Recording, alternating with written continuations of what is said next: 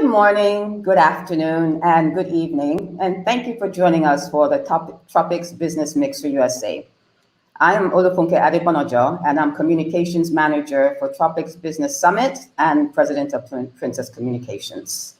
I'm very excited to be here today because this is the first time we are hosting the Tropic Business Summit from the US. We have an excellent lineup of dynamic speakers who come from various government, public, and private sectors joining us from around the globe. But before I move on, please like the Tropics Business Summit page that is on YouTube and Facebook, and then share. Then you can also join the conversation on social media with hashtag Tropics Business Summit, hashtag Tropics Business Mixer, and hashtag Tropics Business USA. So just to give you a brief overview of the Tropics Business Mixer, it's a global innovative platform where startups from Africa and the Caribbean come to connect with top worldwide investors and corporations, and where we bring together government officials and key players in the private sector, where they come to discuss business and forge positive relationships, which we hope will result in a number of strategic partnerships, collaborations, and business deals. So we want to be that one-stop platform where startups can connect with potential investors and corporations. There are 16 country mixers planned for this year, and they're all leading up to the Tropics Business Summit, which will be held October 13th to the 16th. So every 2 weeks, we will come to you and we will showcase different countries and bring you a group of experienced leaders from various sectors and who are at the forefront of global investment trends and are shaping public and private sectors, which are crucial to the growth of their own economies.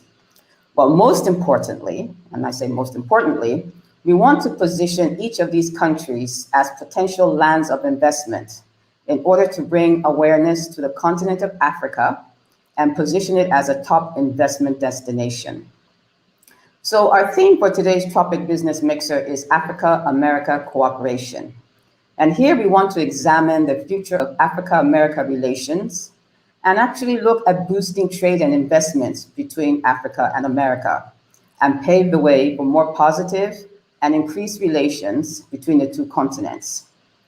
So the speakers have come together for a series of talks and panel discussions that cover sectors in microfinance, agribusiness, energy, education, trade and development, diaspora engagement, women's leadership, branding and marketing, philosophy, entertainment, and beauty and fashion. And the speakers are going to share their thoughts from their experiences and challenges, and hopefully they'll be able to provide us with solutions. So we'll be able to promote and start a dialogue that will generate sound, practical strategies, as well as provide opportunities for collaborations between Africa and America. Because at the end of the day, it's all about building synergies, it's all about networking, collaborating, forming relationships, business partnerships, and gaining exposure. But lastly, I want to thank our official partners, Constituency for Africa, CFA, Stand Up Grind, Africa Synergies, Princess Communications, Tropics Ventures, and Tropics Magazines. Now, I'd like to introduce you to the visionary of the Tropics Band, the woman behind it all, and who continues to build her Tropics empire. Chairwoman and founding president of Tropics Ventures Group, Ms. Venicia Guino. Over to you, Venicia.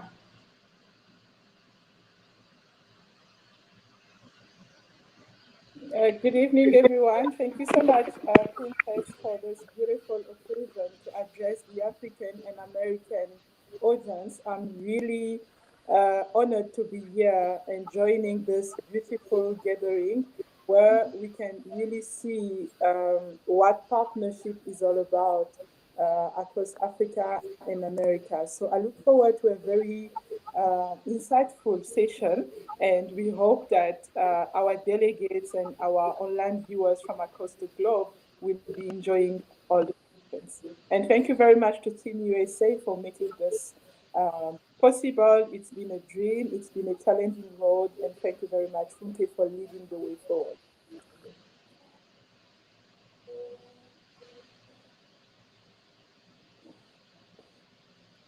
I guess we're going to leave the stage for our next speaker, who's Angel. I don't know if you agree with me, Funke. Okay.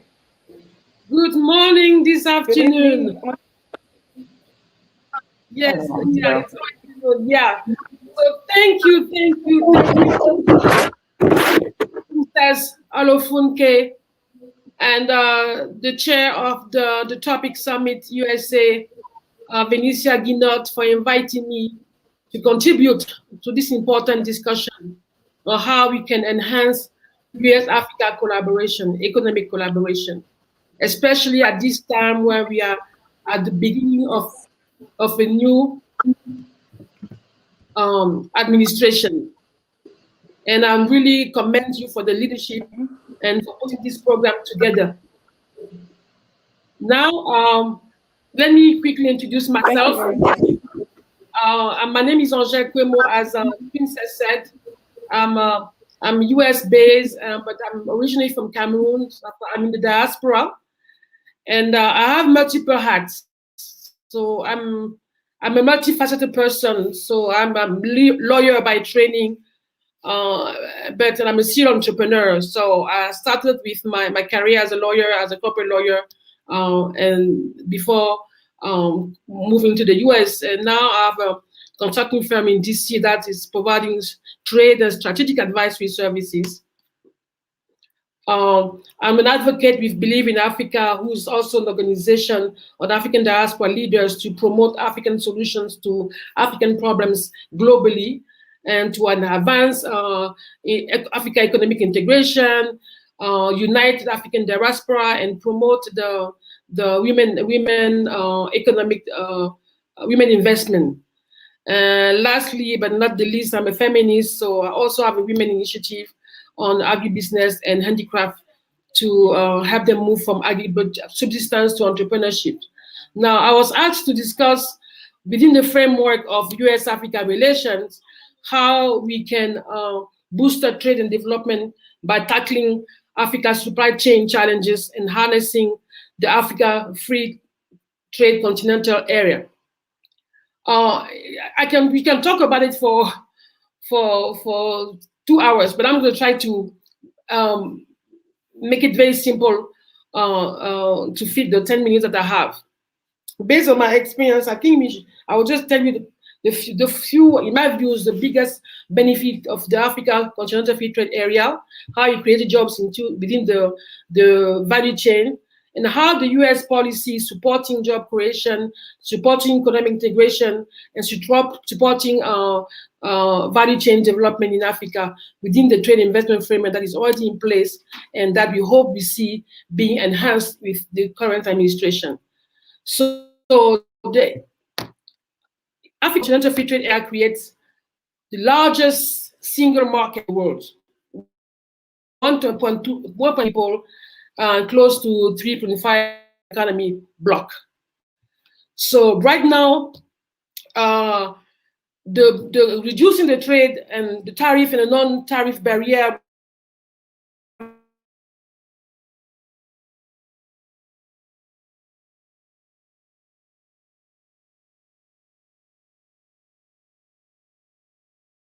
intra-Africa trade by 52% of Africa intra-Africa trade, meaning that it created a huge market for the global players.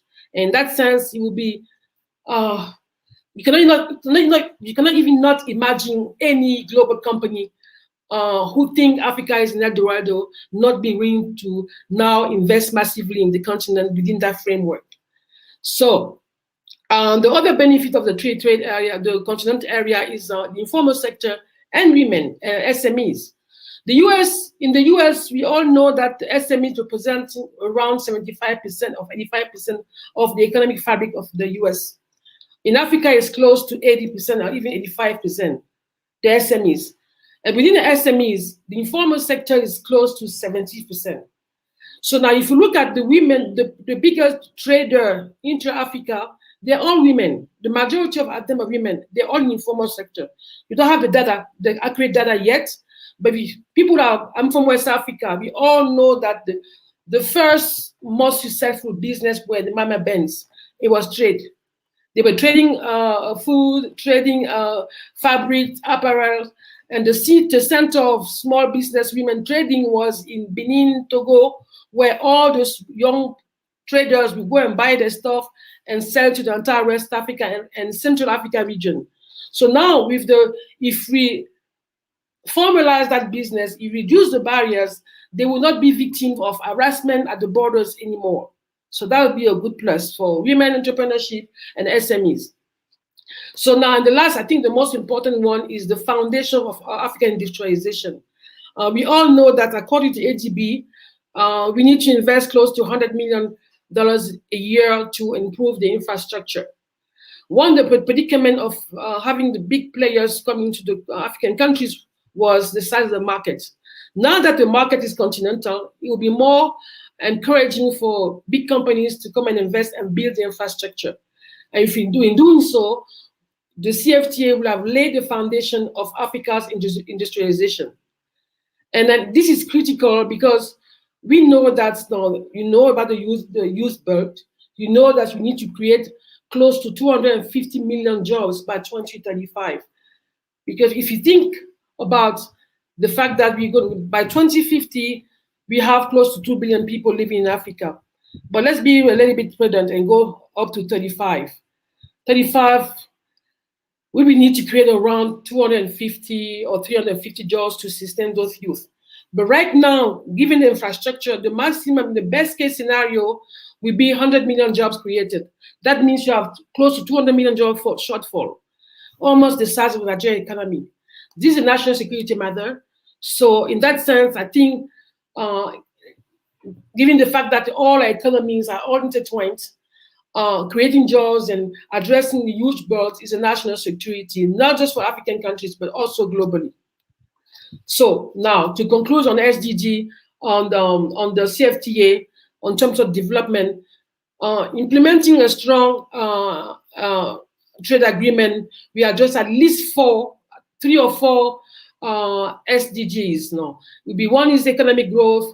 The second will be job creation and promoting industry, and the last will be having African economy being less dependent on external forces and external investment.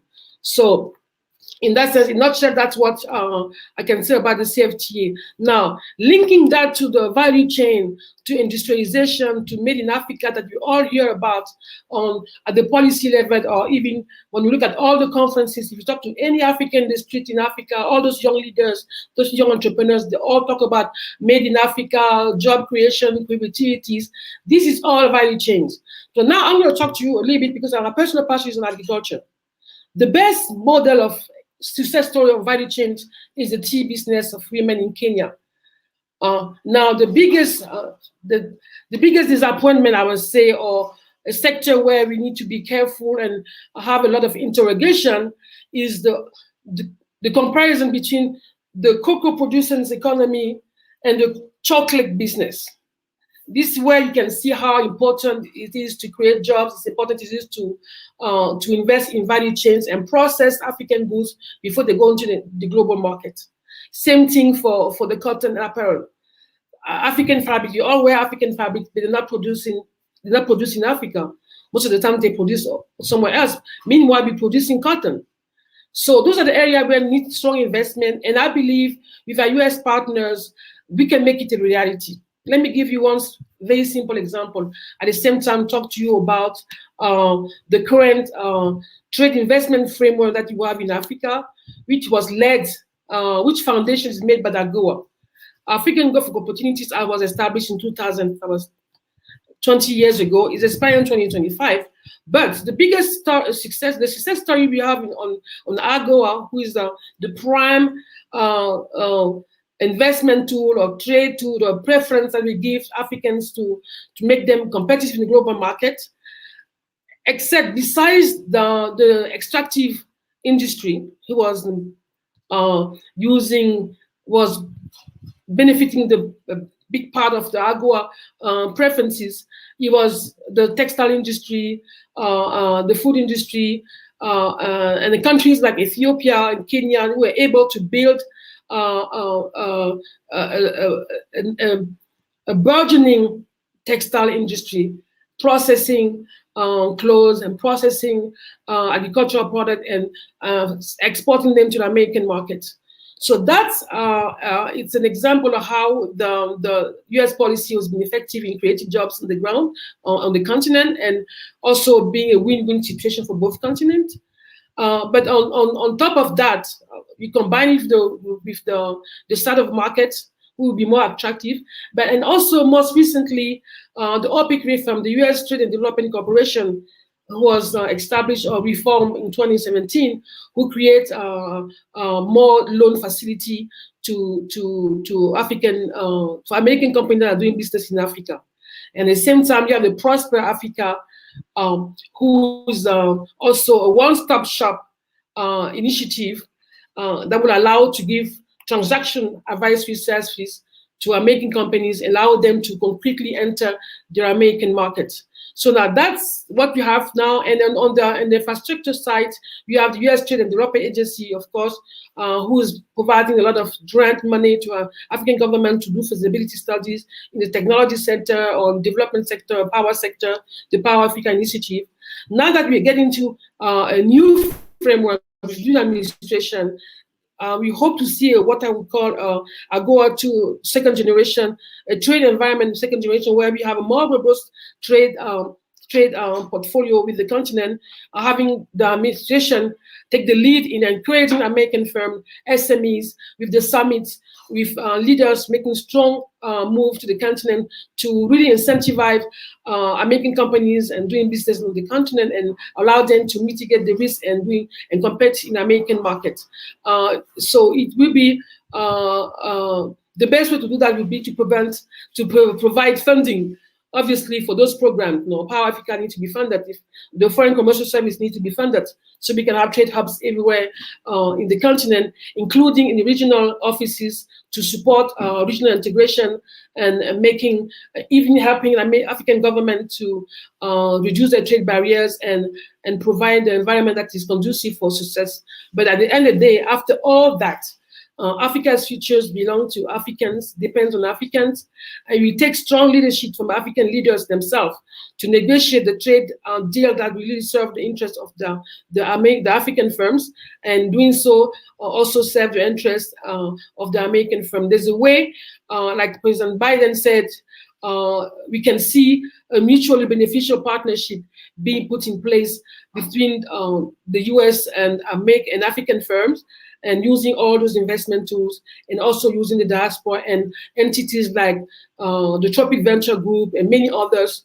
to really, many others diaspora groups as well, like the CFA, Melfoot, my big brother Melfoot, who knows the continent very well, who also knows American landscape very well, that can really support American firms, give them the understanding that they need to really take advantage of the continental market, the national market, the regional market, and obviously building a new industry on the continent. Having said that, I'm happy to take any question you may have, and I'm really delighted to share a few minutes with you again, and very honored to take advantage of a few of your minutes to address you. So we have somebody from Luxembourg. Okay, Lindsay Mabe. I see a tweet from Lindsay. Okay, if you have a question, feel free to ask it. Oh, thank you very much, Ugo. My big sister from New York, one of the Africa trailblazer in New York City, who has been a forefront in promoting peace and bringing together all the communities to address peace and security in Africa. So send me a question if you have any. I think I have Jean-Baptiste Patrick from Abidjan. Okay, bonjour Jean-Baptiste. Côte d'Ivoire, the strong cocoa industry, and I believe the U.S. Trade Development Finance Corporation last year invested through the Women Initiative. I think they have invested money in Congo, in Côte d'Ivoire to support cocoa producers. Now, my sister Olofunke, the princess. No question? Okay, I guess. Thank you very much for your time, and looking forward to seeing you in South Africa in October for the real Tropics Summit. Okay.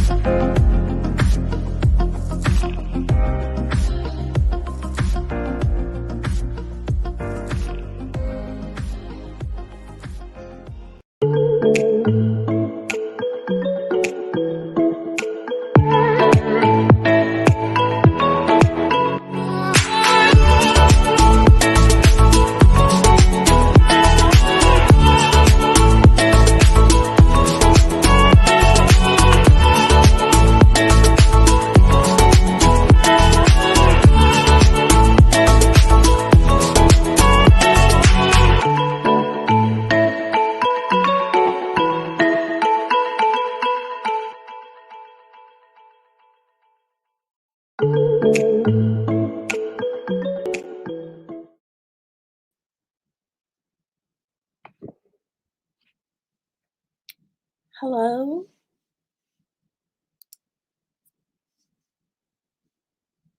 Good morning. My name is Joyce Williams. I am the founder of Amo Williams PLLC, a global boutique law firm specializing in international trade and immigration law. I am so thankful to be presenting to you this morning on boosting U.S.-Africa trade and investment relations through the AFCTA. I thank the organizers of this program, Tropics Summit. It's always wonderful to be at the Tropics Summit and to speak. So on January 1st, 2021, the African countries opened their markets under the Continental Free Trade Agreement, despite the challenges of COVID-19 pandemic and other challenges. The AFCTA is expected to boost intra-Africa trade, promote industrialization, create jobs, and improve competitiveness of the African industries on the global stage. The basis of any U.S. trade and investment in Africa continent should seek to expand the market for both the U.S. goods and services in sub-Saharan Africa, and to facilitate exports to bolster the African development through increased bilateral and multilateral trade. Well, in the past, some of the U.S. trade initiatives towards Africa has not been considered highly successful or has failed to achieve the intended economic growth The AFCTA is an opportunity for the United States to reset its relationship with Africa by being intentional in stimulating a true to trade and investment to foster economic growth for the United States and the African continent. So the Popular Trade Preference, the African Growth and Opportunity Act, has failed to live up to its expectation. And in fact, US trade with Africa has been declining since 2011. Currently, only approximately 1.5% of US exports are to sub-Saharan Africa. At the same time, the economic growth in Africa from 2004 to 2014 averaged about 5.8%. Through in 2015, growth was around 3.75%, in large part reflecting the decline in the commodity prices, a key export for many of the African countries. With the AGOA set to expire in 2025, the Office of the US Trade Representative has launched a free trade agreement initiative designed to build on the program's success and aim to establish a model agreement that will be replicated across Africa, the continent, and unlocking economic opportunity for mutual benefits. I will say that it's looking at the successes and failures of AGOA can inform the trade policies going forward, but this approach will be a mistake if heavy emphasis is laid on the failures and the successes of AGOA. I say this because any model that looks to replicate AGOA with the time and the effort that is invested in it, I believe that it will be undermining the process. And there is an opportunity to reset this by looking at the enormous potential that the FCT promises to prosper the continent of Africa and its trading partners. COVID has redirected the priorities of all countries, and on the global economy, we've seen it. While the challenges of COVID-19 continues to disrupt global markets, and African countries are no exception to the disruptions that we are seeing, it also opens up a lot of opportunities to address these challenges in the areas of supply chain, cash flow problems, business failures, and through the flow of foreign direct investments into Africa. As the new administration continues to lay its plans and how the United States will continue to engage in Africa, I think that one other tool that the United States have at its disposal that has been underutilized is the use of the diaspora. United States is blessed with several Africans in the United States making up the diaspora, highly educated, and very well informed on issues both on the continent and in the United States. Some of them are already in business, and so any trade program should look at also using the diaspora as a tool to connect businesses both on the continental side of Africa and with the United States. This provides two advantages for the United States. The diaspora are able to contribute via trade programs to their native countries, as well as also make contribution to their adopted country of the United States. So it becomes a win-win situation for both countries. If the brain drain or if the trade flows one direction, then at the end of the day, we come back to the same table. So the number of challenges that continues to present in trade relationships will continue to be there. However, this is a new day and this is a new opportunity to really open up the markets, to really be intentional and be very engaging. I think this is an opportunity to have multiple stakeholders. My previous presenter named several organizations and entities who are stakeholders, and even there are more. So all efforts should be undertaken to really reach out and open up the process to have a consultative opportunities for both African representatives, Africans in the diaspora, the United States government entities, to really sit at the table to create some FTA that will be mutually beneficial to the United States and to the African countries. With the focus on AFCTA for all the countries, it becomes even critical that any step taken by the United States will not be a step that is seen to undermine the efforts of the African countries as the implementation process of the AFCTA will continue. The process should be a supplementary to the AFCTA implementation and the opportunities that it presents. Over the years, as a transactional attorney, I've had several times where businesses and in conferences where the problem that often is raised is that the differences in legal regimes, regulatory efforts, makes it difficult to do business on the continent. The AFCTA is addressing those challenges, and so it becomes very important that any trade partner to the continent of Africa support to build and to implement and really work towards the achievement of the AFCTA. There should not be any processes that is self-serving in a way that undermine the AFCTA. Trade is supposed to be mutually beneficial to all the participants. And yes, there can be imbalances here and there, but as we have the data from the beginning to now, the trade imbalances should not be so much so that one country stands to gain at the expense of others. The African continent is currently looking to build industries and to really mobilize resources within the continent to grow.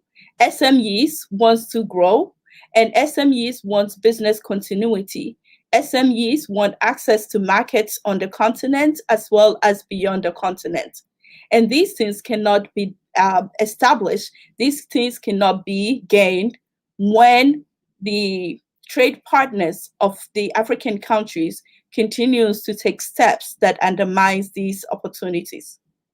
So with that said, I am going to take questions. If there are any questions from the audience.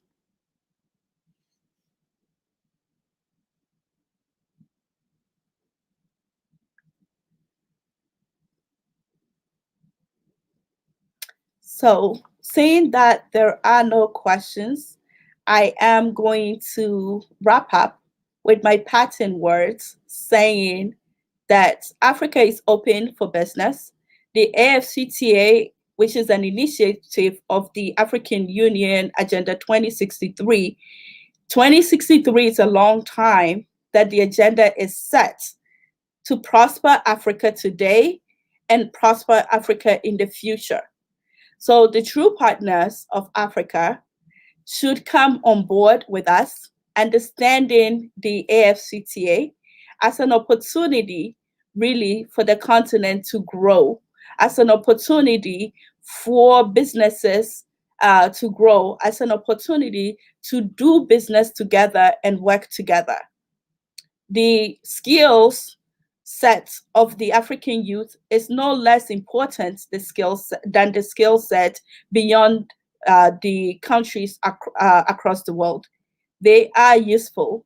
The children of Africa deserve to have the opportunity to grow within their own borders, to be beneficiaries of their resources, and for that matter, any attempts, any steps should be true trading partners of the continent and not exploitation of the continent.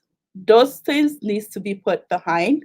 We have seen it over the years that there is no benefit, because with lack of trade or true trade partnership, which leaves African countries in impoverishment, which leaves the citizens of countries poor, leads to things like increase in violence, increase in crime, increase in terroristic activities in some of the countries.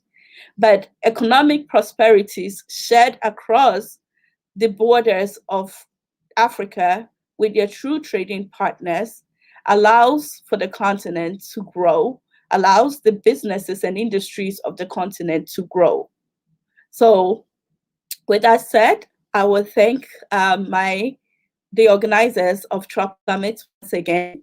I look forward to continuous engagement, and I believe that you are still able to send in your questions and comments, and we will be able to answer them even offline. Thank you all much, and I look forward to future engagements. Let's make Africa prosperous.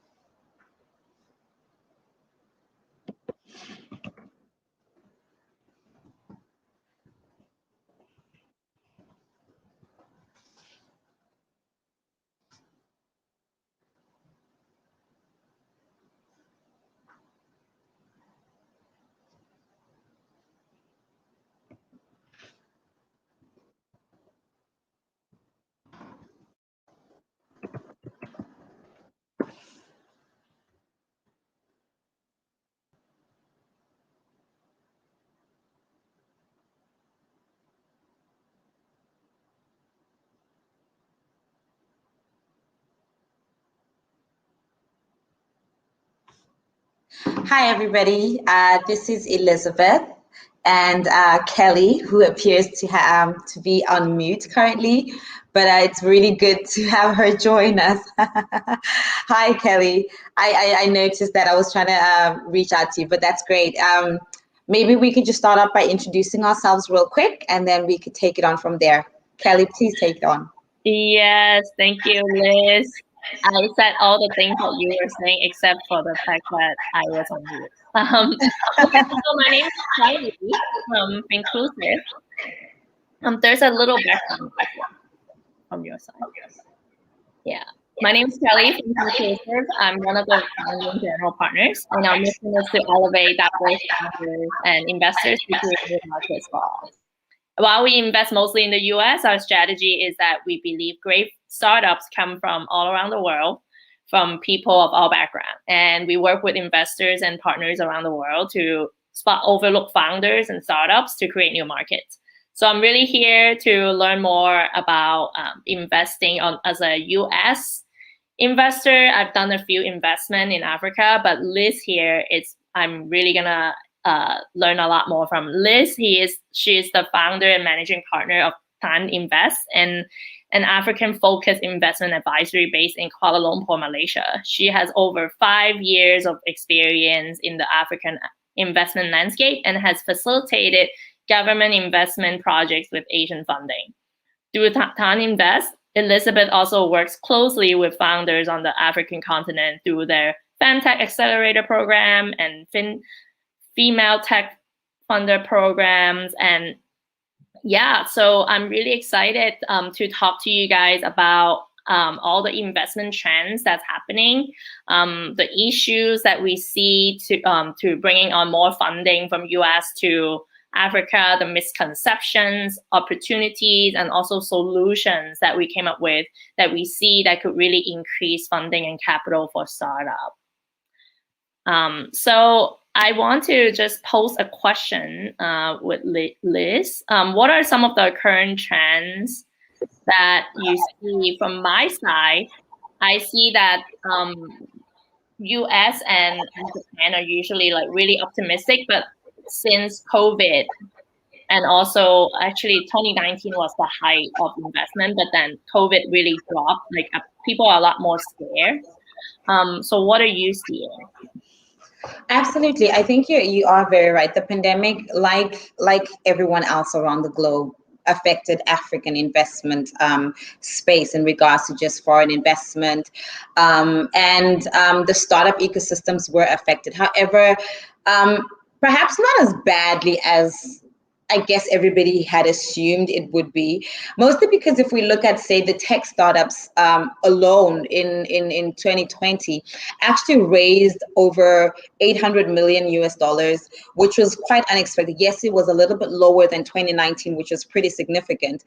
However, there was actually some action and as well as investment activity that took place in 2020, which was rather quite impressive, because I think what it showed is that African startups are obviously bankable, as well as the fact that we showed a lot of resilience. And as far as I see, the trend keeps going up. Of course, we do have ecosystem that will thrive a lot more than the others. You know, you look at the Egypt, Nigeria, the larger economies, Egypt, Nigeria, South Africa, Kenya, those are the larger economies that usually will have a lot more investors flocking into, as well as we also do see that some trends that are more towards certain sectors, like fintech. Fintech right now in Africa is very exciting because everybody wants to get in on it. Obviously, because the fintech startups are addressing some of the challenges that Africa has in regards to just the unbanked population and creating the solution that really help, especially in terms of mobile money and so forth. So yeah, I think those are some of the trends as of right now, in spite of COVID-19. Yeah, I totally agree with those. And I do see fintech as a trend for sure, because that's one of the companies I invested in Africa. And I also see that there's some blind spots or misconceptions for investing as a US investor as well. Some of the things that I think of is really like, how do I can I trust that founder? Like, are they going to take my money and run? How do I do due diligence? One of the reasons, I'll be honest, that I invested in that company is because they are really a US company that they have a Delaware C Corp formation, and then they also run business in Africa, right? Then the other thing that I really think about, it's like I really want to understand more of the political trends and also understanding about the investment law. And there's actually also inflation risk, right? But some of these, like we talked about this before as we prep also, like there's a lot of misconceptions. For example, like high corruption and fraud. That's a misconception. So can you explain why that is? Well, traditionally, I think I will say that generally Africa has always, I guess, has been always on the receiving end in regards to just that misconception of, I guess, being a continent that is such a dark continent where there's not enough infrastructure. Obviously, there is a lot of high corruption, war-stricken zones, civil unrest. But Africa, in my opinion, has made strides in terms of just its development. We are seeing so much more transparency, especially in the startup ecosystems, where, because of the increased infrastructure, because of the increased I guess, accessibility to the internet and so forth, it has made it a lot more easier to create a transparent atmosphere between international investors as well on who are interested in investing in startups on the continent. And also in regards to, you mentioned earlier, in regards to what are the incentives that an investor would be interested in. I think there's a lot of countries that have now started putting into place these incentives, not only for the investor, but as well as even the startup as well. You find countries like Rwanda that has set up certain incentives that really allow a startup to really thrive within their ecosystem on the country, as well as ultimately grow and scale beyond their borders, beyond the continent, and ultimately globally, which is really exciting. The other thing is the issue of inflation. Yes, that is a growing concern for a lot of international investors. Many feel as though, okay, once I put my money in there, what happens? But then there have been a lot of SPVs that have been put in place by governments who understand the issues or the concerns behind inflation rates going up or whatever the case is. And these vehicles allow investors to have offshore accounts in surrounding countries. Like, for example, Mauritius is pretty well known for this. They are usually set up in a way that the investor is able to actually be able to take out their money out of the country through these special purpose vehicles that have been put in place. Yeah, SPV, and then there's also the use of Bitcoin and just cryptocurrency. And I think, what in the US, not everyone, I think there's still people that don't know about Bitcoin, to be honest. And Africa, you told me that a lot of people, actually it's so wide used, people just use Bitcoin or sometimes even use Ethereum, right? For sure. Yes, yeah, absolutely. Yeah, so what are some of the opportunities that, from what I see, it's really fintech, food, the infrastructure and logistic, and really investing in areas that could actually boost up the entire economy. And that's why, especially fintech, I think the reason being is that I think in Western world, things are already working when, we have a money system that works for, I would say 90% of the people. And there's people that it doesn't really work for them. There's still the people that are unbanked. But then I think in Africa, in a lot of countries, there's some of them have nothing. So I think it's just, the problems are so prevalent that that makes it an opportunity to create something new, right? So then, absolutely, yeah. So for you, what sectors and also maybe geographically that you see are some opportunities for investors to go in? Well, I mean, I'm probably going to start out with a very obvious one, like you have already mentioned. The issue of just the huge unbanked population creates a really huge challenge in regards to just being able to transact on the continent. And so the fintech space has really taken on this challenge and provided solutions. We look at the recent unicorn Flutterwave, which is a mobile transaction, solution provider. There are so many others. There is M-Pesa. There is a few others that I would love to mention. But yes. Yes. So what I do want to say is just that some of the opportunities that are really present right now in Africa will definitely start out with fintech. Fintech, not just on the continent, but even just on a global scale, you're finding that a lot of investors are really rushing into Africa and really banking into, startups that are creating these fintech solutions. The other one is healthcare. When we look at COVID, we actually saw a larger number of startups starting to prop up, creating platforms for telemedicine, telehealth, as well as just, data and even just providing medicine across to the rural areas using drone technologies. And all of these startups were created during the time of COVID, which is, like I said, which really creates the understanding, or I guess the perception of how Africans have really become so resilient, and as well as just really creative in understanding the challenges and creating the solutions for these challenges. So fintech, healthcare, as well as even logistics. The other lady who was speaking before spoke about, the AFCTA, which has created this single market that is such a huge opportunity for the entire continent, which allows Africa to intertrade within the continent and amongst each other.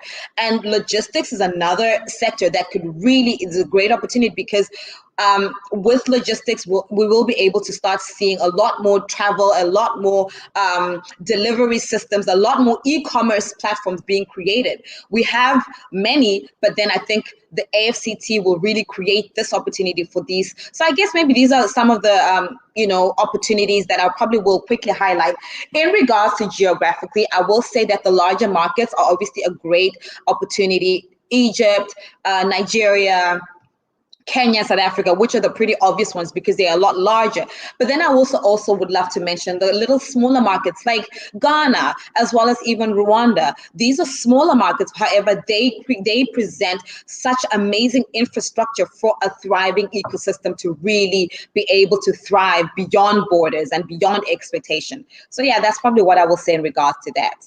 Yeah, I also want to add on to earlier, somebody commented that inflations are pretty low in WAEMU countries, and it's true. The ones that have high inflations are really Nigeria and Zimbabwe, but as Liz spoke before, there are also other methods to combat that already by using Bitcoin and an SPV vehicle. So we don't have a lot of time, so I want to get to the solutions. What are some of the solutions that we could do to increase capital? And the first thing that we talk about is really changing the perceptions of all these myths that we see, right? So what are some of the things that we talk about with this? Yeah, you're absolutely right. I think changing that perception, really kind of driving the idea of just educating the investor. So I may not be based in the US, and the US, like you had mentioned earlier, was actually the largest investor on the continent. I am based in Asia, and I deal a lot more with Asian investors. And what I have found from my experience is that there is a lot of education that actually needs to take place to demystify these myths and these misconceptions. There's a lot of opportunity in Africa. I like to a lot of the times say that investing in Africa is like whitewater rafting. It's very high risk, but it's such an exhilarating experience because there's so much returns. There's so much you can learn, not just from the startup ecosystem, but just from the people in general. The other thing that I would love to say is that also just understanding, I guess, in regards to some of the perception changes, also I guess, under creating an atmosphere of partnership between the ecosystems on the continent, as well as even the investors. The last thing I think I'll probably say is that more visibility. I think one of the challenges that I find with investors is that they just don't know who are the startups to invest in, especially because now we're talking about small enterprise businesses. There's not enough visibility. And I think it would be great for the African ecosystems to really create a platform that really gives access to not only the startup, as well as even to the investor themselves, for them to be able to identify each other and figure out a way that they are able to connect and ultimately invest in each other. So yeah, that's my take on this. Yeah, we talked about VC4A, which is a community that would really help to connect the investors and the ecosystem, and as well as maybe in the future we'll create some sort of online communities that allow more access to startups and investors. So thank you so much for Tropics Business to have us, and we'll see you. Bye. Thank you again. Thank you so much, Tropics Business. It was really lovely to have. Thank you for having us. All right.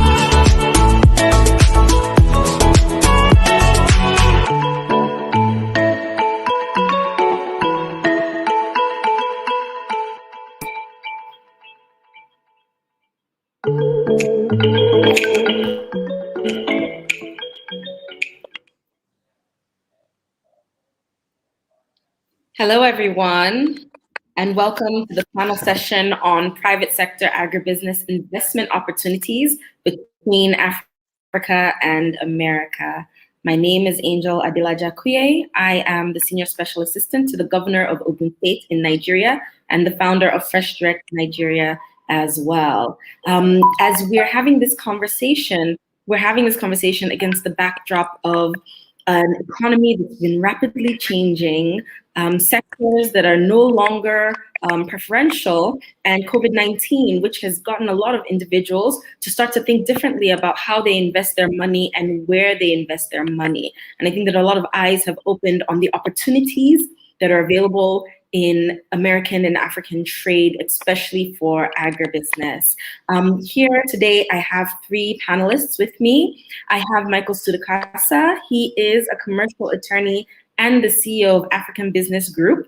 That's a South African-based, continentally active African economic development company, and the group specializes in areas of private sector development, trade and investment within Africa and between Africa. And a little fun fact about him, he has lived and traveled and worked in over 50 countries around the world, including 35 African countries. We also have with us Philomena Desmond Ogugwa. She promotes U.S. African trade and investment advice to investors and companies doing business in Africa. She's built strategic partnerships between U.S. and African investors and corporations, and she's an accomplished executive with over 25 years of experience in the African market, focused on market entry, project and deal identification, and investment facilitation.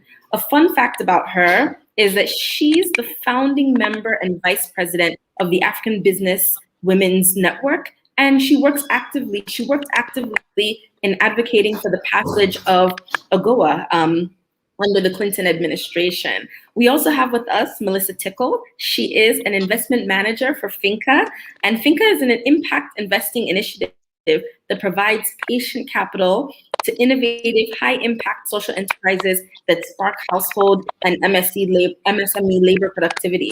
And I think one thing that's really interesting about that is that we have a lot of the startups and investment company, a lot of the startups that are making impact in rural areas are agro-based. So I'm excited about the conversation that we are going to have today. Let me start with Melissa.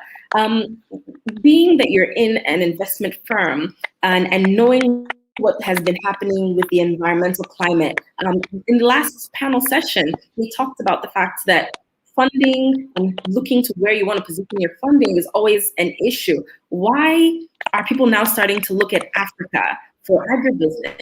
And what has been your experience with that? Yeah, thank you for the question, and hi everyone. I think so from our perspective, we're a U.S. investor, but we have a background of working globally, mainly in microfinance, and then launched an impact investing firm a couple of years ago with the sole focus on investing in social enterprises. Majority of our portfolio is in the agriculture space. I think for us, why Africa, what excites us most about the opportunity there is the fact that majority of food on the African continent is grown by farmers, and there are significant challenges that smallholder farmers face in getting products into the market, challenges getting affordable and quality inputs, financing to continue to grow their well-being and their worth, and kind of raise them into more middle class. And I think just over the past couple of years, we've seen really interesting trends kind of shape on the African continent across a number of these verticals. And think there's a ton of opportunity from both an impact perspective and a financial perspective as well, as a lot of these businesses are also looking to bring processing in country and focusing less on exporting raw products, but being able to bring in resources and revenue at a country and more local level too. I think is something that we're really excited about.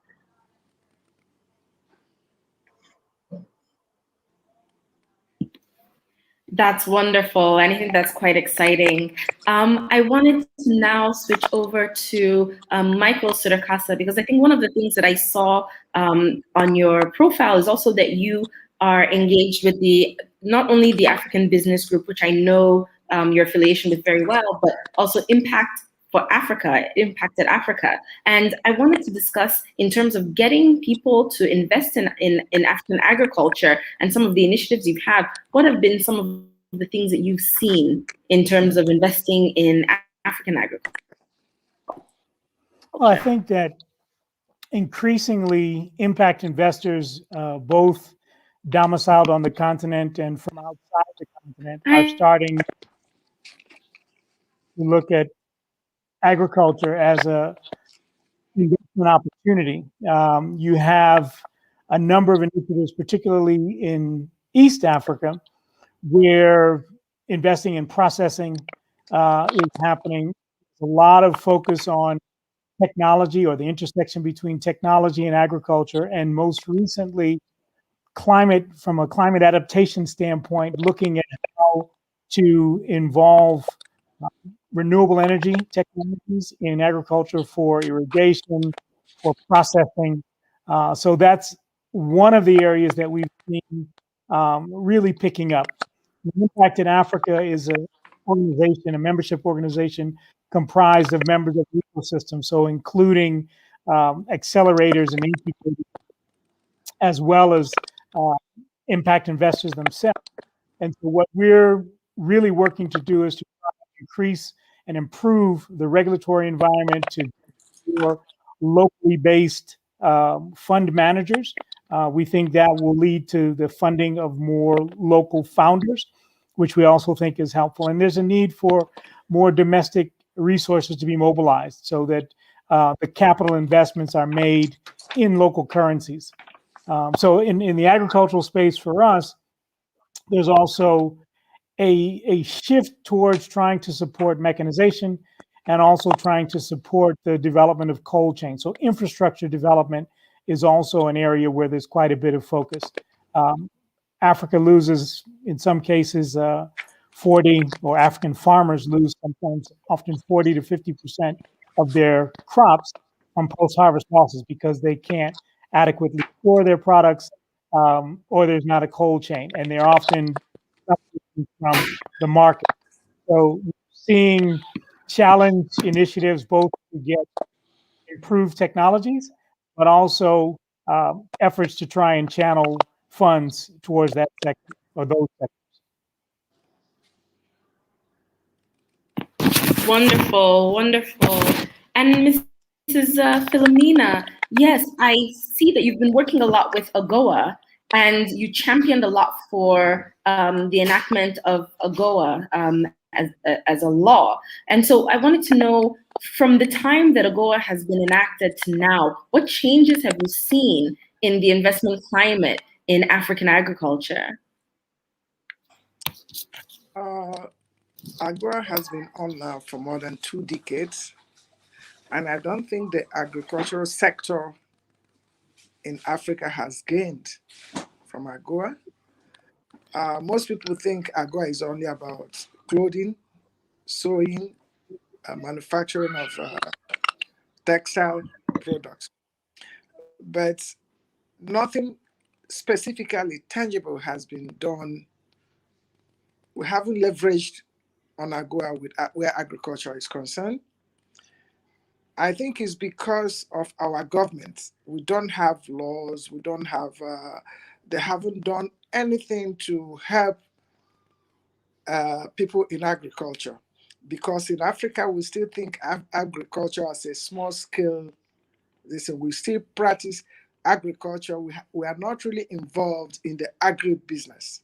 The agribusiness is where the money is, because agriculture is about tilling, planting. The agribusiness is about, the added value chain in agriculture. And that's where we can Africa can make money and have a presence in America when it comes to AGOA. And I don't know if they're going to extend it. It's running till 2025. But we Africans, we don't even need, to me, United States to flourish in agriculture. Like Mr. Michael said, the government should enact good laws, good policies, subsidies, and also intra-trade among us. We should also add value to what we produce by manufacturing the products and everything. But the things we in agriculture. Thank you so much. Thank you for that. All right.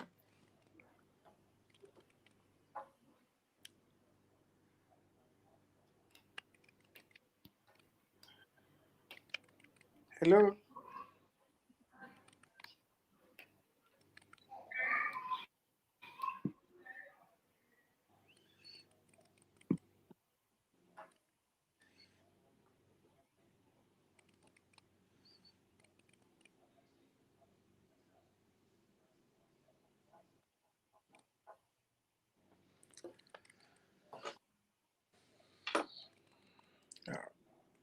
We have lost the moderator. Yes, we have. If you want to, maybe you could just continue your thought because you were cut off. Yeah, Philomena, go ahead and finish. All right, because we lost you for some time. I think what we need to do, there is a lot of challenges because Africa has the most land, but is under-cultivated. We should empower the farmers and also have a value-added chain to our products from agriculture. We manufacture, we produce some of these products. Take, for instance, cocoa. Ivory Coast, Ghana, they produce cocoa. They're exported, and it comes back to Africa as chocolate, and is sold to us at a very high rate. Why can't we add the value and export the chocolate to countries like United States and all over the world? Same thing applies to cashew. Cashew the nuts comes from Africa. They take it, they process it, they add value, they bring it back to us. What we need to do in Africa to join other developed nations is to develop our agribusiness. And agribusiness is capital intensive, it's private sector driven, it's not government driven. What government does is to give them the subsidy and the incentive that will enact laws that will make it possible for them to operate. For us to benefit in AGOA, we have to develop our agribusiness sector. An agribusiness sector goes upstream, downstream, midstream logistics, and also put money in our irrigation technology. Because Africa is blessed with sunshine 24 months in a year. So we shouldn't be lacking it in agriculture. Agriculture is big business. It is worldwide. Philomena, I'd like to just. Now, I was going to say I wanted to pick up on a point that you mentioned, because I think, given our focus on trying to stimulate or provide insight for U.S.-Africa engagement, I think there's a tremendous opportunity for those based in the U.S., particularly who are first generation, second generation, who have ties to their countries, to actually help stimulate trade from Africa to the U.S. But that's not a one-way trade, because, as you've mentioned, there's a need for processing machinery. There's a need to understand quality. So there are services that can come from the U.S. to help improve finished products in Africa. But what the U.S. offers is a tremendous market. And as the population of first, second, third generation born Africans who are also interested in the foods, and we're just really talking about foods, there's a tremendous opportunity for non-food agricultural products as well. And so I think R&D is also another area, thinking about what types of products that can be made. You talked about fabrics. Well, you can use hemp and create twine and make fabrics. I mean, I think that the focus has been relatively narrow when one thinks about agriculture in the context of trade between the U.S. and Africa. And so, I just think that, again, putting it in context, the continent is 1.2 billion people now. In the next 30 years, it'll be 2.4 billion. So that's roughly 330 million people per decade. So about the size of the United States of population that has to be fed, that needs higher yields from our crops. So there are many different areas, I think, that those in agriculture in the United States can look at to support and partner with stakeholders on the African continent. So I just wanted to add that. Yes. Thank you so We much need- for we that. need- That puts a lot into context.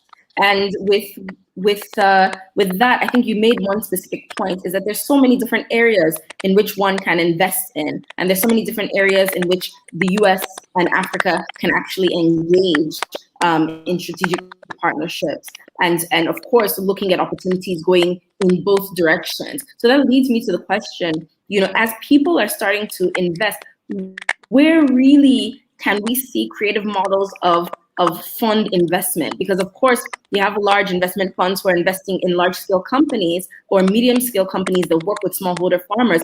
But what other funding mechanisms are you seeing, like crowdfunding and the likes? Can you talk a little bit about some of those areas of funding that you've seen? I can start on a couple of models I've seen, specifically on the financing piece for farmers. So there's a number of models that have popped up, more so in West Africa. So I would say Ghana, Nigeria, that are basically creating crowdfunding platforms for mainly the diaspora in the UK and the US to invest in farming infrastructure in their home countries.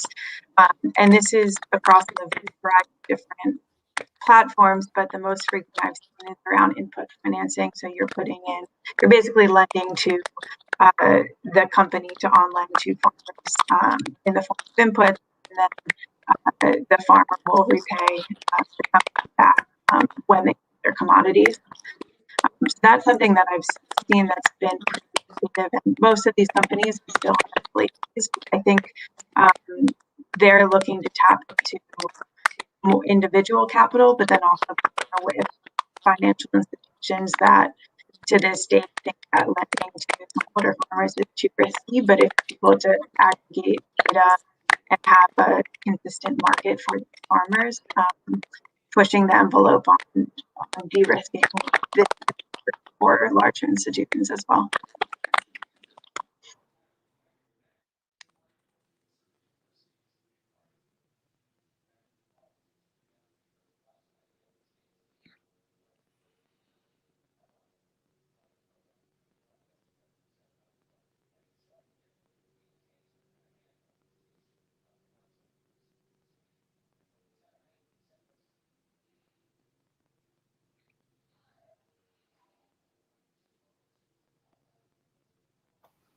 I'm saying that the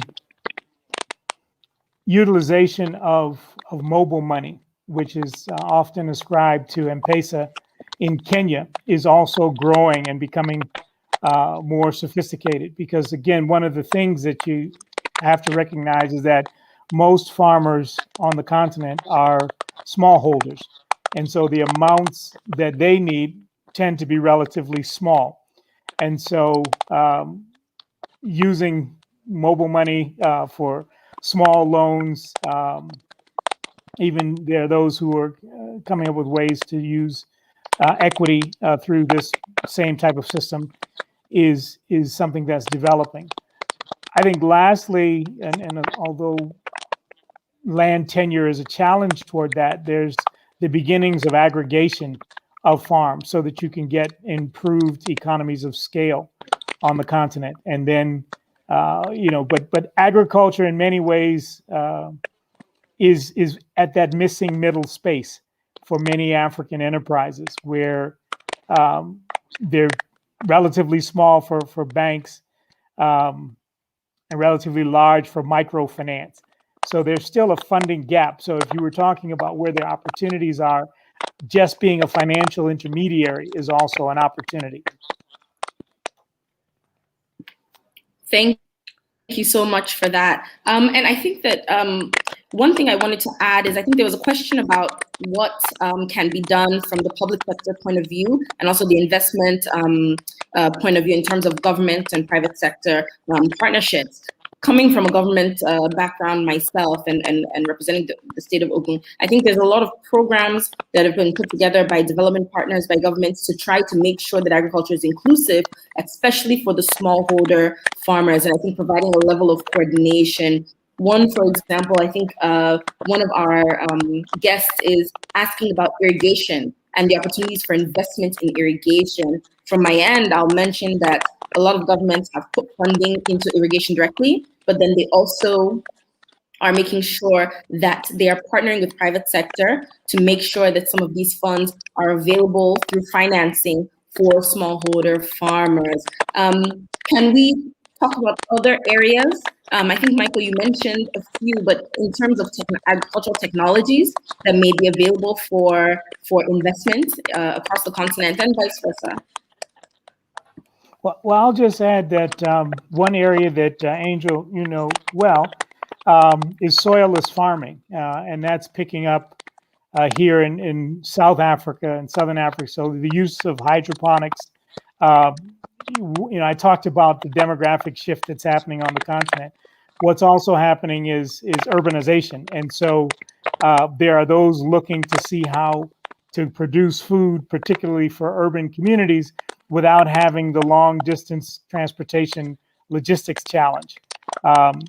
So I would mention that as well. And again, I have to underscore the cold chain, because that can make a huge difference in terms of the value of Africa's agricultural system, because too much food spoils getting from the farm to the market. Absolutely. And of course, I'm sure, Melissa, do you have any companies that are focusing on using technologies, even simple technologies, to more advanced technologies to help farmers? I know here in Nigeria, there are a number of companies that just provide logistics support and delivery from the farms to their destination by making sure that farmers are linked to trucking companies and things like that. So do you have any in your portfolio that may be driving innovation? Yeah, so our portfolio is a mix of within more traditional agribusinesses and some agri-tech companies as well. So there's two that I can highlight. One, a company called West Africa, that basically is providing hypothetical weather forecast for small farmers to better help them to plant, to put down inputs, and with that reduce costs for the end farmer. So that's what we're really excited about, because I think that's playing a role in climate change as well, and is extremely affordable and scalable across the continent. And then another one that uses technology basically is for reducing costs for planting all of the farmers, because like the point that documentation is very hard to come by in many of these countries, as there's different land standardization practices and types of like formal structure. So they're basically with technology trying to drive down the cost of data collection and document creation, so that smallholder farmers are able to invest more in their land because they're more confident, and then also potentially be able to bring this land documentation to financial service providers as a form of collateral, and open accounts. That's great. Thank you so much. Then the one thing I wanted to ask is that now we're talking about investment, but investment cannot thrive without an enabling environment. And so this is where governments have a role to play. So what if you give me, each of you, your last words on what do you think governments can do to help to drive some of the work that you are doing in particular, but also to drive the ecosystem across the board? And if you have examples, that would be great. I'll start with Mrs. Philomena.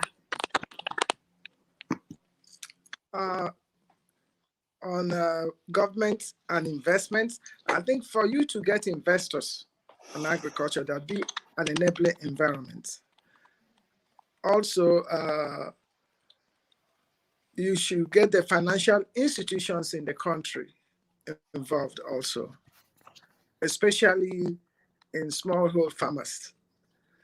For investors to really invest, the numbers have to be there. And for them to invest, I will talk about Nigeria now. It should be on technology, on how to improve our seedlings, logistics, and also certifying those farmers. People wouldn't like to invest where they will lose their money. And also, since we are talking, insurance is very, very important also. The insurers have to come to play to insure the farmers and also the investors. Most people are not really keen on investing in agriculture, but with the turn of things now, I think agriculture, to me, is a way out for Africa, because other things have failed us. We have the landmass, we have the population, and God blessed us with good weather. Every part of Africa, you put a pencil, it will grow to life. But it's for us with good governance.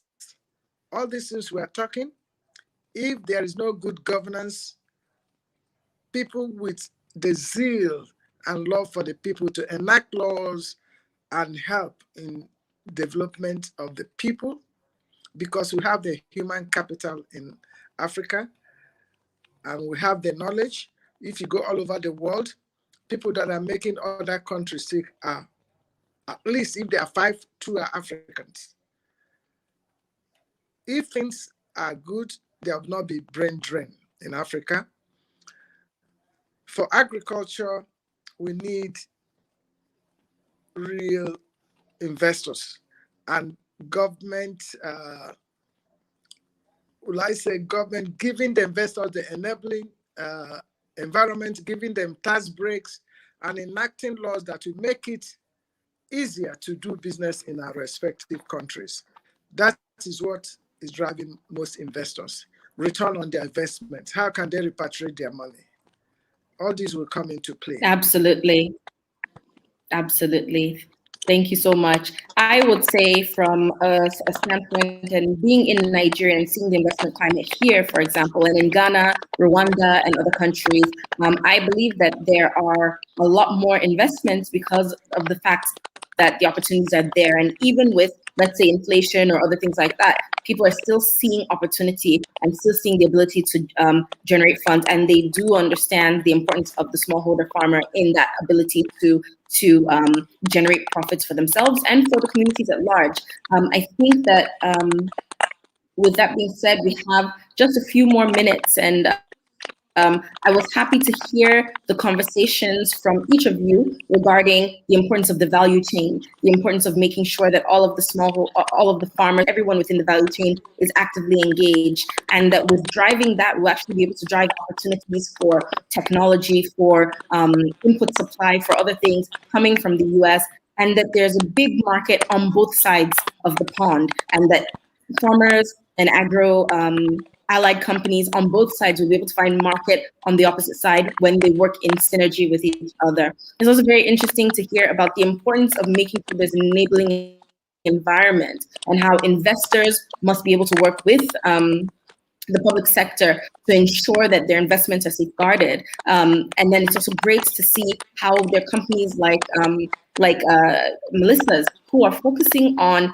investing, I think, kind of taking the risk to invest in smaller scale companies with more patient capital. So I think that actually the African agricultural sector is actually exciting. There are lots of opportunities, and I think we need to change this from opportunity to actually implementation. So for those who are interested in processing, for those who are interested in irrigation, I saw some questions about cotton and the textile industry.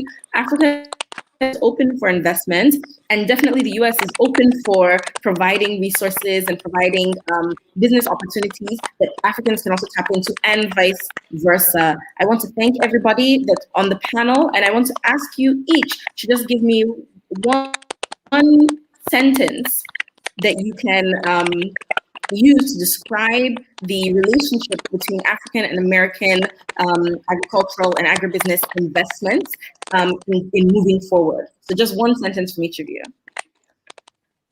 Let's start with Melissa. Yeah, oh, that's hard. No, so I guess I would just say that there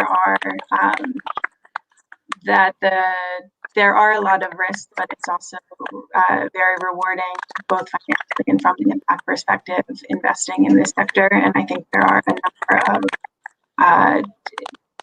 it's promising to see that there's a number of investors and venture capitalists in the US that are starting to engage in investing in the ag space in Africa. I think it's encouraging.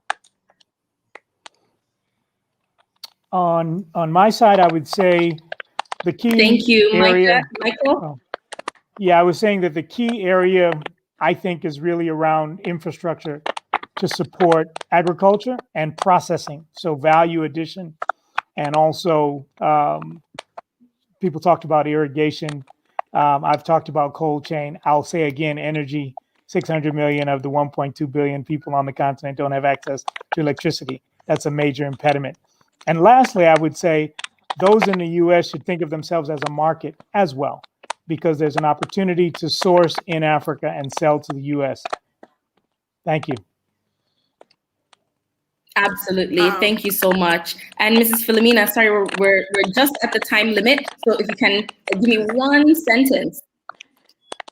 I will say that we need investors in logistics, food processing, and also we didn't talk about the Africa continental free trade, which would make things also easier for smallhold farmers, those in agriculture, for the easy movement of removing the barriers for moving goods from one country to the other. These are another added leverage for those in agri across Africa. Investors. Absolutely. Investors. As America absolutely. Thank you so much.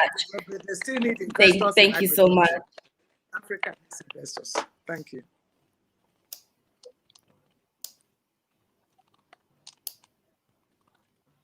Yes.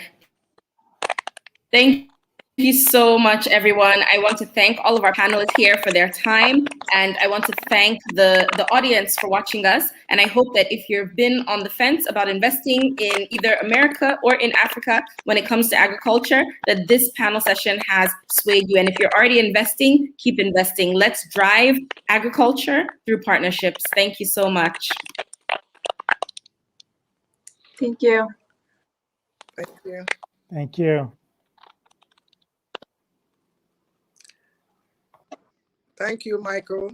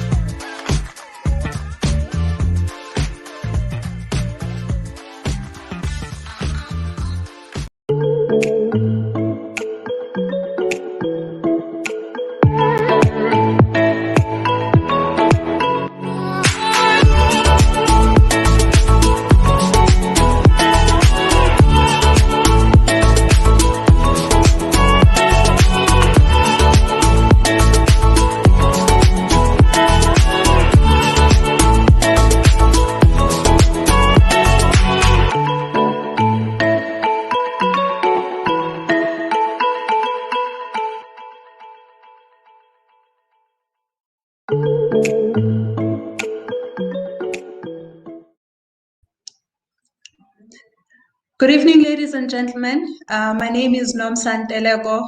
I'm the CEO and the founder of OS Holdings. I'm also a Chief Commercial Officer for Amatuba AI. I'm really excited to be having a conversation with Dr. Ivan Yenda Ilunga. Doctor, welcome and thank you very much for joining us. Thank you so much, Nomsa, for having me, and I'm so grateful to be here today. Okay, lovely. I'll just do a bit of introduction on Dr. Ilunga. He's got a very impressive CV. He's a visiting assistant professor of political science at Providence College and an instructor of political science at James Madison University in USA. He holds a PhD in global affairs from Rutgers University.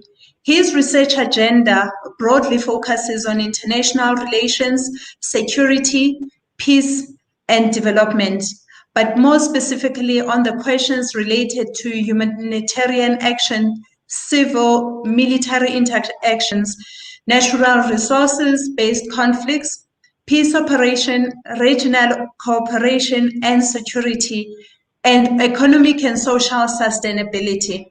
Some of his past affiliations include a visiting scholar in Department of Peace and Conflicts at the University of North Carolina at Greensboro, visiting scholar at New Jersey Institute of Technology in the USA, and a visiting lecturer at School of Economics and Political Government, ECOPO, in the DRC.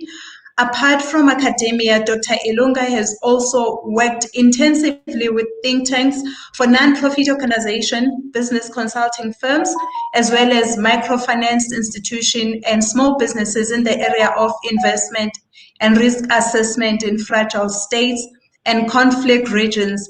Well, he's got a very extensive profile, but the other thing that I wanted to mention lastly is that Dr. Ilunga is a member of the Joint Civil Military Interaction Research and Education Network, as well as a member of Effectiveness of Peace Operation Network, EPON. He is an author of the book, Humanitarianism and Security, Trouble and Hope at the Heart of Africa.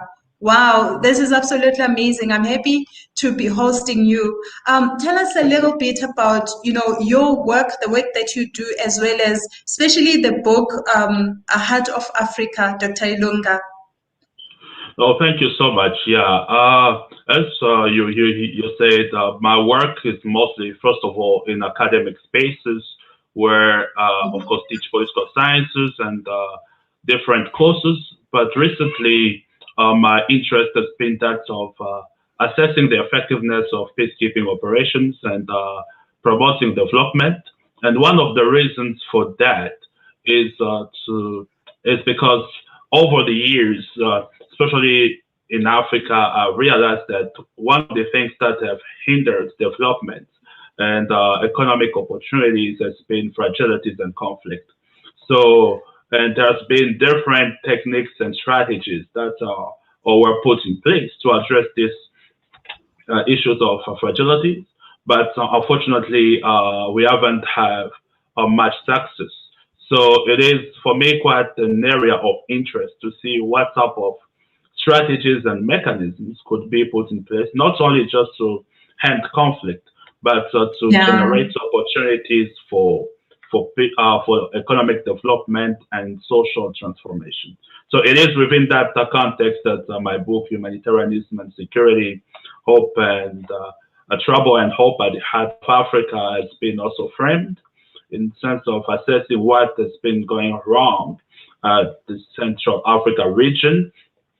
And while there are so many things that are still being listed as troubling, I wanted also to turn the conversation toward the areas which brings more hope and push the international communities as well as national communities to think on areas of greater potentials and how we can reach there. Yes.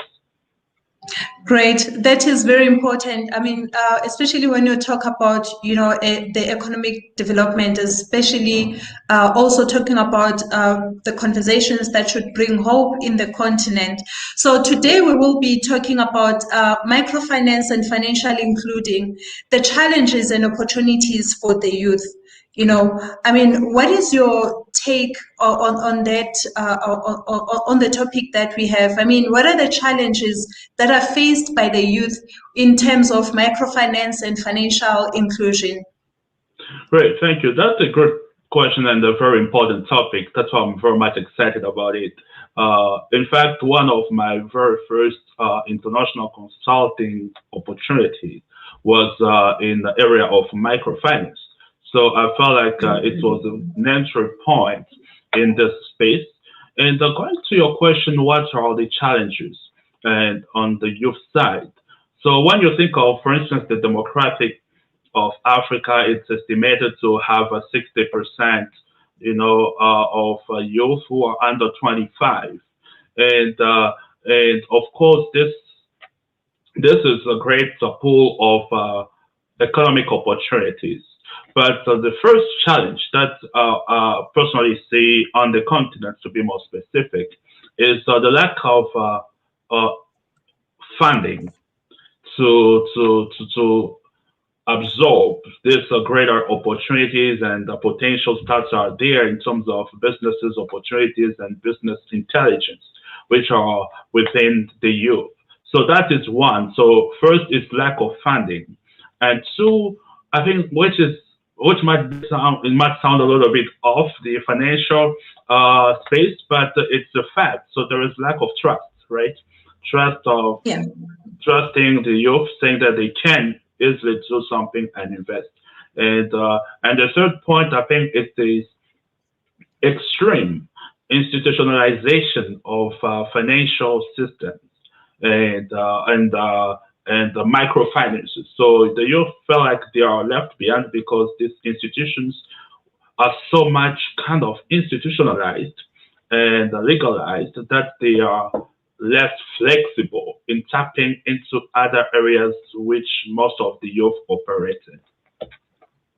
Thank you very much for that, Dr. Ilunga. And the challenges that you are citing are real challenges. And I'd like us to go into these challenges in a bit. I wanted to just share a bit in terms of a study that was done by Wiley.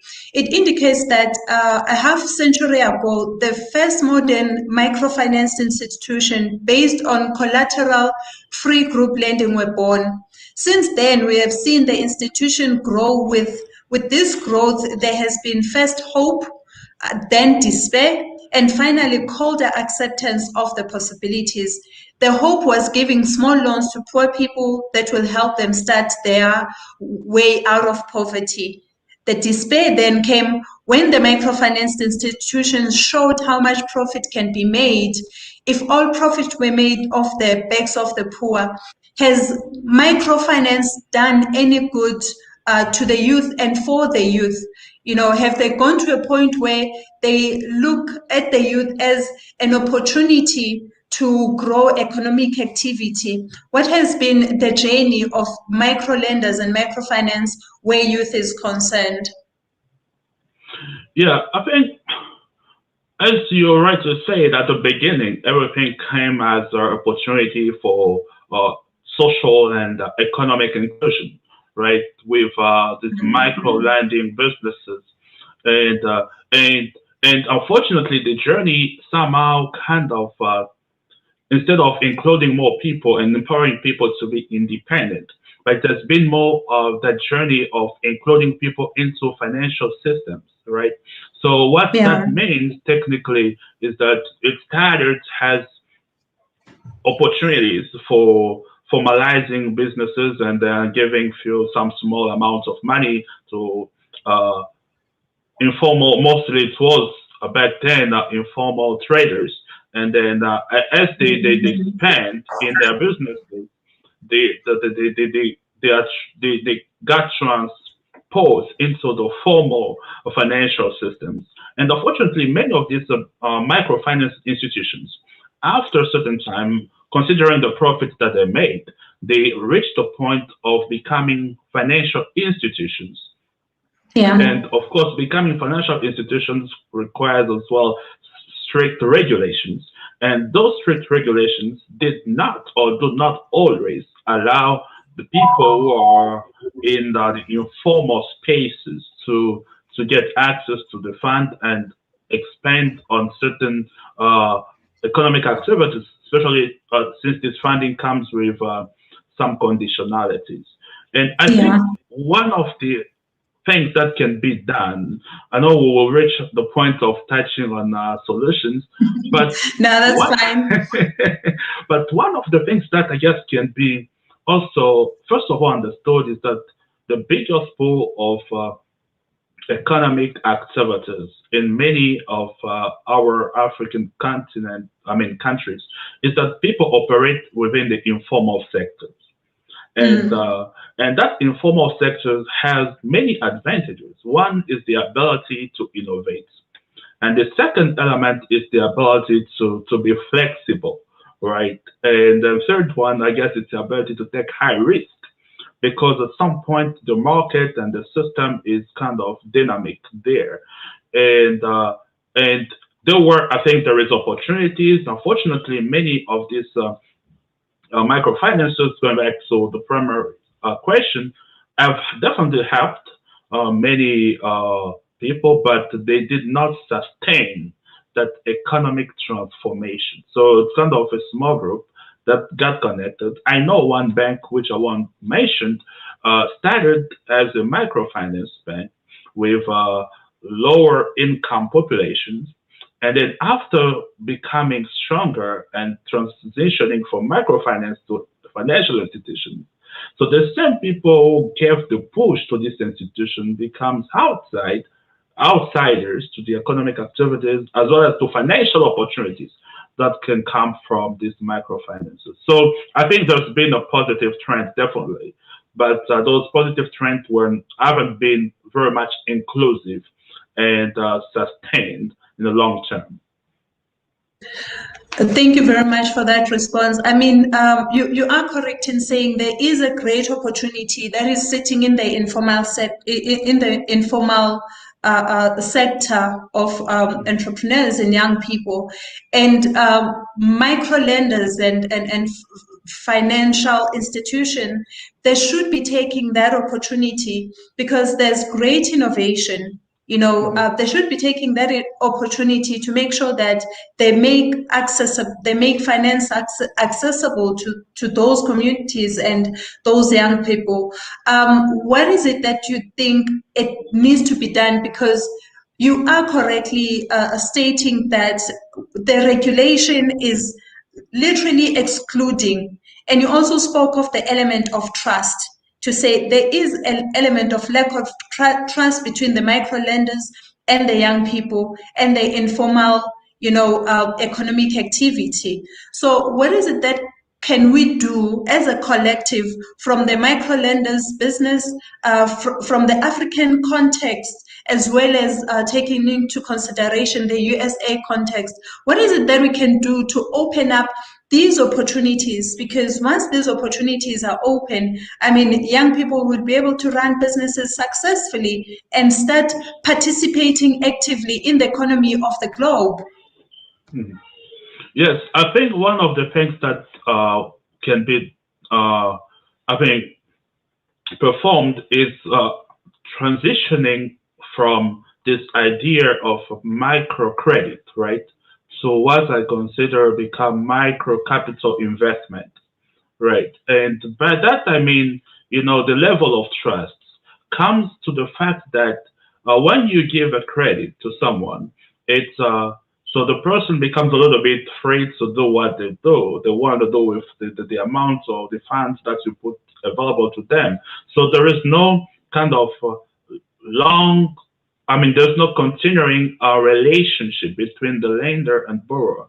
But when we transition from that aspect to what I think could work is I consider it a micro capital investment. In other words, those fundings are given or are made available based on certain projects, And there is kind of an ongoing development and exchange of skills and exchange of expertise. So it's not like you just put money out there and that's it, but a way of establishing partnerships through investment. And on the investor side, so on microfinances or micro lender side, I think what is critical is to understand that there are opportunities. So you are not having the borrower taking the risk, but you are jumping into this market along with the borrower, right? So you become partner in this economic transformation process. So, and that I think it's one aspect which needs to be taken into consideration. And on the youth side, I think what else can we say that the youngsters in Africa hasn't demonstrated that they're able to do? You know, this idea of thinking that there is no potential, I always say it's a wrong perception of Africa. No, there is no innovation. No, those innovations are there, but we are not considering them based on the models that has been already pre-established. So, but if we try to operate outside the box, we will definitely realize that there's been innovation, there's been models, and the youth are still very much active and willing to go extra mile to make the project work. So that on the youth side. So I see the potential there, which is already existing. And I want to connect it a little bit with the US partnerships. I liked also the previous panel, which says the US should not say only Africa has a market, but US has also to become a market. So what does that mean? Investors on this side should take the risk. When I say risk, I don't always mean on the negative side. So should jump in and take that extra step, right, in trying something new, and not only within the existing market, but with a space of creating a new market, right? So when you think of the technology development, innovations, and all this online banking that we have, those weren't there before, but they have become kind of a new market because someone created the market. So I think the biggest challenge and opportunity at this point is to jump into there, create a market with existing potentials and economic activities. And of course, once those are created, transformation will follow, and the US will also be at the same time a place of investors as well as a place where product could be shipped to. Thank you very much. I think the key things that you mentioned for us is that, first of all, we need to be partnering. You know, there needs to be a partnership between micro lenders as well as the youth.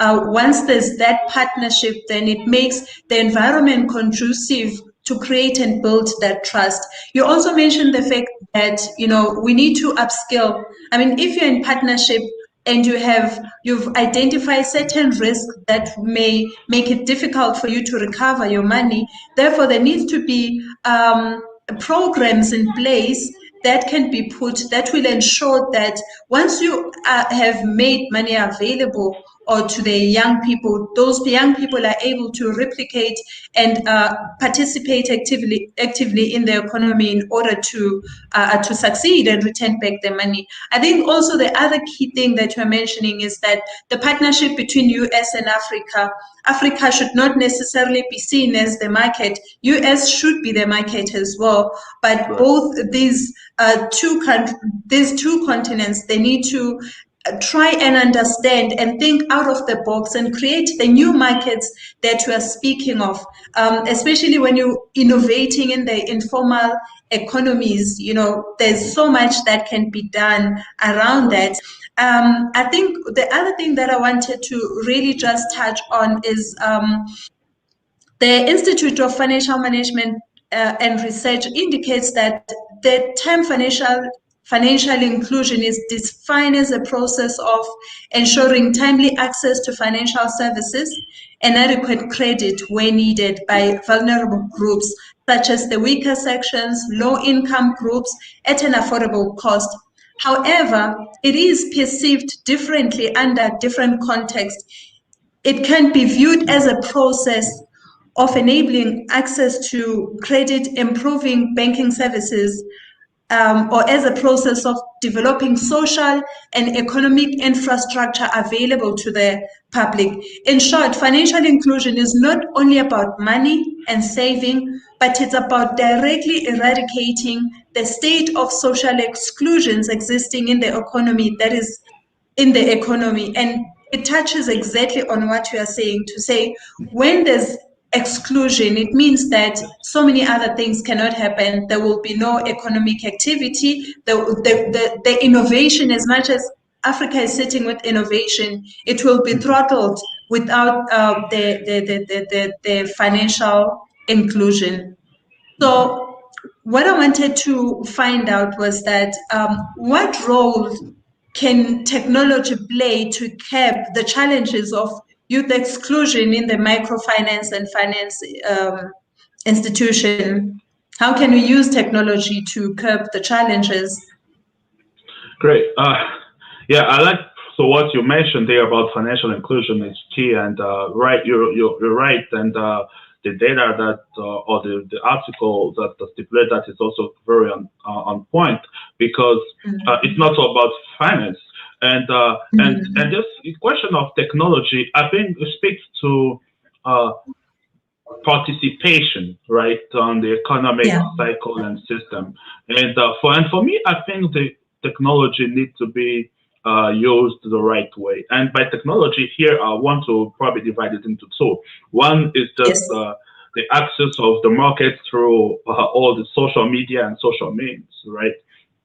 But at that point, there must be, I guess, an education on how to use these platforms or how to take advantage of these platforms. So it's not helpful to spend 3 to 4, 5 hours on this different social media just to see pictures, like, and comment, right? So I guess they must be used as platforms for educational platforms, right? And these educational platforms should be on also other areas such as finances, economic opportunity, and so on.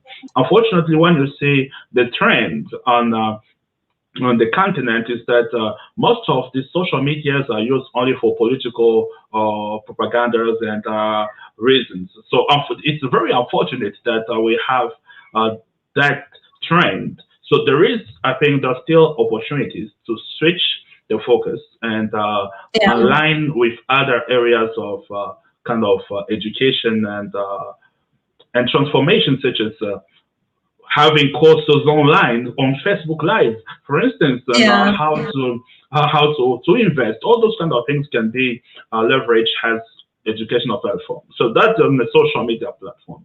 And on the other technology innovation and advancement, I think at this point in Africa, we have had the grace and the chance to move, beyond the basics. So we are not going through this linear process of industrializations and all those kind of things. So we have the possibilities of jumping stages, right? And people are talking today about the fourth revolution, which is the technological revolution. So I guess we are well positioned to use any platform, any apps, and the youth are the most advanced, I think, in managing understanding of this. So this leads me probably to one point I want to highlight, Namsa, is the knowledge, market intelligence, right? And knowing the market. And today we have that possibilities, right, of testing a product online, for instance. You just test it, and then you see how people respond to it, if they will like, and the comments. That gives you the ability to adjust and to test the market and then start applying. And this can be operated in a partnership between investors and innovators. So there is this platform of sharing intelligence, sharing knowledge, and the ability to test the product without major cost, right? Yes. That's actually wonderful. That's absolutely amazing because I mean the technology is making the world very flat for us. There's so many things that we can test and make sure that by the time you go full force into your market, you have all the intelligent data and you are extremely targeted. So technology is also a great enabler. We will be running out of time. What I wanted us to talk about before the closure is what steps can young people take to ensure inclusion as possible. So in fact, I'm not posing it to just young people. As a nation or as a people, what steps can we take to ensure that young people are included as early as possible in the microfinance and with the microfinance and financial institutions? Yeah, I think the first thing that needs to be done, I always believe in that and I always push for it. I think the first thing which needs to be done is to clearly state that the young people are not a threat to stability, but they are the biggest assets to economic transformation in Africa. So that should be established. You know, when you hear, especially on the politics side, people thinking that the young stars are the ones creating trouble. That mindset needs to change. They are the first ones and the biggest assets that we have in terms of human resources and other type of resources. So that one, the change of mindset. Two is to have policies which are very inclusive and create a system of accountability where if within the private sector there is lack of access to funding, but those opportunities can be streamlined toward, for instance, public funding. So that can be one also another aspect of investment. And the third one, I think, is just again going back to the conversation of trust. You know, investors should trust the youngsters, and you cannot only trust them as the consumers of your product instead of but you will have also to trust them as the makers of those products, innovators in those products. So you will tell that youngsters are always seen as the consumers instead of seen as innovators. So that mindset needs to change. And I think there are certain opportunities right there and exchange of knowledge and building a conversation such as this. I think it's critical. Great. Thank you very much, Dr. Ilunga. I think our session was very valuable. I think in conclusion, what we need to look at is how do we ensure that financial inclusion is not short-term goal, but it is a progressive initiative which will evolve itself over a period of time. How do we ensure that we use these platforms that we're sitting in, the relationships that we're trying to build from the Africa and the USA component to make sure that as a long-term strategy, we try and eliminate exclusion of young people where finances are concerned. What would be your closing remarks? Thank you. Oh, thank you. My closing remark would be, I always appreciate someone who told me once to say, if no one is there to blow your trumpet, you have to blow it yourself. So in other words, we need to make sure that we express and tell these opportunities out there. Because if we don't have these opportunities or we don't speak about them, no one will know about it. So I guess it's time to be bold enough and then say, the market is growing. There are opportunities. And the youth are the greatest asset we have now. Let's trust, let's try, and let's make it work. And definitely that will work, yes. Thank you very much. Thank you very much for your time and for this evening. We are really appreciative of the time and your thoughts around this topic. You know, I always say that as an African child, you need to be part of the solution. You need to be the creator of the solution, not just the consumer. So thank you very much for your time. Have a lovely evening further. Thank you. You too. Bye. Bye-bye.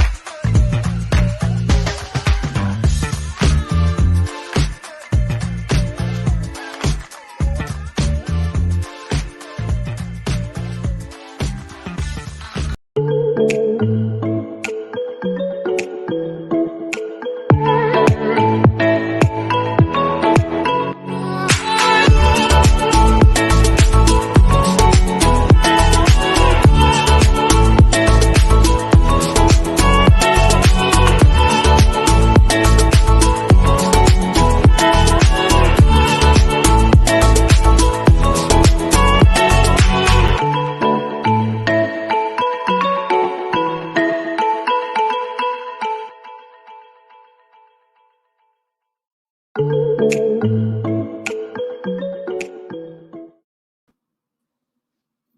right. Hey there, Michelle. Hello, Helen. How are you doing? Doing great. Excited to be here today. Great, likewise. Would you like to kick us off? Sure. Why don't I go ahead and do that? So just to introduce myself, I am Helen Lin. I am a principal at a venture capital fund called At One Ventures. We are a Silicon Valley-based VC fund that's focused on climate tech. So in short, we are looking for deep tech or innovative technology that can combat climate change and other environmental problems. And we have a global mandate to invest, so looking at some exciting things in Africa for sure. And our industry verticals include energy, transportation, manufacturing, buildings and construction, and food and agriculture. And we focus on early stage companies, so seed and Series A stage companies. Excellent. That's us. Mm-hmm. Great. And I'm Michelle Hego-Sorio. I'm an investment director with Kawaisafi Ventures.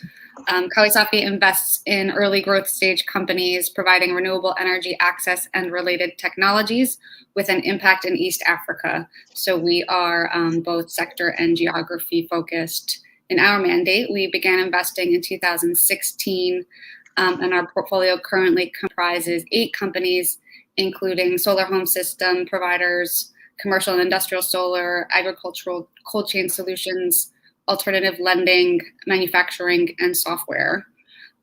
Before joining Kawaisafi, I invested in infrastructure scale energy in Latin America at Conduit Capital Partners and the Carlyle Group. And I'm based in the US, collaborating with the rest of our team at Kawaisafi, who are fully based in Nairobi, Kenya.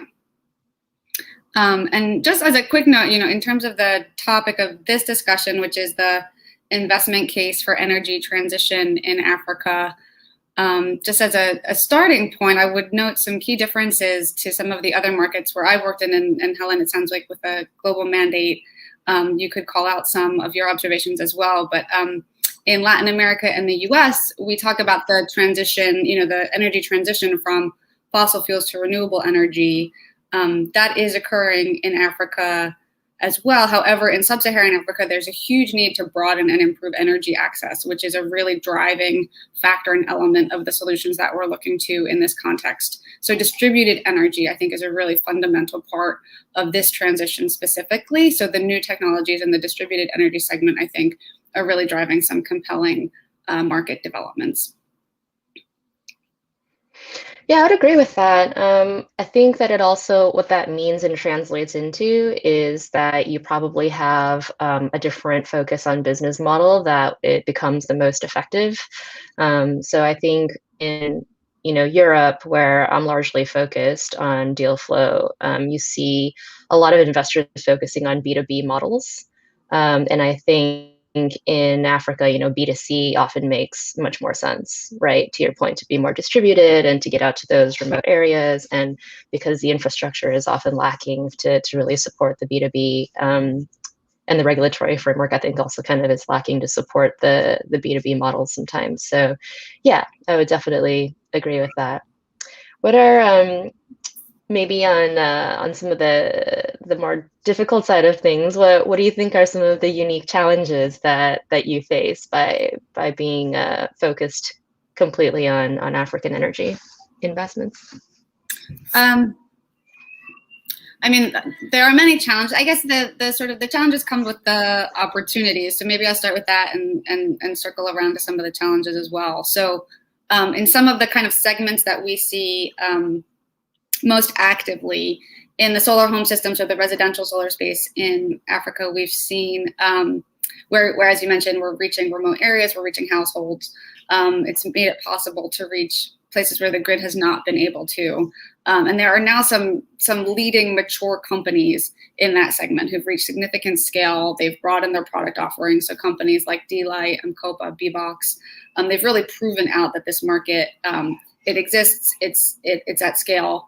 And so I think that's exciting for the maturation of that part of the market. And now we see kind of going forward more specialized companies. You have companies like BioLite who do product design, some distributor only, companies that do distribution and finance only like Baobab, plus in West Africa, PEG in West Africa, Mwezi in Kenya, others like them.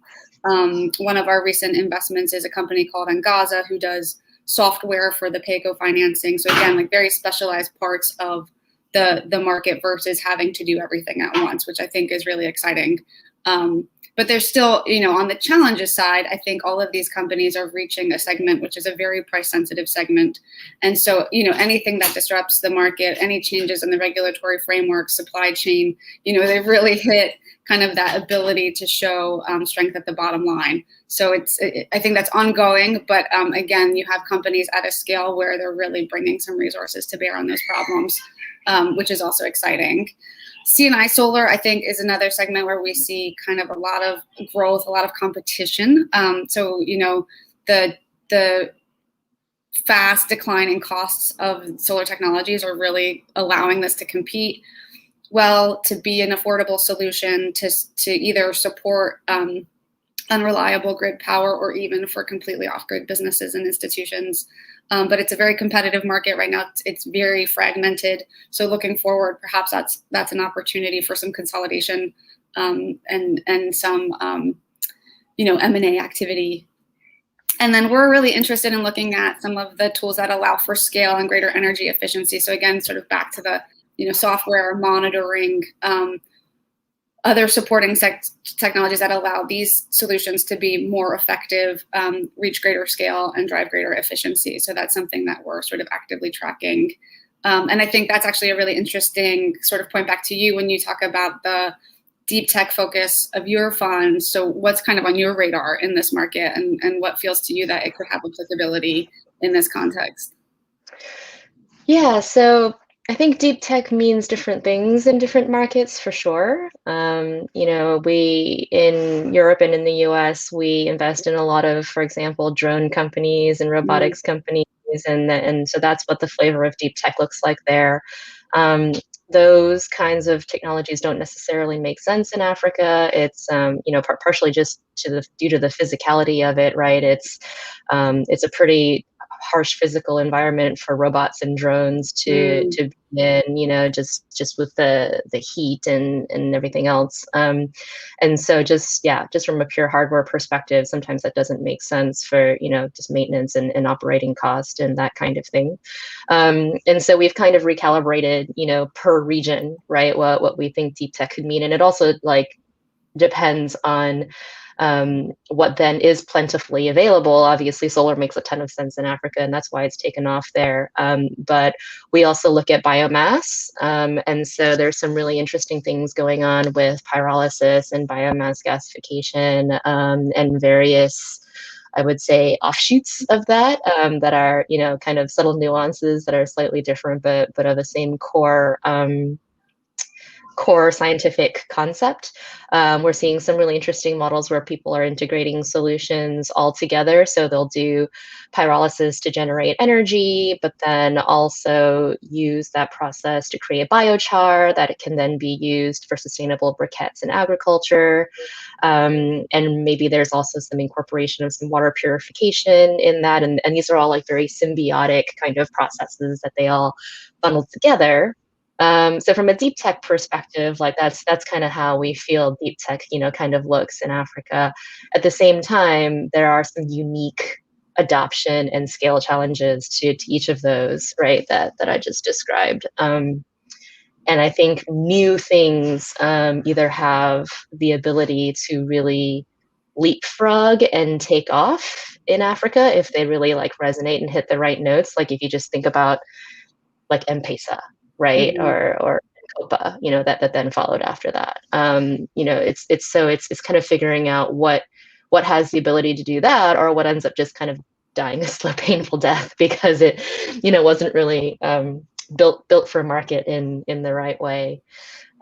So yeah, I should probably, full disclosure, say that we have yet to place our first investment in Africa. We just launched in February of last year, and so we are very actively on the hunt for a deal there. And my previous life before this fund, which I forgot to mention earlier, is I was actually at Finca in microfinance. So yeah, so I was in Uganda and also working in Congo, Malawi, Tanzania, Zambia, and Nigeria for many years. So I think with that lens, you know, I fully appreciate just how challenging it can be to get something to scale, and at the same time can also appreciate just the magnitude of the impact that something can have if it does get to scale. So yeah, excited to try and find our first deal.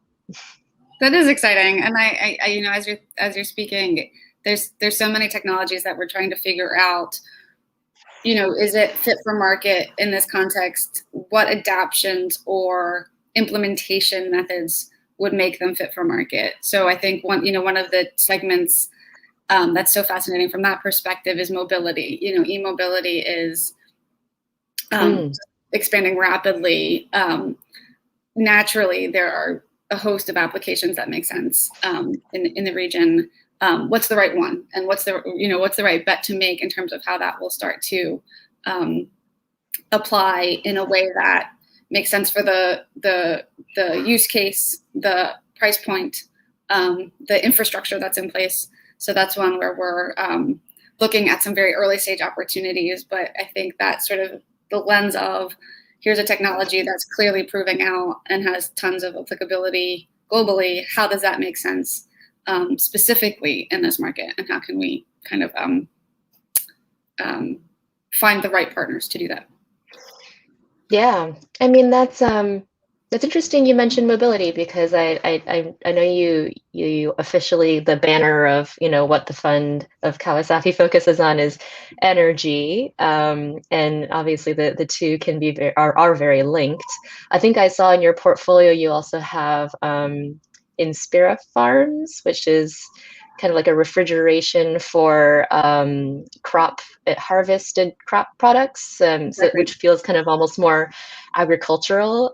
So I'm actually kind of curious, like, what's the view on like peripheral things that are kind of related to energy, but maybe not right in the center of energy? Yeah, so I mean, energy access for underserved populations is really the heart of what we're doing, and so productive use applications for us feel like fit within that mandate. So Inspira Farms, it's a provider of cooling rooms and pack houses for fresh produce. They have applications to be on grid or off grid. And they use energy efficiency and renewable energy technologies to do that. So for us, that's something that's like a very like energy nexus to agricultural productive use. And I think we see mobility in a very similar way. So, are we experts in the automotive industry? But EV really opens that up in terms of how are we thinking about batteries? How are we thinking about charging? How are we thinking about how this connects with the energy access happening in those markets in a way that's compelling for the user? And so, we're looking across that value chain right now to see, what makes sense again in our market and for us specifically as investors. But it certainly fits within the mandate of how are we using energy? How are we making energy more accessible, more renewable, more sustainable? Yeah, no, it's a good point, and I'm thinking of a company I also met recently that was using solar power to desalinate water, and so yeah, that was a super interesting one. And what was funny about them is, and they might be listening right now, so I should be careful with how I phrase this, is their primary goal was to provide access to water. Right, which obviously there's a scarcity of that and an access problem with that in a lot of parts of the world. And in their quest to be able to do that, they actually ended up developing a really interesting solution for improving the efficiency of solar panels. Amazing. So you're right. And I almost joked with them when I was evaluating the investment at the time. I was like, I actually think I might almost be more interested in the tech that you've developed on the solar panels. I mean, they were demonstrating in the field like almost 30% more efficiency in terms of the capacity factor on their solar panels because of some of these kind of tweaks that they had done. And so the water thesis was interesting, but there was almost this like accidental other thesis that was tied to energy, right? As for them, it was a side byproduct, but I think for many, it would be like the main event. Which is tremendous. Again, like as you're figuring out these solutions, desalination is so energy intensive. To do it well, to have that as a competitive advantage is super compelling. Yeah, for sure. Well, I was going to ask you, so, as you, and you mentioned earlier that a lot of these areas that you're looking at are quite competitive. And I remember that as well from the time when I was, in microfinance, which is kind of like this symbiotic, industry to like pay-as-you-go solar and some of these other spaces. But it's a crowded space. A lot of these spaces, right? Pay-as-you-go solar definitely is quite crowded. Even some of the software platforms, like the fintech platforms are getting very, very numerous. And so how do you pick the winners, right? How do you figure out like which ones are differentiated and defensible and have a unique value proposition that's investable? Yeah, great question. So on the one hand, I think the general point is that competition is really positive. This whole segment has matured tremendously in a pretty short window of time, 5 to 10 years. So we think that's a great thing, and it gives us the chance to really look for those leaders and the companies that stand out. I would say as a couple points in terms of just our approach, and then how that leads to some, how we try to tackle differentiation. So one is that we invest at the early growth stage. So we're really looking for that ability to scale. So not just an idea, not just a concept. There are other investors who do that at the earlier stages. But so we're looking for a company who knows how to make their product work in the local market, and they have some traction in doing that already. So that's helps us kind of get a feel for how it's being sort of proven out in the go-to-market strategy. We focus on products and services that have a broad market across multiple countries or regions. Because of the emerging markets context, I would say we don't believe in growth at all costs. There's more pressure to show a path to profitability because of the capital constraints in the region. So there's a fine balance here between the companies investing in scaling and also demonstrating proof points for unit economics, organizational efficiency. So I think, as compared to other early stage investment markets where I think there is a distinction in sort of being that pressure on unit economics and the sort of sustainability of the enterprise. We'll also look at the company's investment in building local teams, including at the senior levels. In some cases, that's in place when we invest. In some cases, that's something that's built out over time. But that does, for us, feel like an important pillar for having that local market context and ability to identify both the opportunities and the challenges locally, really sort of having that tied of a local market. So those are all a bit general to say, I don't think there's one kind of silver bullet to say, here's how we show that a company is differentiated. But I think those are some of the tools that we're using, and really just, working with the management teams to see how they are able to adapt to these markets as they're changing, because they're always changing.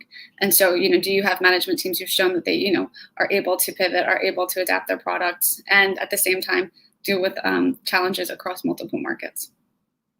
And in terms of, you mentioned that you haven't had your first investment yet in the region. However, there are some in your portfolio, I think, that might have applicability in the region. And one of them, I don't want to mispronounce the name, but they're making vertical axis wind turbines. Could you tell us a little bit more about that and how you think it have some global applicability? Yeah. So the company's name is Semptive.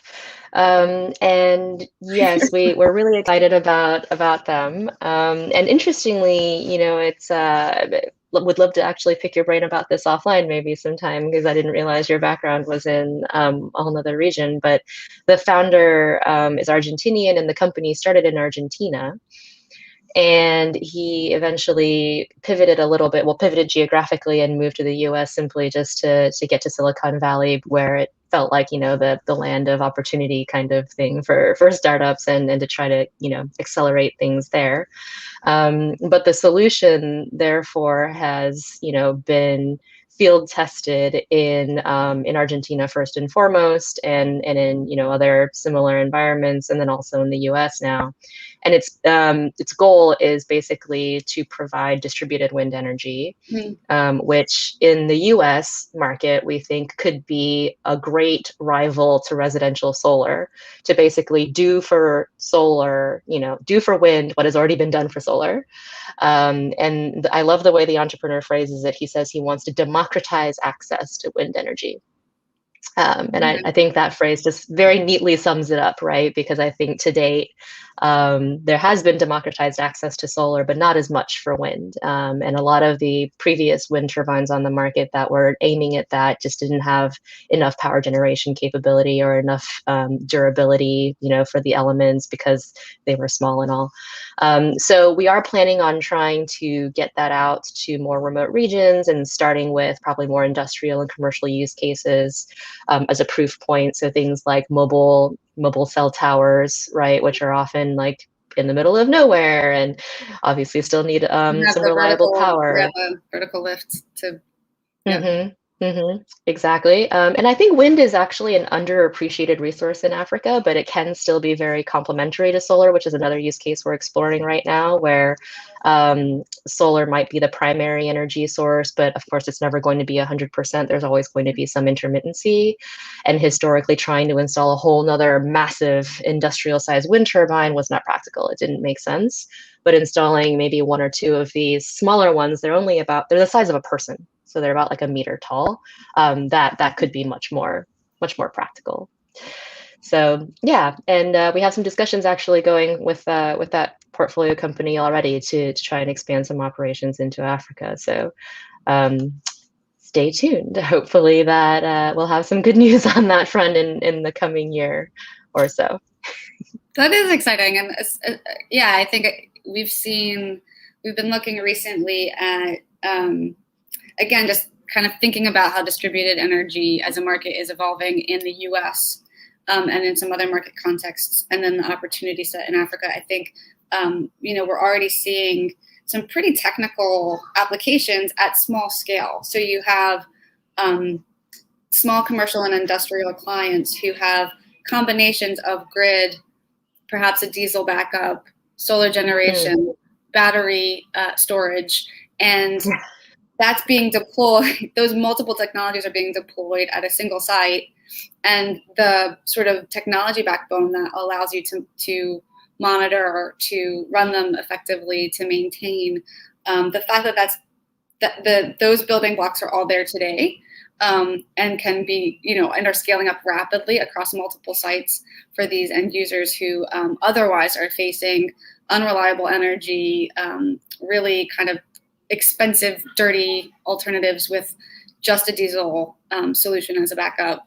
The ability to plug solar and battery into that, and then perhaps in the future, small scale wind, and then be able to run that from a hub remotely over multiple sites, it's extraordinary. And the opportunity, I think, is really exciting.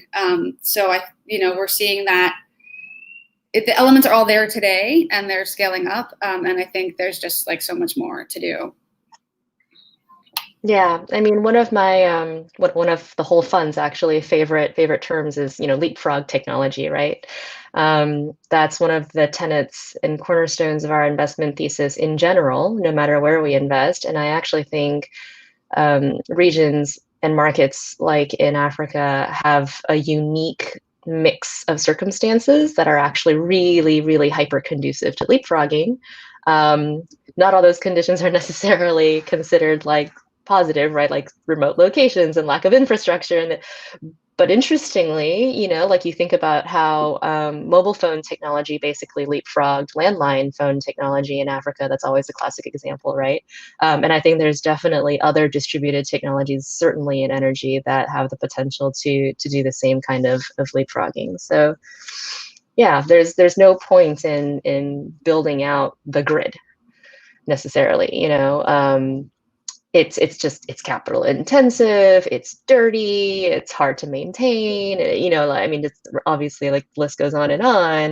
And meanwhile, you have all these other renewable technologies that are basically ready to go in a distributed way. You know, it just makes so much more sense. So yeah, I think that confluence of I mean, it makes me sort of revert back to the democratization term that you used earlier, because you don't have to rely on the utility to get access to attractive power solutions. These are things that are just happening in the private sector, between businesses, between individuals. Yes, the utilities, I think, are also quite active in exploring alternatives and looking toward renewable energy technologies and energy efficiency, but the sort of democratization but you don't have to wait for that to find solutions for your business or for your home. Exactly, yeah. So I didn't mean to interrupt you. No. I mean, I was going to say something very similar anyway. Yeah, and so, you know, I think that's the other thing, is there's investments that we place in Africa, in actual African companies. And in parallel with that, there's also investments that we place in companies that are maybe based elsewhere, but are still very, very keen to operate in Africa, because they recognize that that's where so much of the opportunity is. And so I think there's this kind of parallel two-prong approach, right, into investing into the continent that way, which, yeah, it's not easy. We'll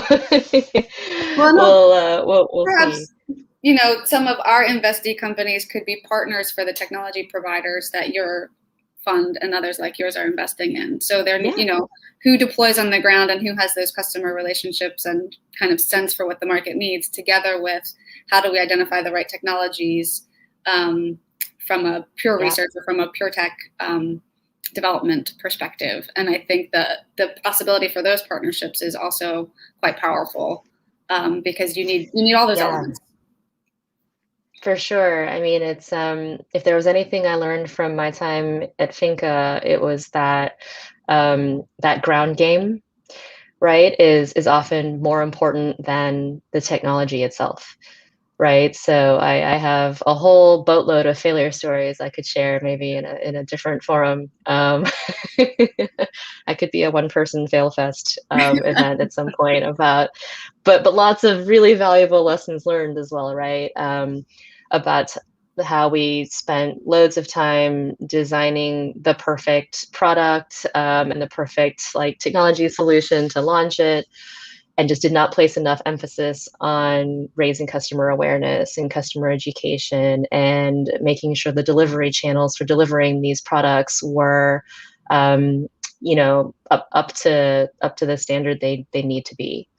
To kind of go out to all these remote locations and reach the people and where they are, rather than trying to change people's behavior. Absolutely, and I think it's a great sort of ending note in terms of we need all of these elements. And I love hearing investors like yours that are in a certain part of that value chain, and groups like ours that bring a slightly different lens, but are solving much the same problems at much the same scale. And I think there's a lot to do. Great. Well, it's been great chatting with you, Michelle. I don't know if we had any questions from the audience. I don't think we did. But if so, then I think we'll just have to try and endeavor to answer them offline, because I think we're just about out of time. Wonderful. Thanks so much. This has been great. Okay, great. Bye.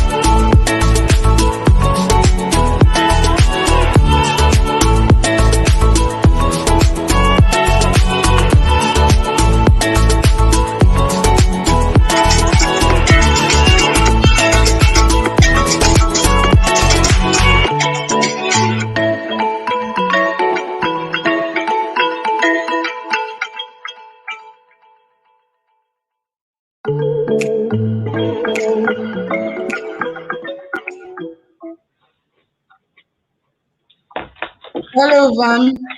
Hey, Padube, how are you? I'm good. Happy to be here. Yeah, very excited about this time. Yeah. So you take it. That's right. Yeah. So as I'm very much excited about this opportunity and grateful to the organizers for giving us the chance to talk and expand the conversation on U.S. Africa relationship or cooperation. But this session will mostly be specifically, I would say, on a reflection or conversation on education. So I look at international cooperation within the area of education, and that will be around the primary education, as well as probably somehow we will touch a little bit on advanced type of education, and with the main idea, of course, to reflect on how to set up the platform for long-term investment in Africa and transformations, and identify as well key areas which are very much needed in terms of boosting the skills, boosting the capabilities, institutional capabilities, or personal capabilities of Africans and Africa as well as the US to some extent, and how to establish basically what I always like to call a win-win cooperation and collaboration based on the right education and right skills. So with that being said, I myself am Dr. Ivan Ilunga. I'm a visiting assistant professor at Providence College in Rhode Island, and also an instructor of political science at the James Madison University here in the US. And I'm very much excited to be part of this conversation on education. So, Odobe. Yes. Thank you for that great introduction. Well, I'm an educator in nursery and primary school, and I've been doing this for 37 years in Nigeria. I work in the private school space, and it's been a great experience. But now that COVID came and exposed all that's been going on behind the scenes, and we have the largest number of out-of-school children in Africa, I mean, my thoughts and my direction has been more focused on what we can do to help the children in Africa get back into school and get an education. Now, primarily, we do know that 35 under people in age of 35 and under in Africa is about 30% of our population. And out of that, we have over 26% who are not really skilled in the right ways for the future of work. And when I listened in 2019 to the World Economic Forum talk about the future of work, I realized that we really have a big problem in Africa because even teaching the skills and competencies that is required for the future. So I feel about Africa and education today, we need to have better collaborations with the international communities to help us fix, well, not necessarily fix we have to fix it ourselves, but to help us in every way we can to establish a better system of education for our children. And I think technology has presented itself through the online learning as a very equitable solution to the problem of out children. We do know that right now everything is very much knowledge-based, and that is not going to get into the jobs of the future, because even at the same economic forum, they were talking about 135 million jobs, and it sounds very exciting to know that jobs are coming to Africa, but how are we going to upskill or even educate the people to be prepared for these jobs? So I think that is the question here. And I'm happy we're here and the international community is here to listen to this, because education is actually the key factor for the leveraging of our talent into the world space. I know many years back when we were still colonies, there was a lot of interest in our diamond, our gold, our cobalt. This has been exported. But right now, what we have in front of us is our greatest human resource. I guess our greatest resource, actually, which is the human resource, but it's just underdeveloped. And so we need the world to help us harness the talent of our youth and our children, particularly now where there's so many factors. We have, I don't think our leadership has the will or the political will to actually make this change that we're talking about. What do you think about that?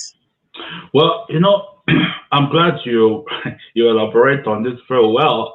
If you allow me to come back a little bit to something that you referred to, yes, there is issues of political will, but going back to basically your profile, operating for 37 years, and right now in private education with private schools, I think that's a key having element I want us probably to expand a little bit on, especially as we know that although we have in Africa many private schools that are being growing, but the majority of the kids still go to public schools, and of course the curriculum in public school is sometimes less flexible as it should. As it is in private schools. So that gives more kind of private schools, I guess, the opportunity of upscaling the skills and then adapting basically to the changing nature of the market, right? But which is not often the case in public schools, where the curriculum sometimes is nationalized or kind of the same curriculum nationwide. So it's very much difficult to have areas of flexibility right there.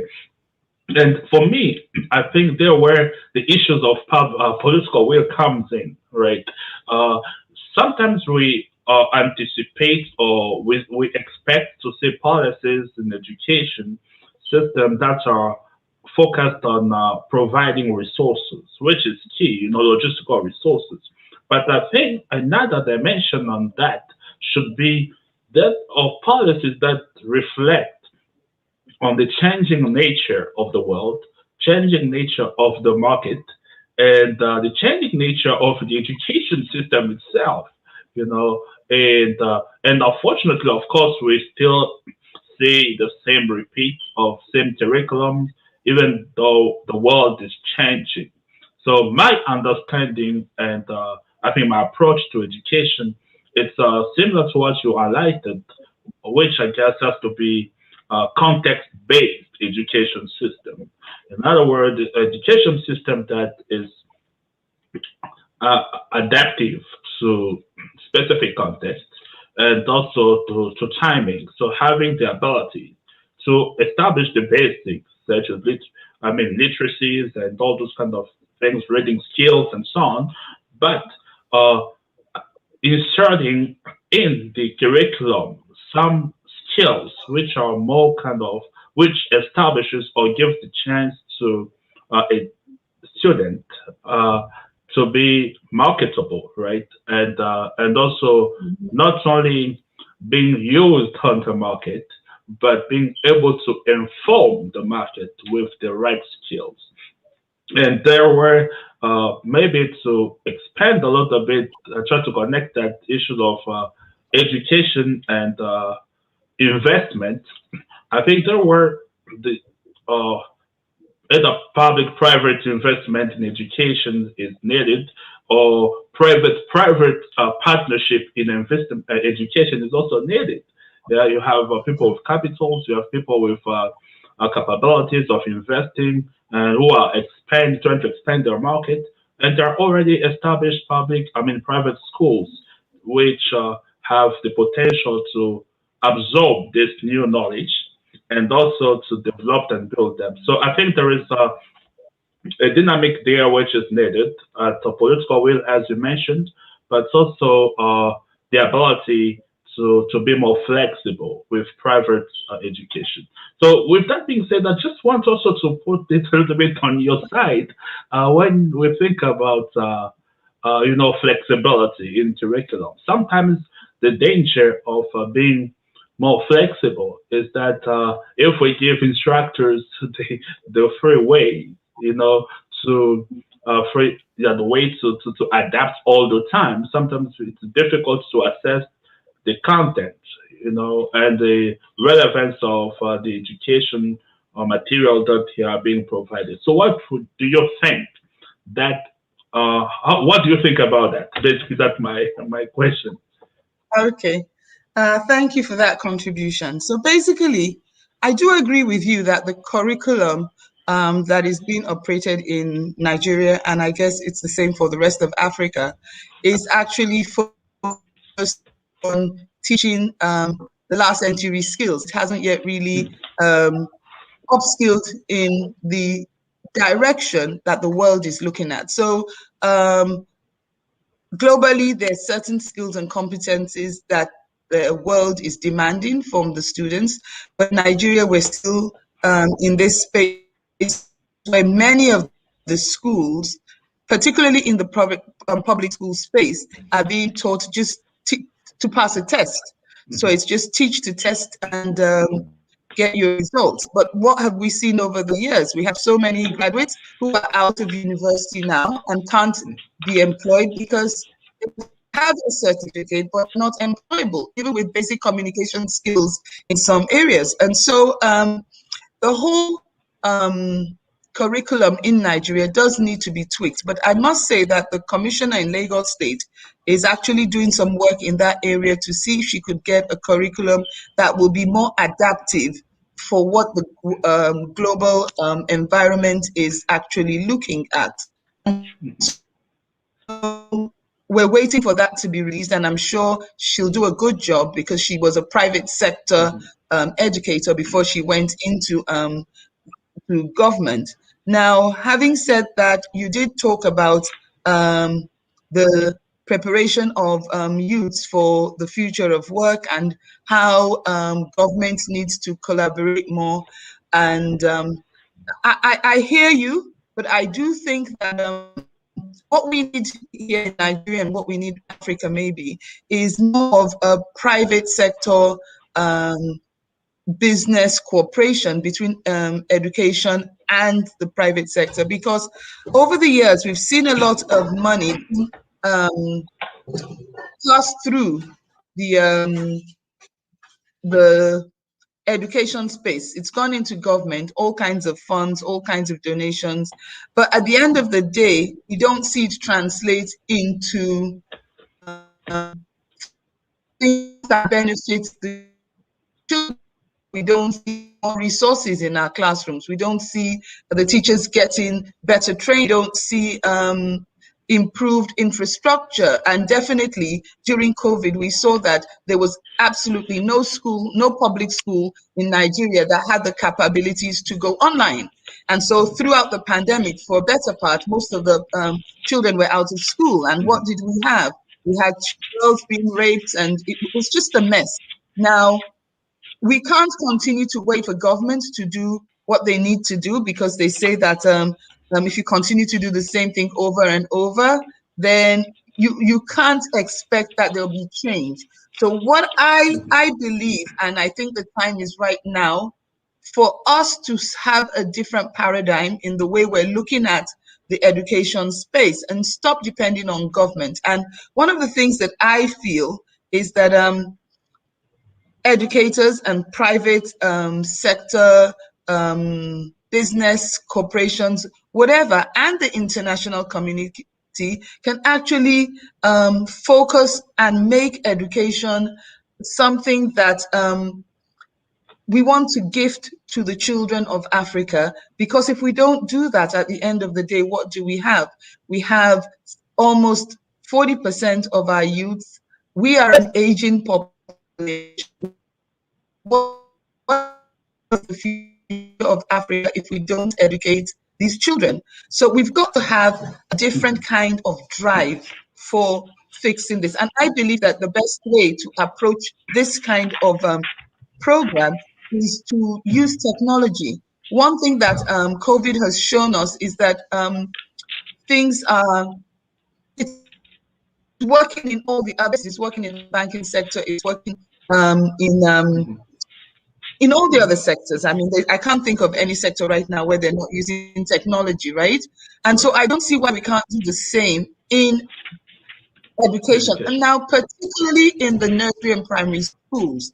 And what I think is the way forward for us is because a lot of the children in Nigeria and in Africa probably are illiterate. They speak their mother tongues. They speak their many languages to create an education system to adapt into. So what I looked at was, when we look at the Finnish education, and because Finland is a country that has their own language, I saw in their education system a way where children could be taught while they're learning. So you don't have to be literate to learn like we are doing it right now. Even when they speak their mother tongues, especially in the infant school and the junior primary school, we can, through play, begin to teach them. And if we start this online, it might be difficult at first, but I believe that there's a lot to be gained from that. First and foremost, I would love to see the children in the northern eastern part of Nigeria safe while going to school, because I think the insurgency of Boko Haram is really traumatized a lot of children, and I've seen them in IDP camps, and it's not a pretty sight. So we can't continue to expect them to go into physical schools. So what else can I say? I think that the collaborations we need right now in Africa, it has to do more with the engagement, the teaching styles, the teaching methods, the curriculum, and we need people who can help us to do this. So what do you think? What do you think? You're spot on. I think it's amazing to see that many countries in Africa have gone into liberalization of the economy and other aspects. But the only thing that hasn't been really fully liberalized is education. I don't know why. So that actually speaks to the level of I guess the need for adaptation, right? The need for a paradigm change, shift, as you mentioned.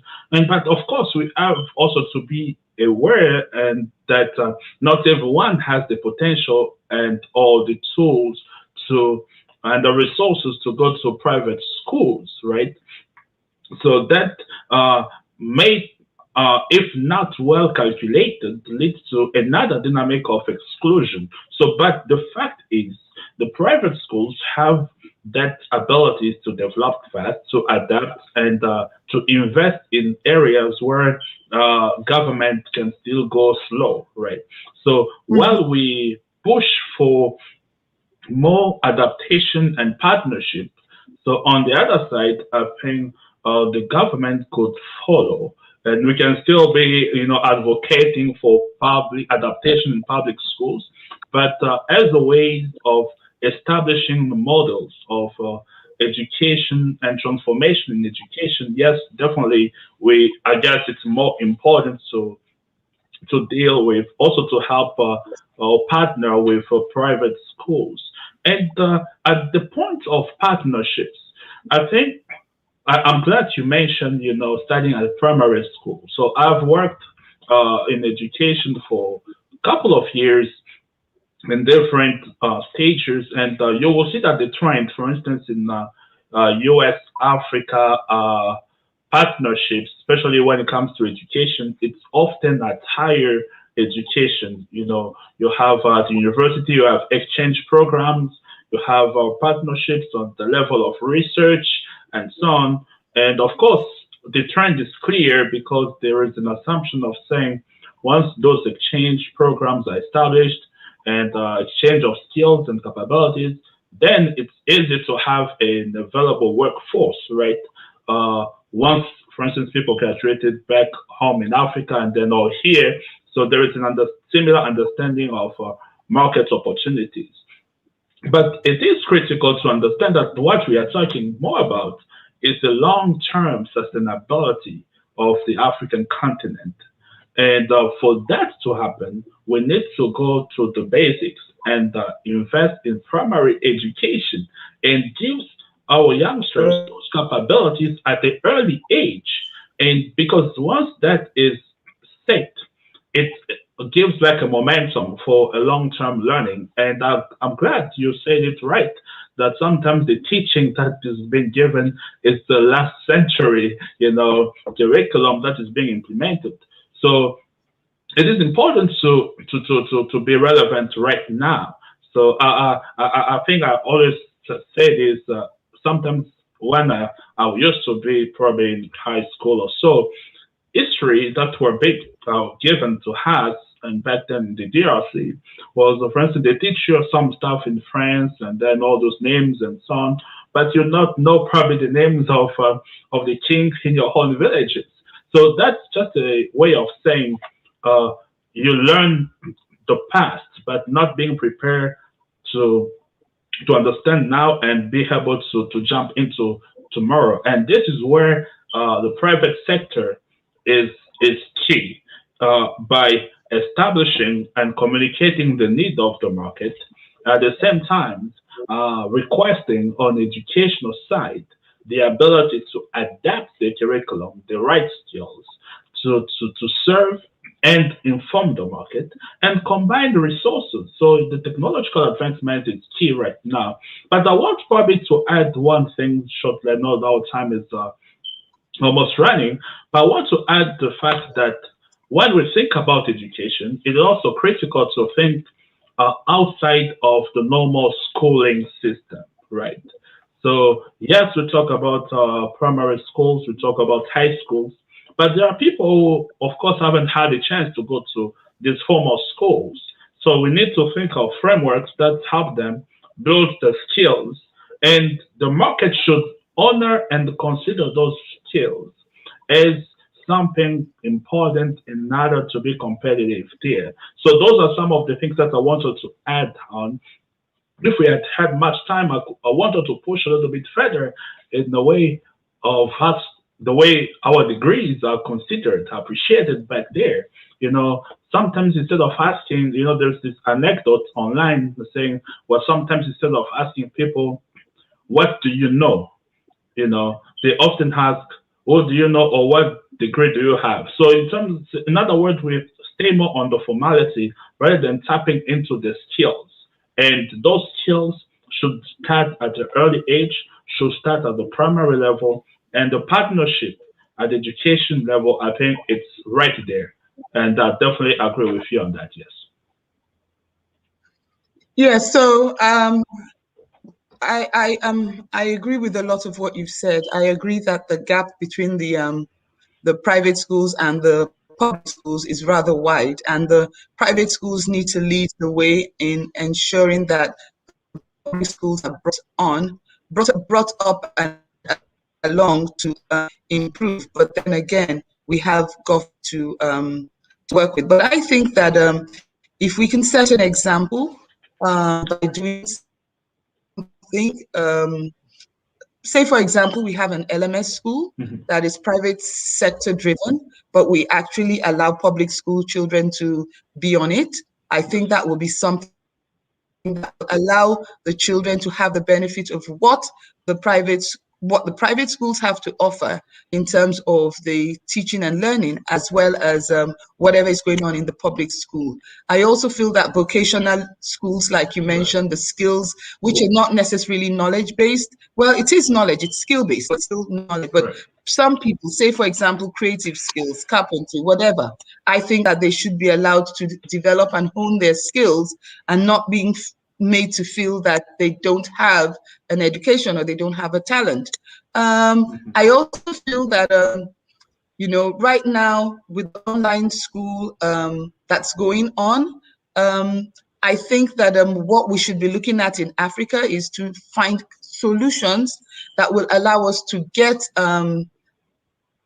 internet infrastructure into these underserved parts of our community, because really and truly, that's where the need is most in terms of educating out of school children. I also feel that we need to start thinking of ways where we can put tablets in more children's hands, because I think if you give them a tablet today, you've actually helped them. They are digital natives and they have learned to use their parents' phones, even in the villages.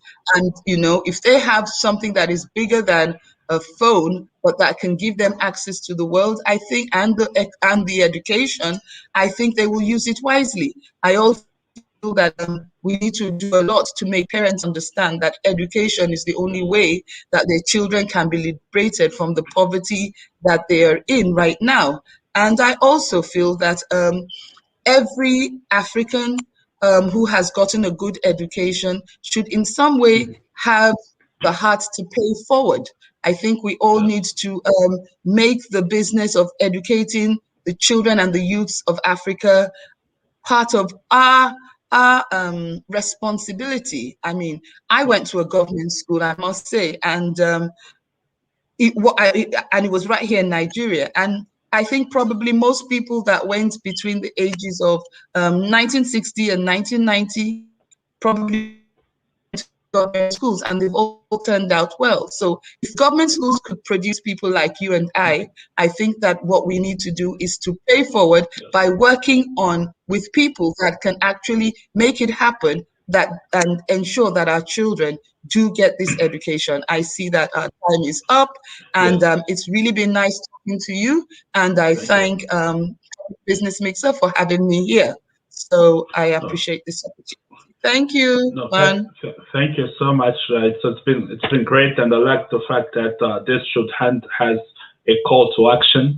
If we are where we are today, it's because we have been given an opportunity. It is up to us as well to provide that opportunity to the next generation, and it only comes well as part of education, which is well packaged and adaptable to the changing nature of our economy and system. So thank you again to the organizers as well. I'm so grateful, and I hope we can continue this conversation offline and establish strong partnership and collaboration. Thank you so much. Yes, thank you, Juan. We definitely have to collaborate. All right, thank you, bye.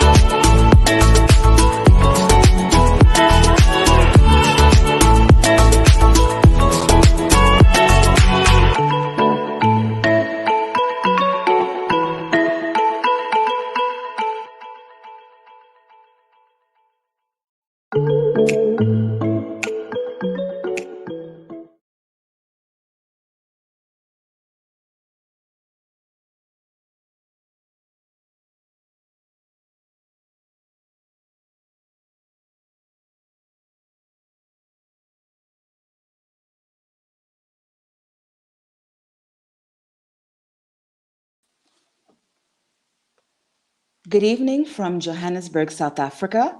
I'm Rachel Aron. The global sports industry is worth 1.2 billion euros, or 2% of global GDP.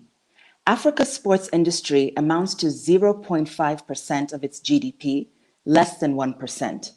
Despite this, Africa's sports industry has not been fully nurtured and has often been neglected. However, it represents immense growth potential. It can serve to diversify further African economies. It can also contribute to advancing the social and economic development prospects of Africa's 54 countries. Over the past years, certain trends have complemented the rapid rise of Africa's sports industry. Some of these trends includes high urbanization rates in Africa, significant investments in infrastructure, such as in transport, energy, and ICT infrastructure, the incredible growth of the digital economy, important youth demographic that we have, the evolution of the middle class and a rise in buying power, the proliferation of African athletic talent and performances across the continent and in the diaspora, and finally, the expansion of sports media and sports marketing deals. When I refer to sports in Africa, what am I talking about? I'm talking about contemporary sports like soccer or football, rugby or basketball. I'm talking about traditional sports such as traditional wrestling, that's known as lam in Senegal, traditional boxing, that's known as dambe in Nigeria, Niger, and Chad, and traditional boat rowing that is known as amaro in Kenya. I'm also talking about esports. Esports are electronic sports and sports that are built on technology. The rapid rise of Africa's sports industry has led to the creation of a new investor ecosystem.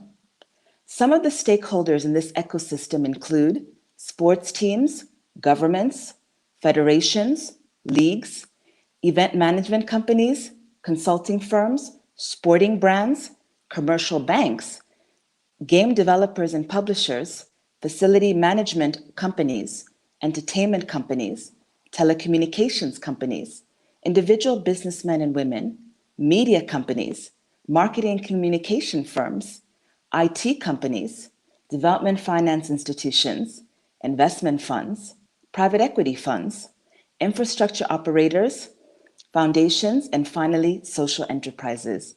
And yes, it is a huge investor ecosystem, but it's reflective of the dynamic continent that we have. Traditionally, Africa's sports industry has been led by the public sector. This new investor ecosystem that I just described demonstrates the growing influence of the private sector. However, the ultimate growth and sustainability of Africa's sports industry must be driven by heightened levels of private sector investments, as well as more public-private partnerships or PPPs. And this comes from the reality that governments, our African governments, have very limited resources. Now, the coronavirus pandemic has had a devastating impact on all sectors in Africa, including sports. The sports sector has suffered from substantial financial losses and major disruptions to sports events. However, the same pandemic also provides a unique opportunity for us to fully develop Africa's sports industry. This unique opportunity will serve to achieve 5 key goals. 1, to increase the marginal 0.5% contribution of Africa's sports industry to Africa's GDP. 2, to transform it into a viable engine for social and economic development across Africa. 3, to integrate sports as a fundamental part of national economic recovery plans that are underway. 4, to foster new employment and entrepreneurship opportunities across the entire sports value chain. And 5, to strengthen social capital, social cohesion, and resilience in local communities through the unifying power of sports. Now, as you're aware, I am the CEO of Rumble Sports Africa. As Rumble Sports Africa, we are fully committed to leveraging on this unique opportunity brought forth by the pandemic. Rumble Sports Africa is part of Rumble Worldwide, a social enterprise that was created to support youth entrepreneurship programs in Africa and in North America. We facilitate the promotion of sports events, programs, and investments across Africa. We integrate social enterprise, social inclusion, gender equality, and social development dimensions. We also make sure, because this is very key with sports, that we also integrate disability inclusion, recognizing that sports is something that should be experienced by everybody. As Rumble Sports Africa, we have developed unique programs and initiatives, such as the Naomi Ruth Barber King Sports for Social Change Scholarship Fund. Now, Mrs. Naomi King is the wife of the late Alfred Daniel King, who was a civil rights activist and the younger brother of Martin Luther King Jr. The scholarship fund aims to further Mrs. King's dream of investing in youth and social impact. The scholarship fund will target students, both male and female, who are passionate about sports and using the business of sports to address social problems. We have also developed a sports media and communication skills development and enhancement program for African women. This program will strengthen women's capacities to work throughout the sports media and communications value chain. We want to influence a shift to more gender-responsive content that's relevant to African women's needs and perspectives. Finally, we've also developed a sports tourism program. This program will promote cultural heritage, environmental protection and conservation, and peace and conflict resolution through its different components. This sports tourism program will also introduce innovation through virtual sports tourism and the use of digital technologies. Now, the accelerated growth of Africa's sports industry and its new investor ecosystem is contingent on African governments developing very business-friendly environments. Mazars and the African Sports and Creative Institute launched a great study in 2020 entitled The Sports Ecosystem in Africa, a Potential Development Lever. This study captures critical components for fostering the required business-friendly environments. Some of these priorities include making sports an area of national development, reforming legal, regulatory, and fiscal frameworks, encouraging regional integration through the newly established African Continental Free Trade Area, protecting investors through risk management, insurance, and courts of arbitration, creating a sports project portfolio for potential investors, and finally, protecting rights holders' intellectual property. Based on my prior experience working for the African Development Bank Group and my exposure to numerous sectors, I would like to share my insights on considerations the African sports industry should prioritize. There are a total of 10 considerations from my point of view. 1. The African sports industry needs to concentrate more on demonstrating its entire business case and commercial value. Sports is not viewed as a viable business across Africa or outside. More studies must be done, like the comprehensive one by Mazars and the African Sports and Creative Institute, or ASCI. The Mazars and ASCI study recommends the need to produce information and reliable analyses and create an African observatory for sport. The study also recommends the need to invest in economic and social research to plan for the future and anticipate trends. 2. The African sports industry must seriously build capacities in the following areas: financial modeling, feasibility studies, environmental and social impact assessments, and risk analysis. And all of these must be specifically tailored to the nature and the context of our industry. It's only through this that we will be able to design more bankable sports projects. 3. The African sports industry must understand the social and cultural dynamics at the community level, the national level, the local level, and the regional level, and the appropriate interlinkages between all 4 levels. 4. The African sports industry must invest in socio-cultural analyses that include social inclusion, disability inclusion, and vulnerability. These analyses should further deconstruct gender, ethnicity, religion, class, and other factors. 5, the African sports industry must incorporate fragility assessments. A lot of African countries suffer from some form of fragility, and this is due to armed conflicts, humanitarian crises that result in refugees or internally displaced persons, terrorism, and huge income inequality gaps. 6, the African sports industry must seriously promote sports and development.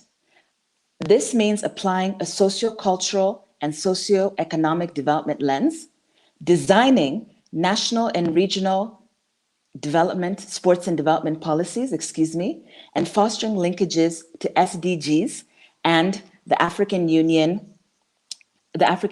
Agenda 2063.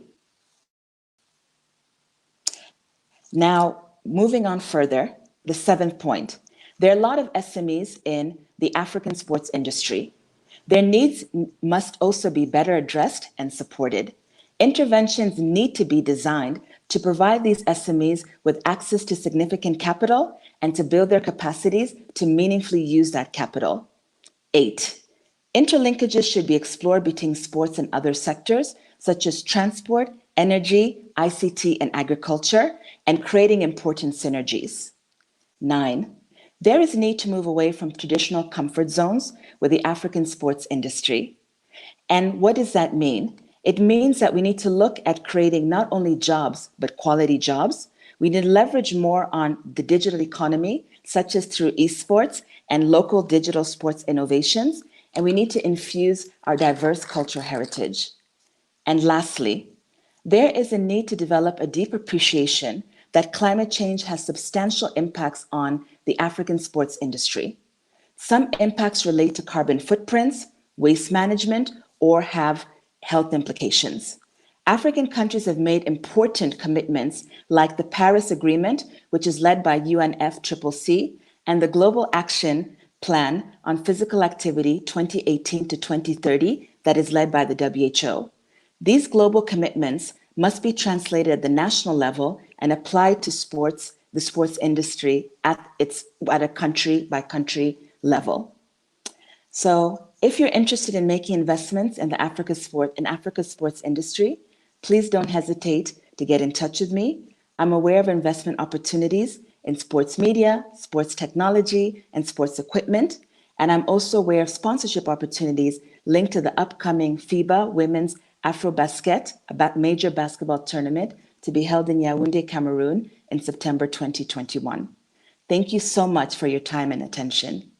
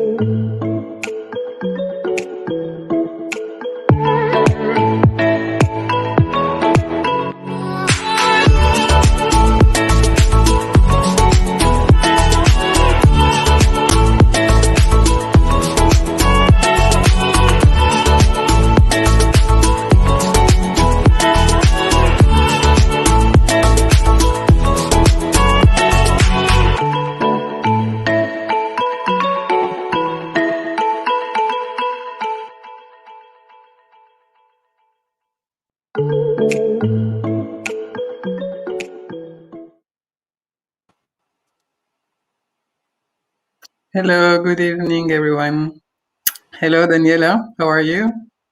Hello, everyone. Hi, Joy. Thank you for having me.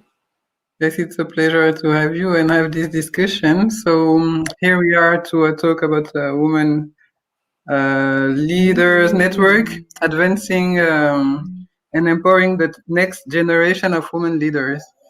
So can you introduce yourself first, please? Sure. So I'm Daniela Felletti, founder of Talents Connection. As an international diversity and inclusion consultant and educator, I am passionate about helping people and business become more inclusive. I am also an inclusive leadership trainer, and I am an executive career advisor for middle and top management. And I'm based in Bordeaux, in France, actually. Okay, that's nice. So can you tell us about your background? Yes, well, as a Brazilian, born and half Italian, I've been living in Europe for over 15 years now, 5 years in France. I founded my business 5 years ago. And in addition to my business, I'm also the founder and the leader of Leaning Bordeaux Network, which is affiliated to the leaning.org, the organization created by Sheryl Sandberg, the CEO from Facebook. This is a worldwide global movement that aims to help women advance in leadership as well. So how do you define the leadership nowadays? Well, let's say leadership has this meaning. The meaning of leadership has been so masculine for a while, right? And now we are entering this, trying to understand that leadership has no gender. Leadership is the way we help people grow and inspire each other. It's about a set of skills that are necessary to make a business, organization advance in some way, but considering the human being. You need traits of characters that are important to make it advance. Like what I do as an inclusive leadership trainer, I help leaders develop these traits of character. And it means work on your humility, openness to vulnerability, with empathy, how to listen actively to the others, create trust, relationship of trust, connection, make the other feel safe and feel comfortable to express themselves. So it's leadership for me is that it's about how you help others grow. It's not about you.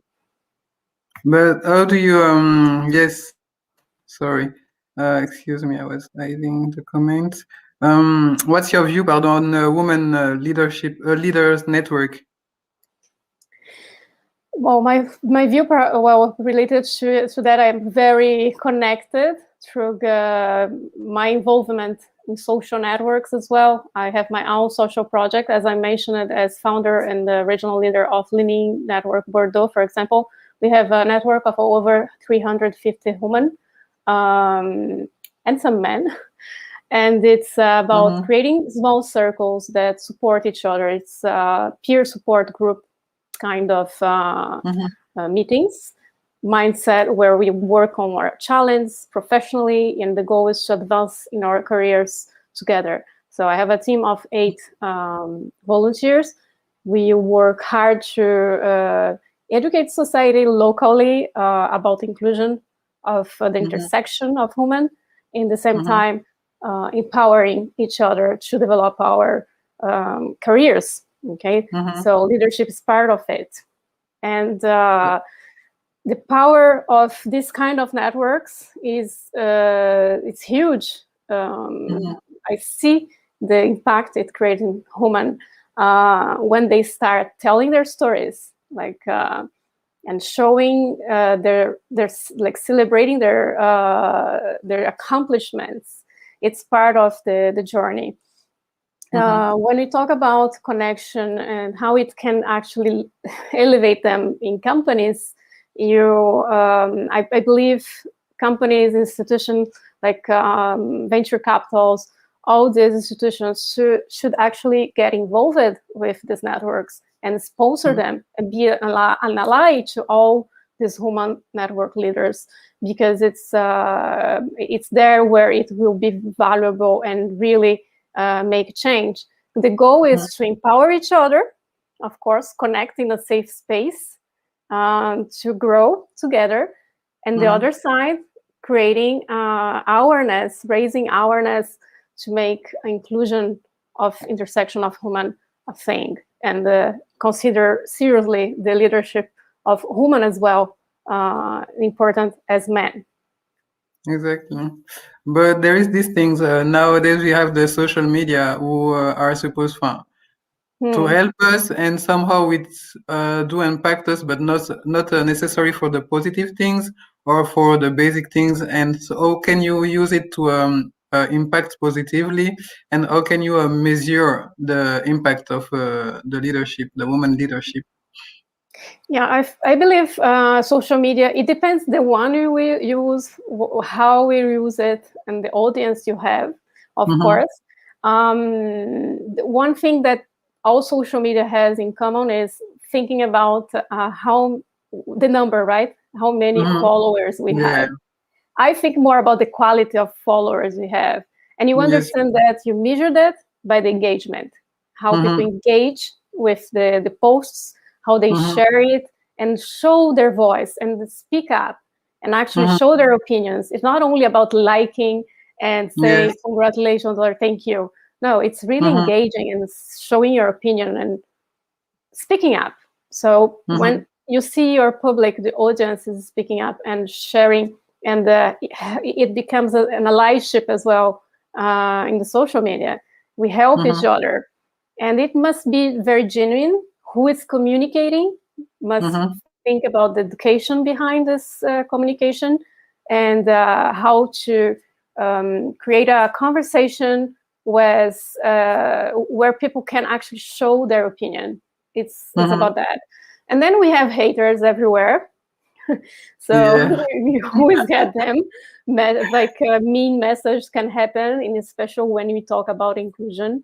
There is always something happening. So what I do is, if this person is anonymous, I would not consider, would even delete their comments, because I believe if you have an opinion and you are anonymous, there is a problem. You don't really, give credit to your opinion. So we can actually be disagree, but we can have a discussion, and as a civilized person, right? We can really be open to the idea, but respecting each other. When I see haters that are bringing the disrespectful approach, then I just jump in and ignore. I don't waste my time. So yes, what are the assets of the leadership? Well, assets of leadership, as I mentioned before, it comes with developing traits of characters, right? It's a skill set together. Leadership is about bringing this empathy, and which is the cognitive empathy, working on your active listening, and combine it with your affective empathy as well. A combination of both will make you care for others, but also be a bit pragmatic on how you can help them, if you can help them, right? In the other side, being receptive to feedback. The asset to leadership, to inclusive leadership, I can talk, which is my specialty, is that in companies, it will change the approach. It will create connection with people. And now, the period we are living, COVID, everything online, the vertical pyramidal model of management, it's no longer working, right? We don't see people, so they cannot control. They still think controlling is the best methodology, but actually creating trust and helping people grow and making them participate in the decisions is the way to get the connection. And inclusive leadership includes that. It's about learning how to include them. Yes, I was about to ask, like, because you talk a lot about the inclusive leadership, and I forgot to mention the inclusive. So if you can be more specific, maybe about it, like, what's the difference maybe between? Well, including the word inclusive leadership, inclusive before leadership, it's complementing that an inclusive leader needs to understand about diversity and inclusion, diversity, equity, and inclusion, the concepts, why it is important in the company, understand microaggressions, unconscious bias, the question of privilege, accepting the existence of privilege, and how we can use this to help others, how to create allyship in the company, and sponsorship, mentorship mindset. It requires a very growth mindset to make things positively and really be accountable as well. Accountability is very important in traits of inclusive leadership, which is very similar to what we see as coaching in leadership. But here we add a lot of specific in education around diversity, equity, and inclusion, together with these traits of characters that an inclusive leader it's meant to be. It's not me who is selling that. It's Harvard Business Review with Deloitte who did the studies. And those traits of characters are meant to be important for leaders to include everyone and create a culture of belonging. Do you think like this new generation lack of figure as a leader? You mean representations of leaders, like of human leaders from different backgrounds? Well, actually, we have been last year in particular, we saw this conversation so much, and it was interesting that so many hidden figures are now being showed from the past. We have leaders, but we need to tell their name. We need to show their stories, and human need to share their stories more. We are afraid of sharing our stories because we are afraid of being judged. We are afraid of the society. There is this social barriers, right? But if we create this sisterhood thing and we work together, we share our stories and we celebrate each other's stories.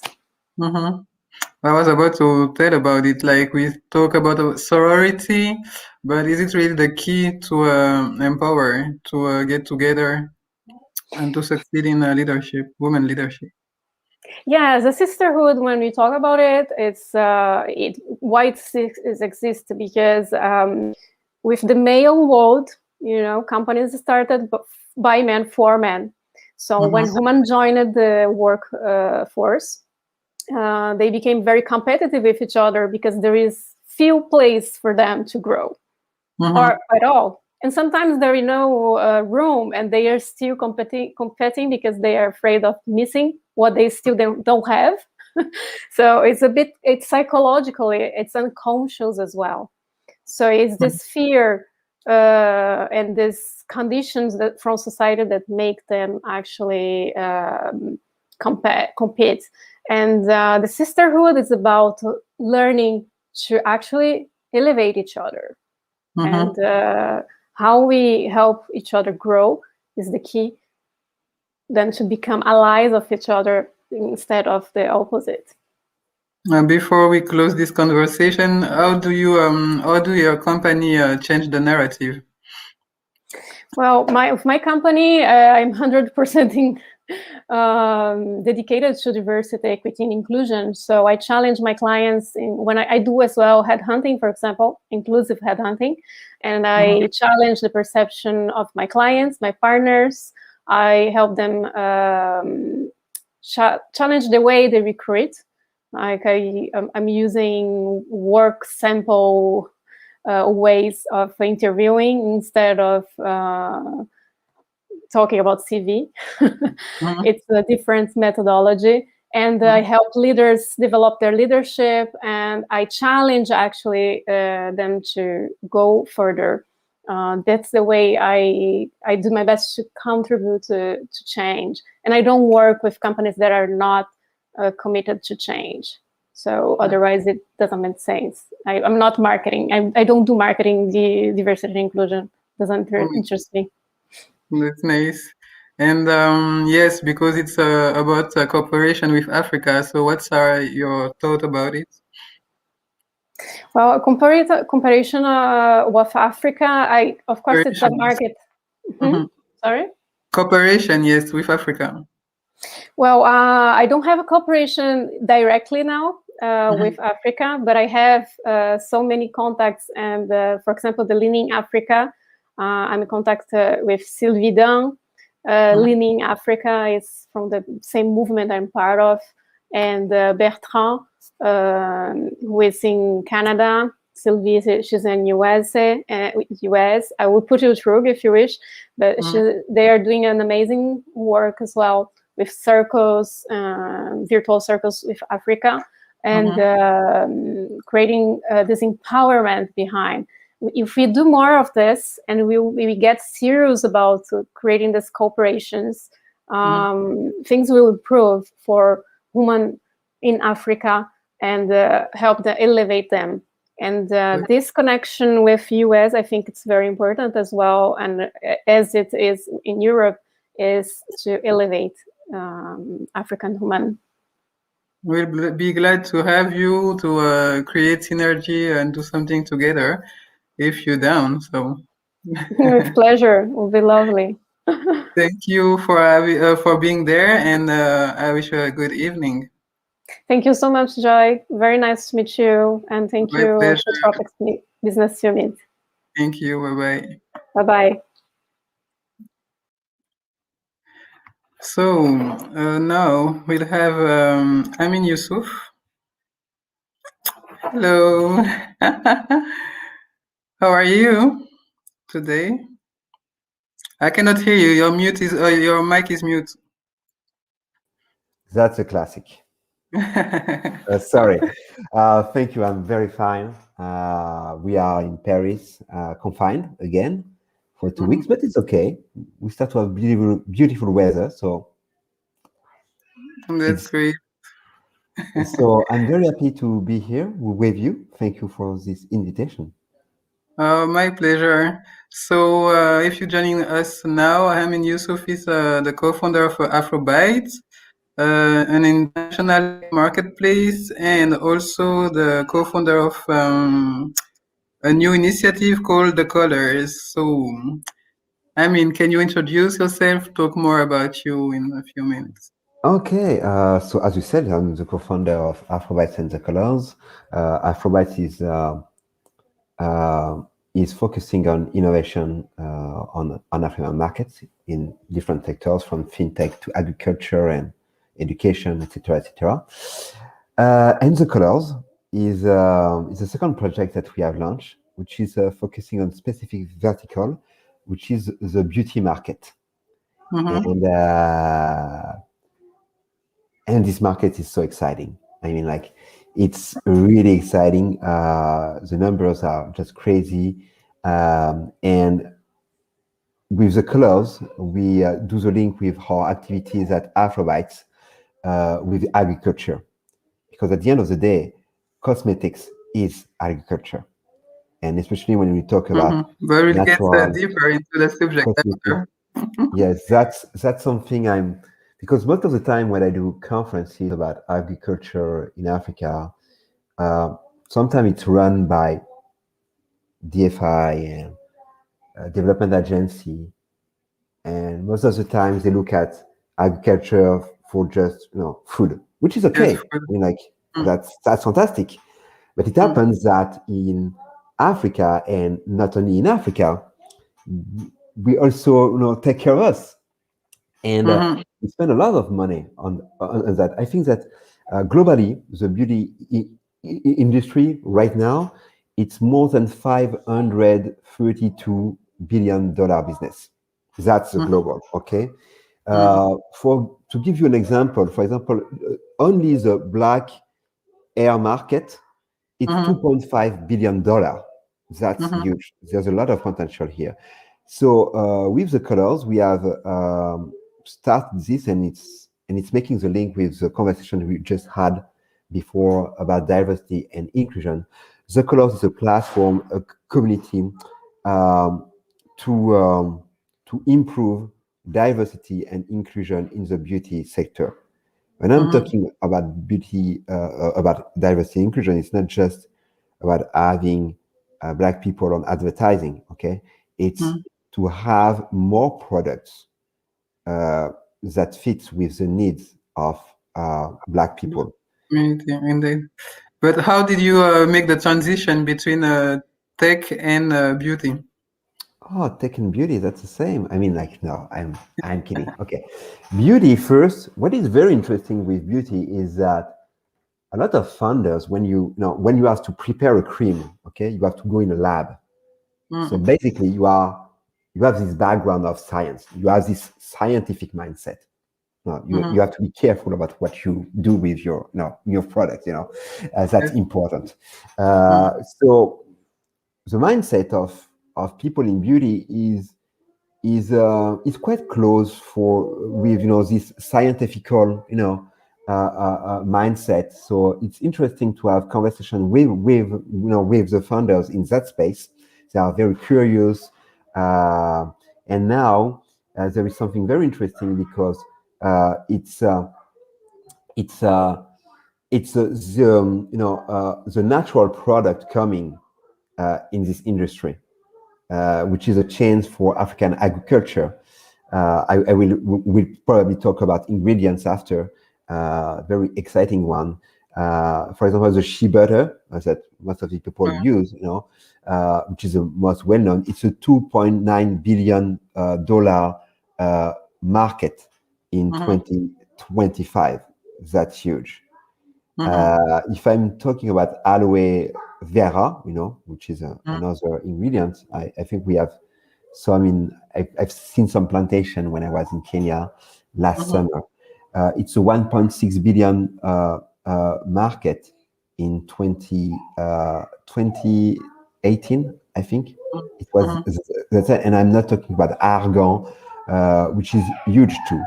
And all those ingredients, it's totally connected with agriculture. So when you ask me about tech, why I'm talking about tech here? Because now there is something that the consumer wants. It's a traceability, okay? You want to make sure that when you use a cream, you use aloe vera, or you use shea butter, or you use the safu oil or others, all those oil. You want to make sure that it's not kids that are just, taking care of this agriculture. You want to make sure that what you are using is produced the proper way, without children working on that.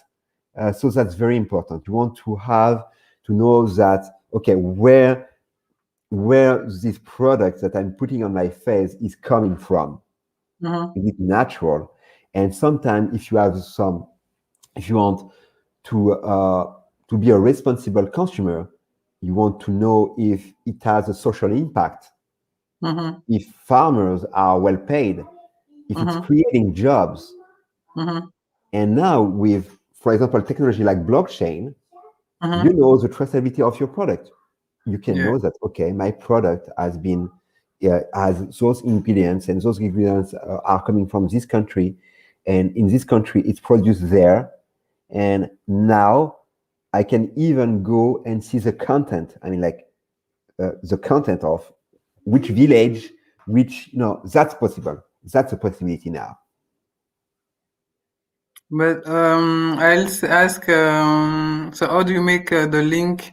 Because yes, I see where you're going. The link between the agribusiness, the agri-industry, the beauty industry, and tech. Okay, so that's makes that complex. Okay, now let's take a market like the US. Okay, And now in the US, 40% of the population right now, according to the Census Bureau, are either Latin American, Asian. Sorry, I've got a kid around, and Yeah, so maybe it's you hear okay, that. no problem. Okay. So sorry, where was? Okay. So it's diverse people, and Black American, it's almost 14%. Okay. But when you go in cities like New York or San Francisco, those population, it's more than 50%. So that's huge. And there is not so much solutions for those people when they want to have a clean product for their hair. For the simple reason that sometimes in the lab, they just don't experiment for hair. It's just not happening, you know. And there is a situation for women. I'm quite sure that a lot of women that are looking to this session right now will say, oh yeah, it took me so much time to find the right product for my hair.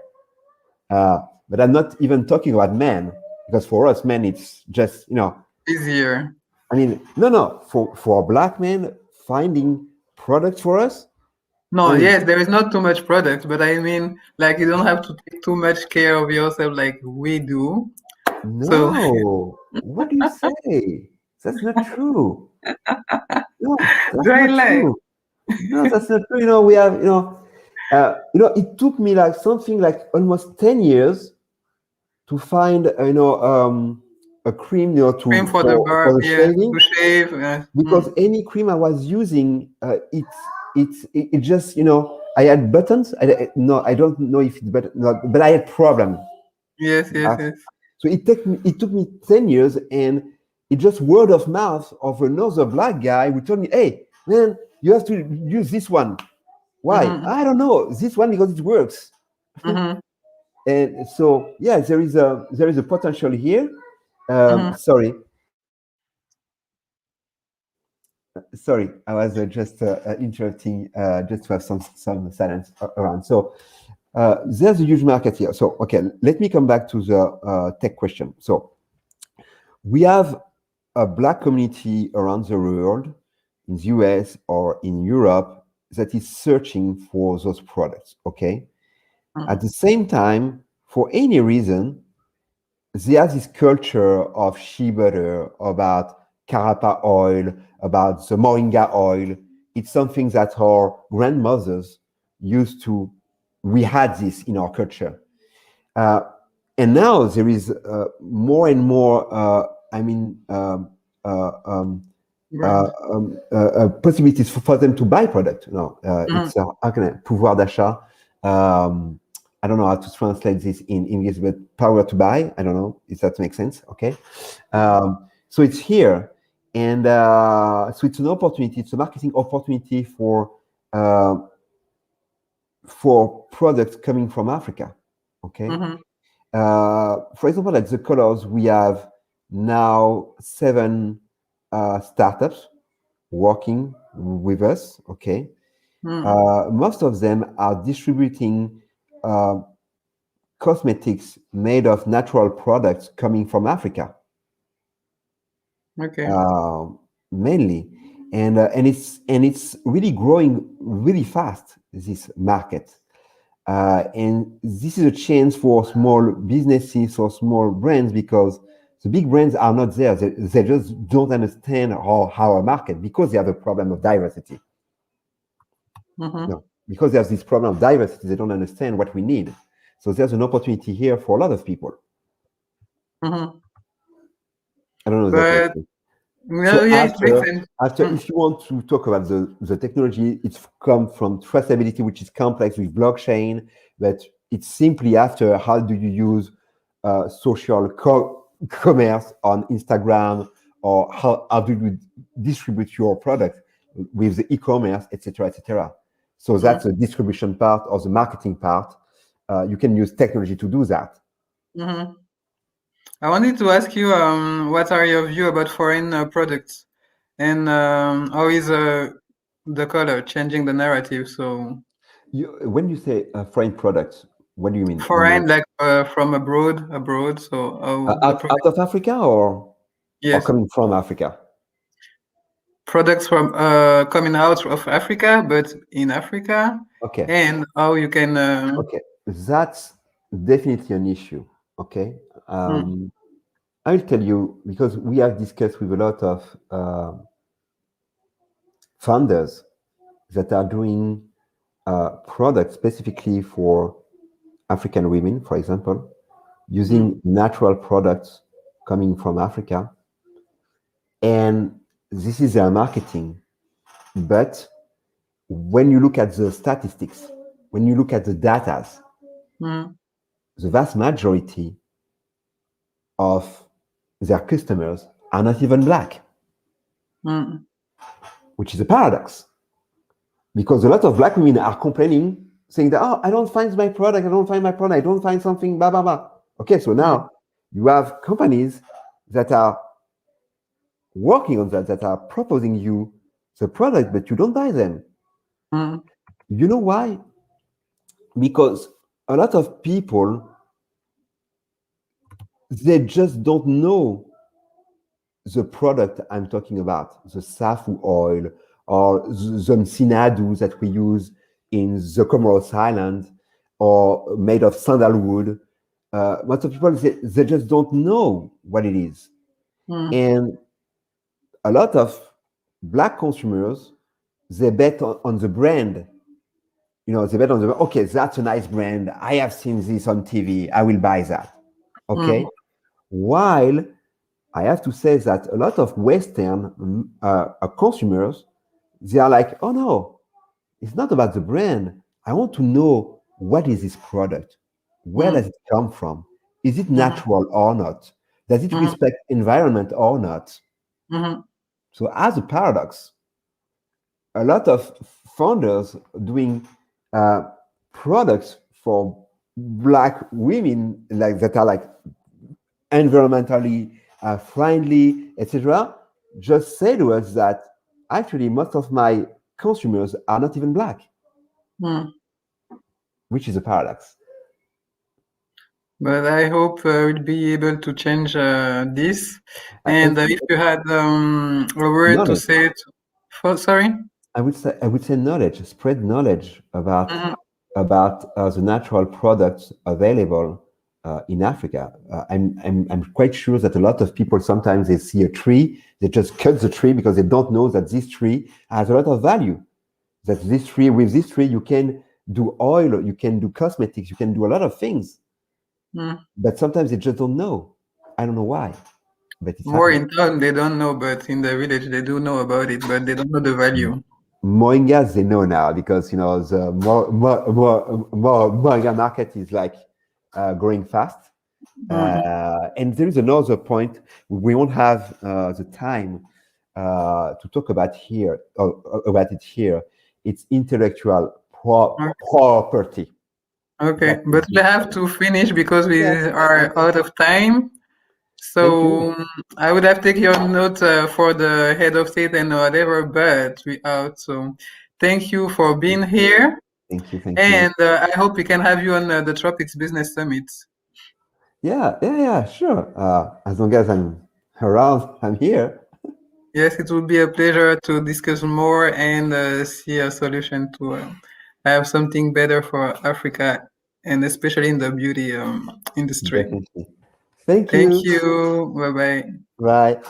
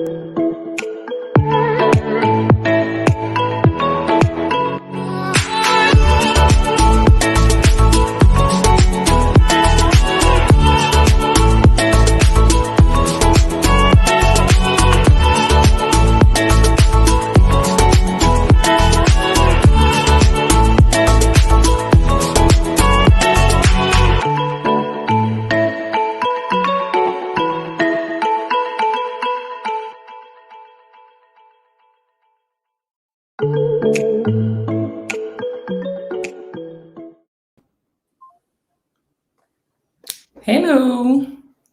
Hello.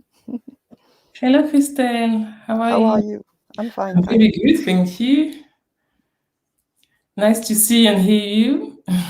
Nice to see and hear you too. So today we are supposedly discussing about what is happening in terms of cultural appropriation in regards to fashion, African fashion.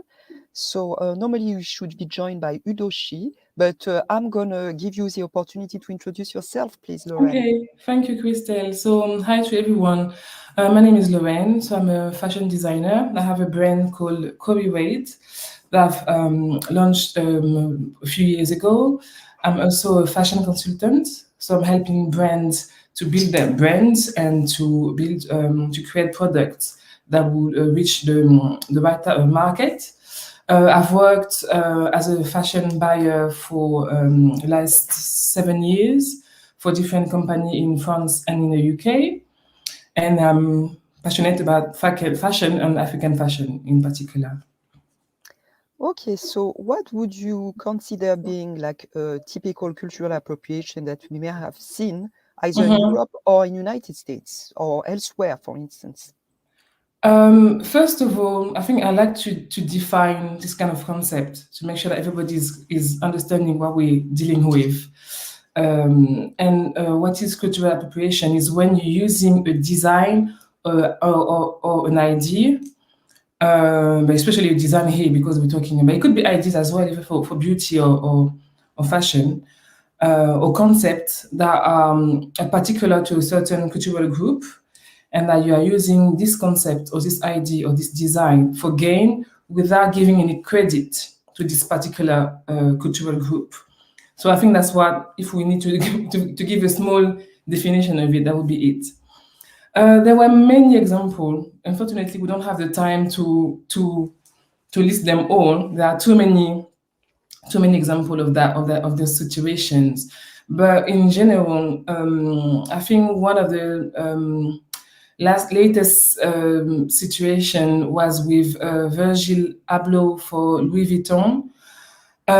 This one is a bit tricky, but I'm still using this one because for a lot of people it was a case of cultural appropriation, and for other people it's not because is of African descent. I think his parents are from Ghana, where he's been using prints inspired by Kente fabric, originally from Ghana and Ivory Coast, but he's not using the proper fabric, the proper handmade fabric. He's using a print that looks like Kente and has a LV logo stamped on it.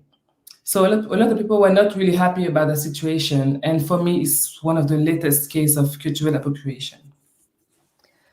Okay, so what do you think about this whole debate of cultural appropriation? Since most of the culture nowadays, even us in Africa, for instance, we are straightening our hair and we don't call it cultural appropriation. We are building skyscrapers across our cities, but we are not calling out on cultural appropriation. So that's true. What is your thought in regard to all that debate? I think it's a case of domination. When you have a culture that is not dominant, it's difficult for us to say as African we are stealing ideas or concepts. We don't really have that power. So I can understand that people are trying to send that concept back to us, but I don't think it works that way.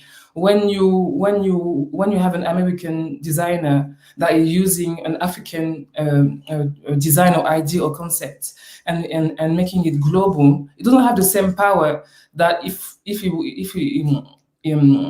doesn't have the same power than an African designer could have in the same situation. So I think it's a question of power and how global your message is going.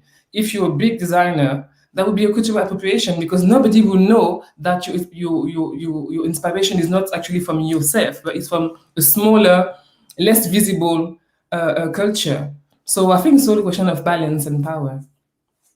So I forgot to introduce myself. So my name is Christelle Kedi. I'm originally a makeup artist, and then I moved into writing. So I'm more like a beauty, fashion, and wellness writer. And I've been involved in these industries for about 16 years now.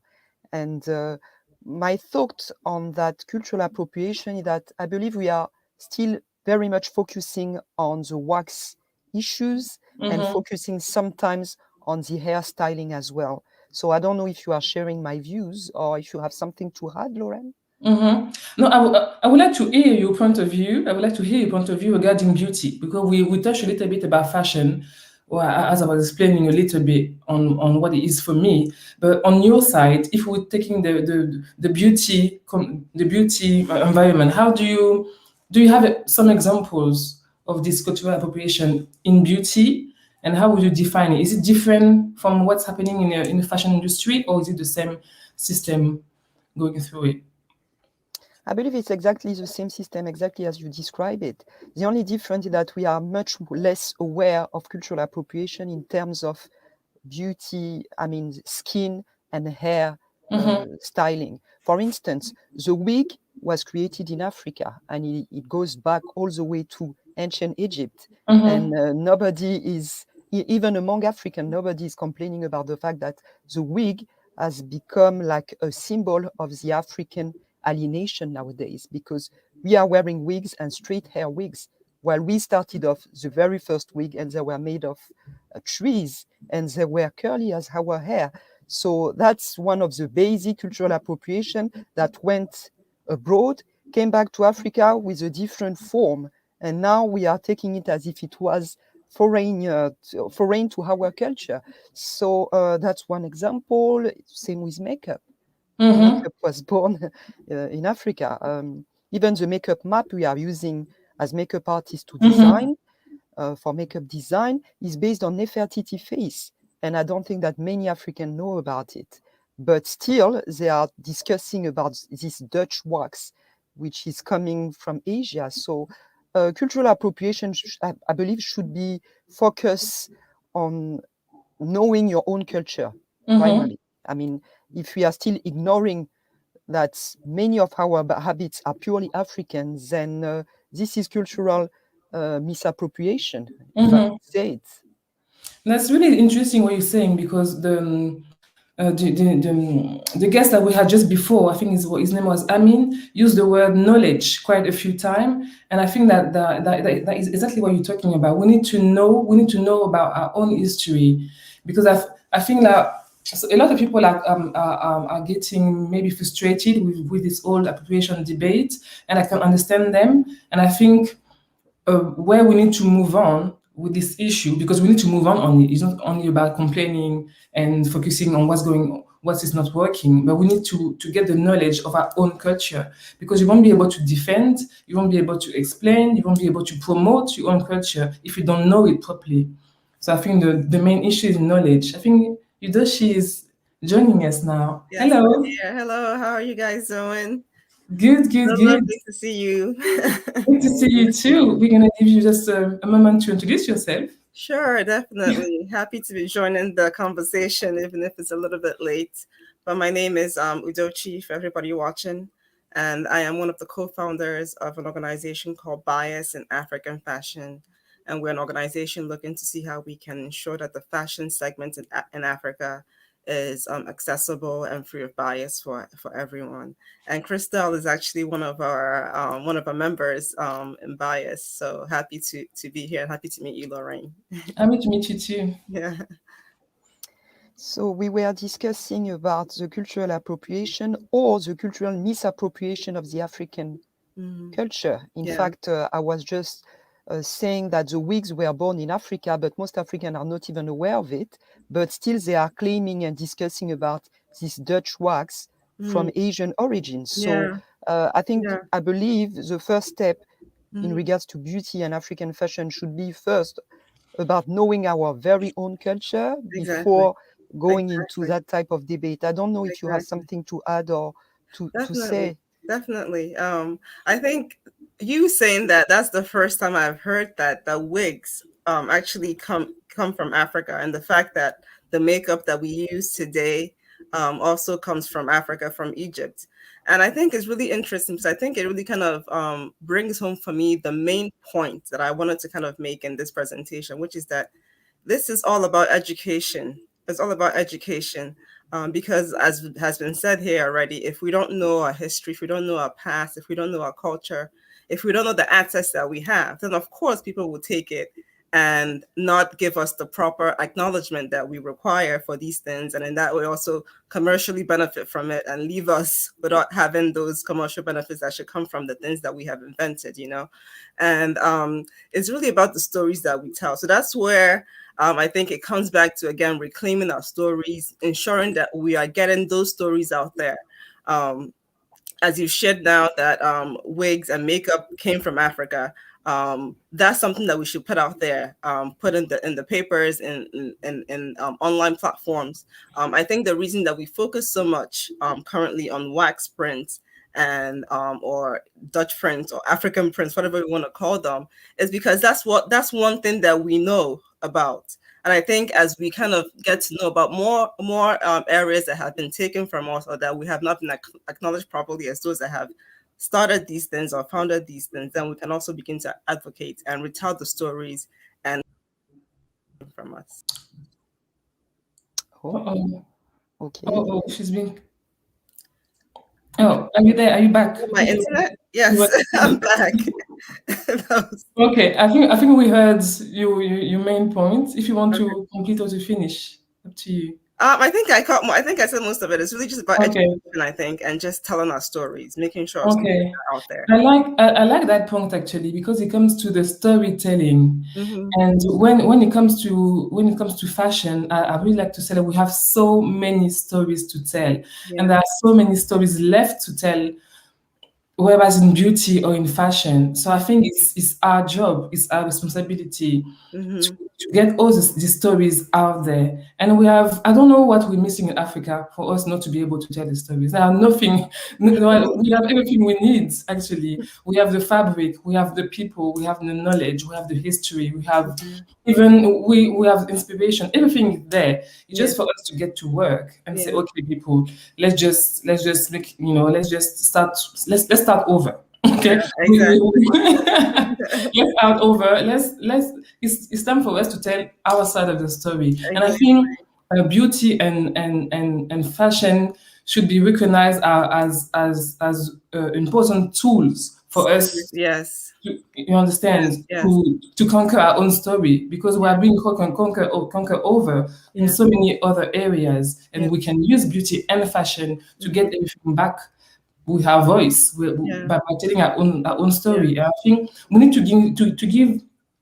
to give back meaning and significance into what we're doing. But only us can do that. Nobody's gonna come from abroad and tell our own stories. Exactly. So, and I think also, I think if you look back historically at most African societies, the storytellers, the historians, had such an important role, you know. But I think it's interesting in this day and age, parents want their kids to become like doctors and lawyers and bankers. What about the journalist, you know, or the curator or the online personality who's sharing content online? So I think we need to just bring back importance to these roles and realize, as much as we think the things that make a lot of money are the things that are important, but it's really the stories that we tell and the way we frame a narrative that really kind of impacts how much value we bring into our communities. Definitely. I believe in regards to journalism, because I had some little experience, and that's one of the reasons why I left beauty editing and writing for commercial purpose. That was exactly the fact that we had to write only in regards to people who were buying advertisement in our magazines, and that was bias. I mean, and that's one of the main issues also we have in our continent in terms of beauty and fashion magazines, is that they are ruling that it should work in terms of sponsorship. So we need to define and design a new business model if you want to tell our stories, respecting genealogy, respecting facts. I don't know what is your take on that. That is a great point, but I think it's like for everything else. It's the person who's paying who's going to be doing the talk. If you're not, if you're not putting money on the table, you won't be able to participate into the discussion. So I think we need to invest into our own media, we need to invest the space. We need to really invade the space for us for our voices to be heard. So I think I completely agree, because if a magazine is employing you to tell a story on a side that is more on his side, is not going to be open to other opinions. So if you want your whole story to be told as it really is, you're going to be able to do the talking. So we need to invest in media. You need to invest in your own knowledge, in your own education. We need more journalists. We need more bloggers. We need more influencers in every kind of the way. But we need to invade the space if we want a story to be heard. So yeah, that's a good example. That's a great message for all the investors that are on this business meeting summit, because I think definitely we need to invest, like you said, in our media spaces. And Crystal, to your point, I've also experienced that where I've been in media and they just want you to cover the people who pay them, and like you said, it's definitely biased, but I think it comes back to them trying to just survive and keep their doors open. So as Lorraine said, if we can invest properly in these spaces, then that will reduce the pressure to do that less, and then we can get our real stories out. So definitely I agree in that regard as well. I think there's another point. There's another point I would like to hear both of you about. That would be representation. As designer and maybe as model, we also need to invade the space physically. So how do you think it's improving, or do you think that we far away from where we should go, or what do you think about representation into the fashion and beauty industry?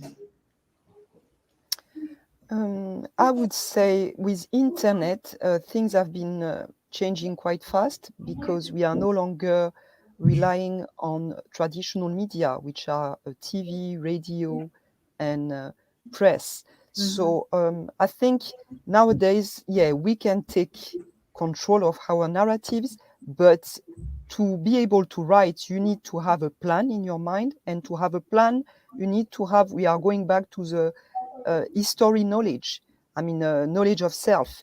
If we are ignoring, most African in general, they hardly know about the city where they live in, they don't know its history, they don't know their region, and they hardly know people in their genealogy. So which type of story are they going to spread across internet? Usually it's always the same kind of, we have a skyscraper, a new skyscraper in Kenya, and then we have electricity in my country, and that's it. And some fashion stuff which have been paid for.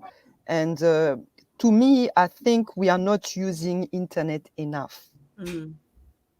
Thank you, Christelle. I agree with you. What about you, Edoshi? I'm just going to present my question, because I remember the outrage when Stella McCartney came out with his Ankara print collection.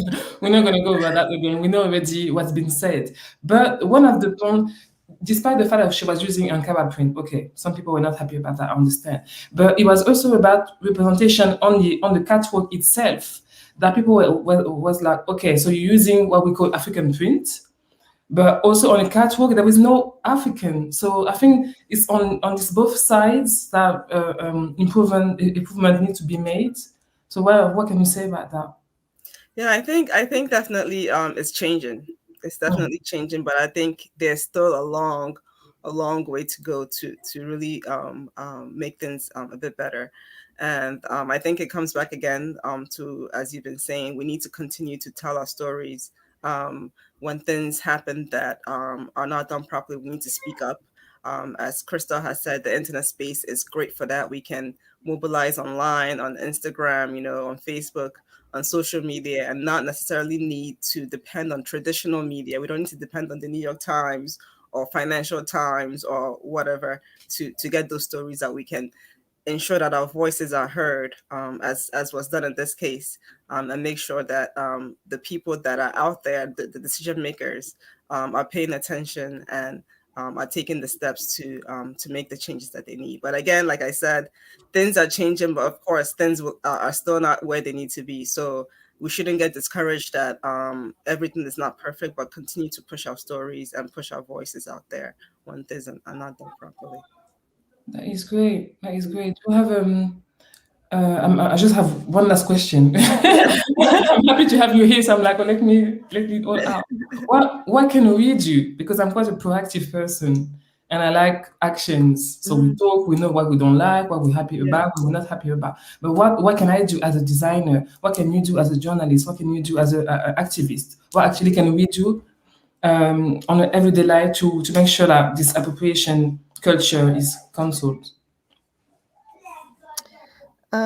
I believe we should carry on spreading the message and educating our people. I think it's pretty much, I think all of us in beauty and fashion have to educate our people even before selling anything, because, you know, yeah, our mind has been set up in a way that we don't value what is coming from us. So each time you have to, one more time, tell a story, a fantastic story in order to sell our very own designer, our very own beauty brands. And we need to keep doing that. Things have been changing. Look at us. The three of us tonight, we all have natural hair. So it took about 20 years to get there, but we are there. So I think we can carry on with the fashion side of it. Yeah. And I think also, as much as we speak up when things are not done properly, let's also celebrate those ones that do things the right way, you know, because if we put out those that have done things in the way that they should be, then they can be examples for those who don't maybe understand. I think a lot of times the things that happen are not intentionally, a lot of times, not all the time, are not intentionally meant to be biased or to exclude in any way. But I think sometimes it just comes down to a lack of understanding or awareness. So I think as much as we can put out examples of ways to do it properly, then I think that will help other people also learn the right way to work with groups that are not their own, cultures that are not their own, celebrate them in the right way, and not act in ways that are seen as cultural appropriation. I think for me, one example that comes to mind is a recent collaboration between Tommy Hilfiger and a brand called Pata out of Amsterdam. And for that collaboration, they were looking to celebrate the African Union flag. And I just love the way they did it. They brought in creatives from Africa, from the continent, to do videos, to do photo shoots. And it was done in a way that just celebrated the African spirit in the right way. It didn't exclude creatives from the continent. And they also set up or they donated to a nonprofit that works with creatives of color. So it was just in a way that was really kind of just building up the community, rather than taking something that belonged to us and trying to commercialize it without including us or even acknowledging us. So I think as much as we can push out examples out there of people who are doing things the right way, because we do want the collaboration, we do want the acknowledgement. Definitely, we need it. As long as we can, necessary. Then that would be to our benefit, because then people would know what to do and how to go about working with our cultures. Great. Do you have anything to add, maybe Lauren, or should we go and read some of the comments people Yeah, have let's read left? some comments. So thank you, Litze. She said, I think we Africans, designer and consumers, should magnify our own heritage. I think we all agree on that. Would you have a last word, because we only have 2 minutes left, a last word to close this little panel? Who, me? No, I completely agree with that. I think it's our duty as consumer or as professionals or fashion professional or beauty professional. It's our duty to use all we have, all our knowledge, all our motivation, to get inspired and to get this message into the world for our own benefit. This time we need to benefit from what we have. So I think we need to work on that direction, basically. But I agree with Lindsay. It's all our responsibility as consumer and as designer or as professional in fashion or beauty. Oduchi, would you have a last word to share with us? Sure, definitely. I think collaborations across cultures are great. I think when different sides of a particular issue or topic come together, I think it makes for something much, much, much better. So I think we welcome collaboration with all the cultures, but I would say for those who are looking to collaborate or somehow use things from African culture, I'll leave you with three things. First, educate yourself, be proactive. That the onus is on you to educate yourself and understand the things that you're trying to use. I would also say celebrate, make sure that whatever it is that you're doing actually uplifts the culture and doesn't demean or is disrespectful to them in any way. And then thirdly, I would say just collaborate, make sure you bring in people from that culture as well, and whatever it is that you're doing so that you fully get their voice in the project. So that's my last few words.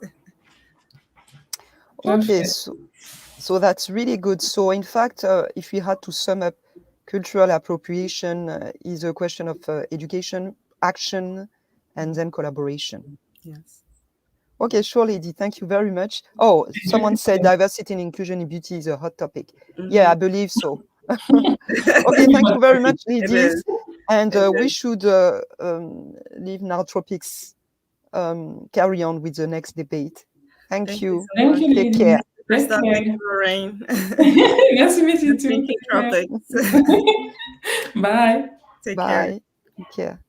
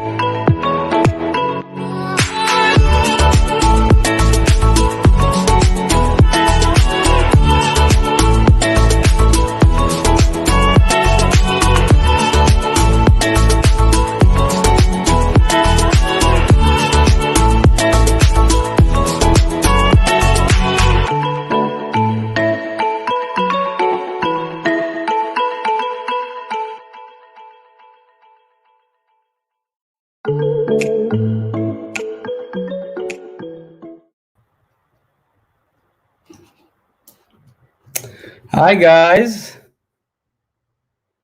can you hear me? I'm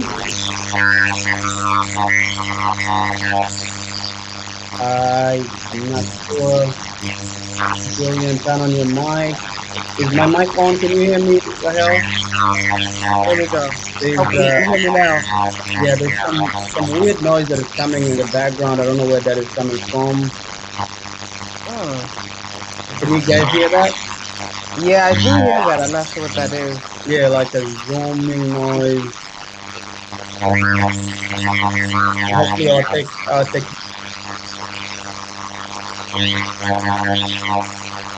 it's so nice to see you guys. We have about 30 minutes. We were supposed to start at 4, but I guess we got bumped earlier. But hopefully that noise can be fixed as we start our conversation. I'm not sure whether our audience can hear that as much as we are hearing it, because it's quite loud on my end. Yeah, it is. Rahel, are you able to hear it, or is it me? Is it me and Jillian here?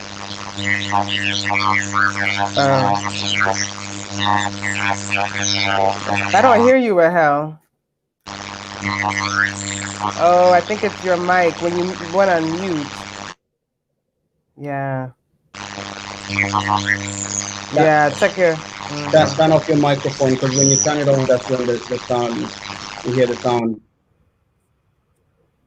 Yeah, I think that's what that was. That We'll was, figure it out. You know, technology is a great thing when it works. I know, right?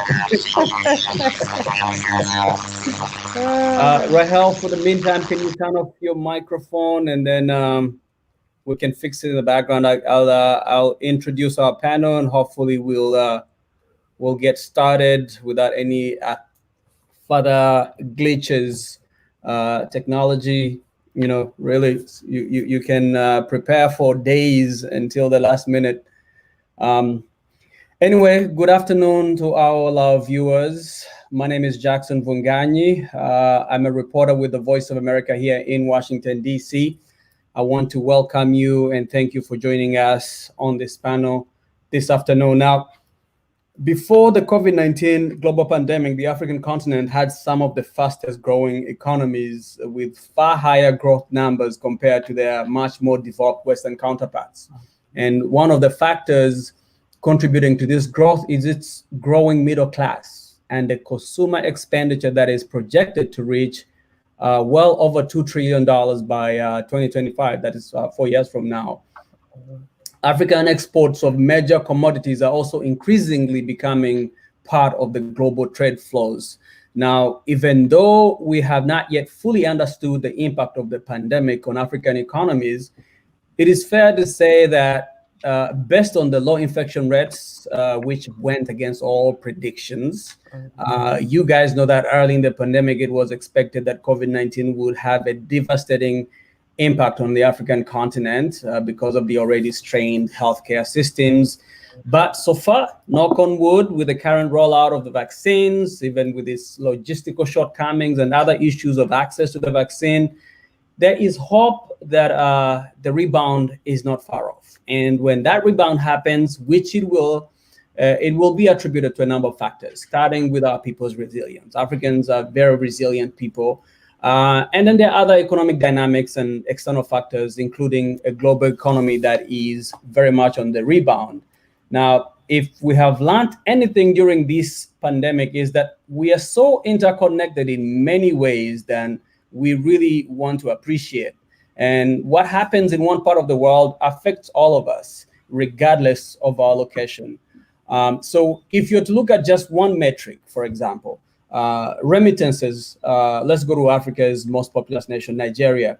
According to data from the Central Bank of Nigeria, diaspora remittances to the country totaled $25 billion in 2019. And but that figure fell to just over $5 billion in 2020 due to the pandemic. So as the American economy suffered, diaspora communities struggled to send money back home. Now, the good news is that we see some positive projections from organizations such as IMF, the World Bank, showing that growth on the continent will be rebounding this year to around 3.4%. It had contracted by about 2% last year, 1.9. And that rebound and that growth will be driven by the agricultural sector, the telecommunications sector, banking, infrastructure, and others. So, which brings us to the topic of our discussion this afternoon. For over a decade, hundreds of global brands have been looking beyond their traditional consumer bases in search of new opportunities in Africa, the motherland. The continent, with over 1 billion people, the majority under 25, is an emerging marketplace, and by all standards, still very much untapped. So the question is, if you're running one of those global companies, how do you build your brand for these multicultural markets?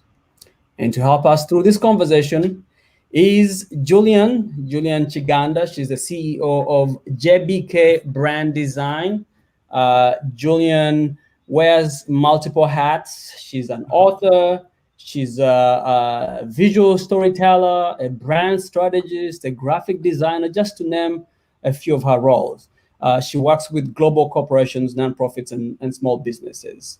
And joining Julian, Rahel, I think your audio is working now because we don't hear that sound, is Rahel Getachew.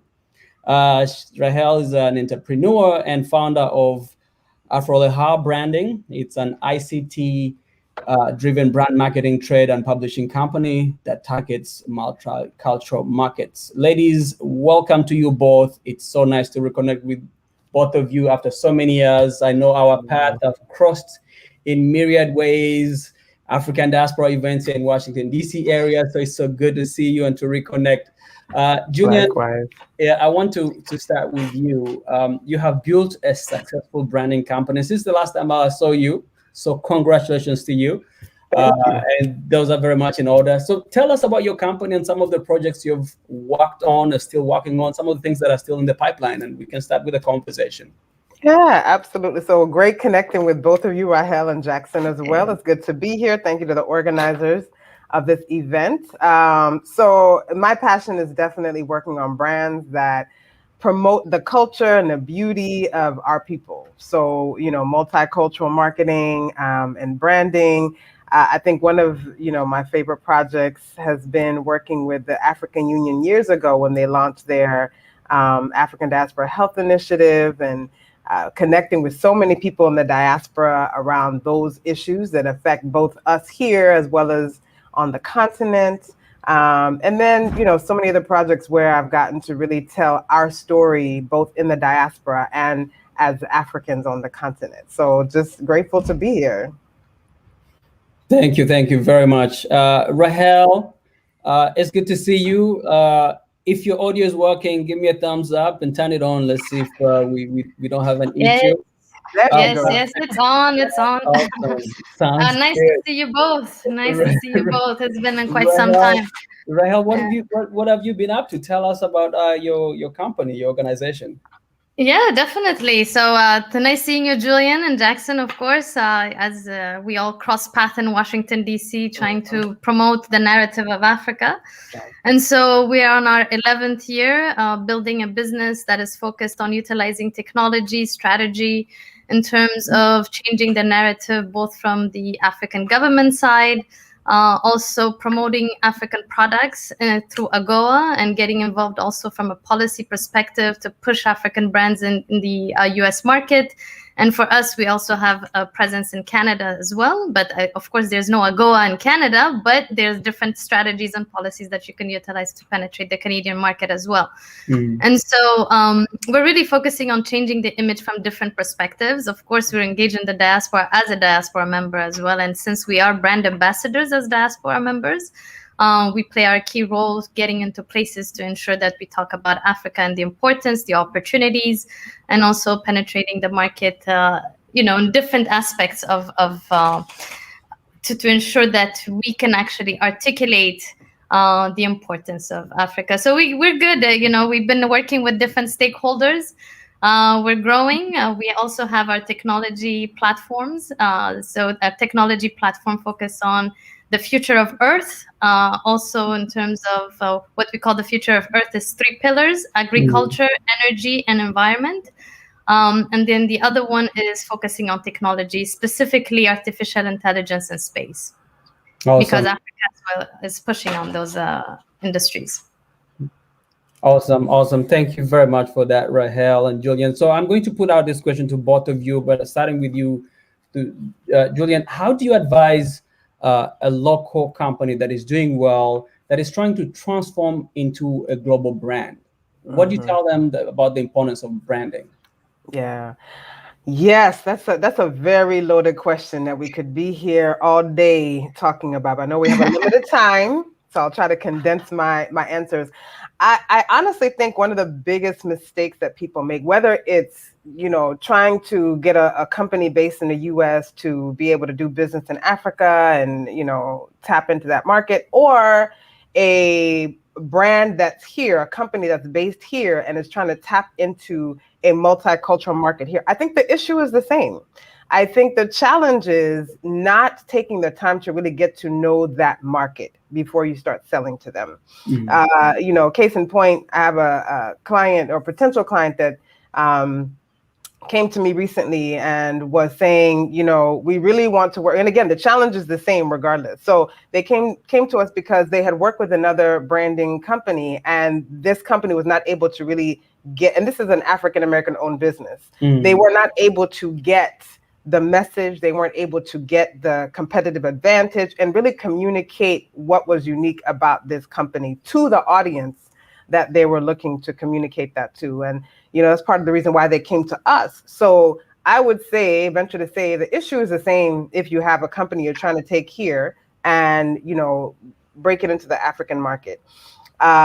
You have a lot of companies that end up failing when they go overseas because they have not taken the time to understand the culture of that market, the language of that market, the community, and who are the influencers in that market. You really need to know those people, because very often in African markets, you have, gatekeepers, so to speak.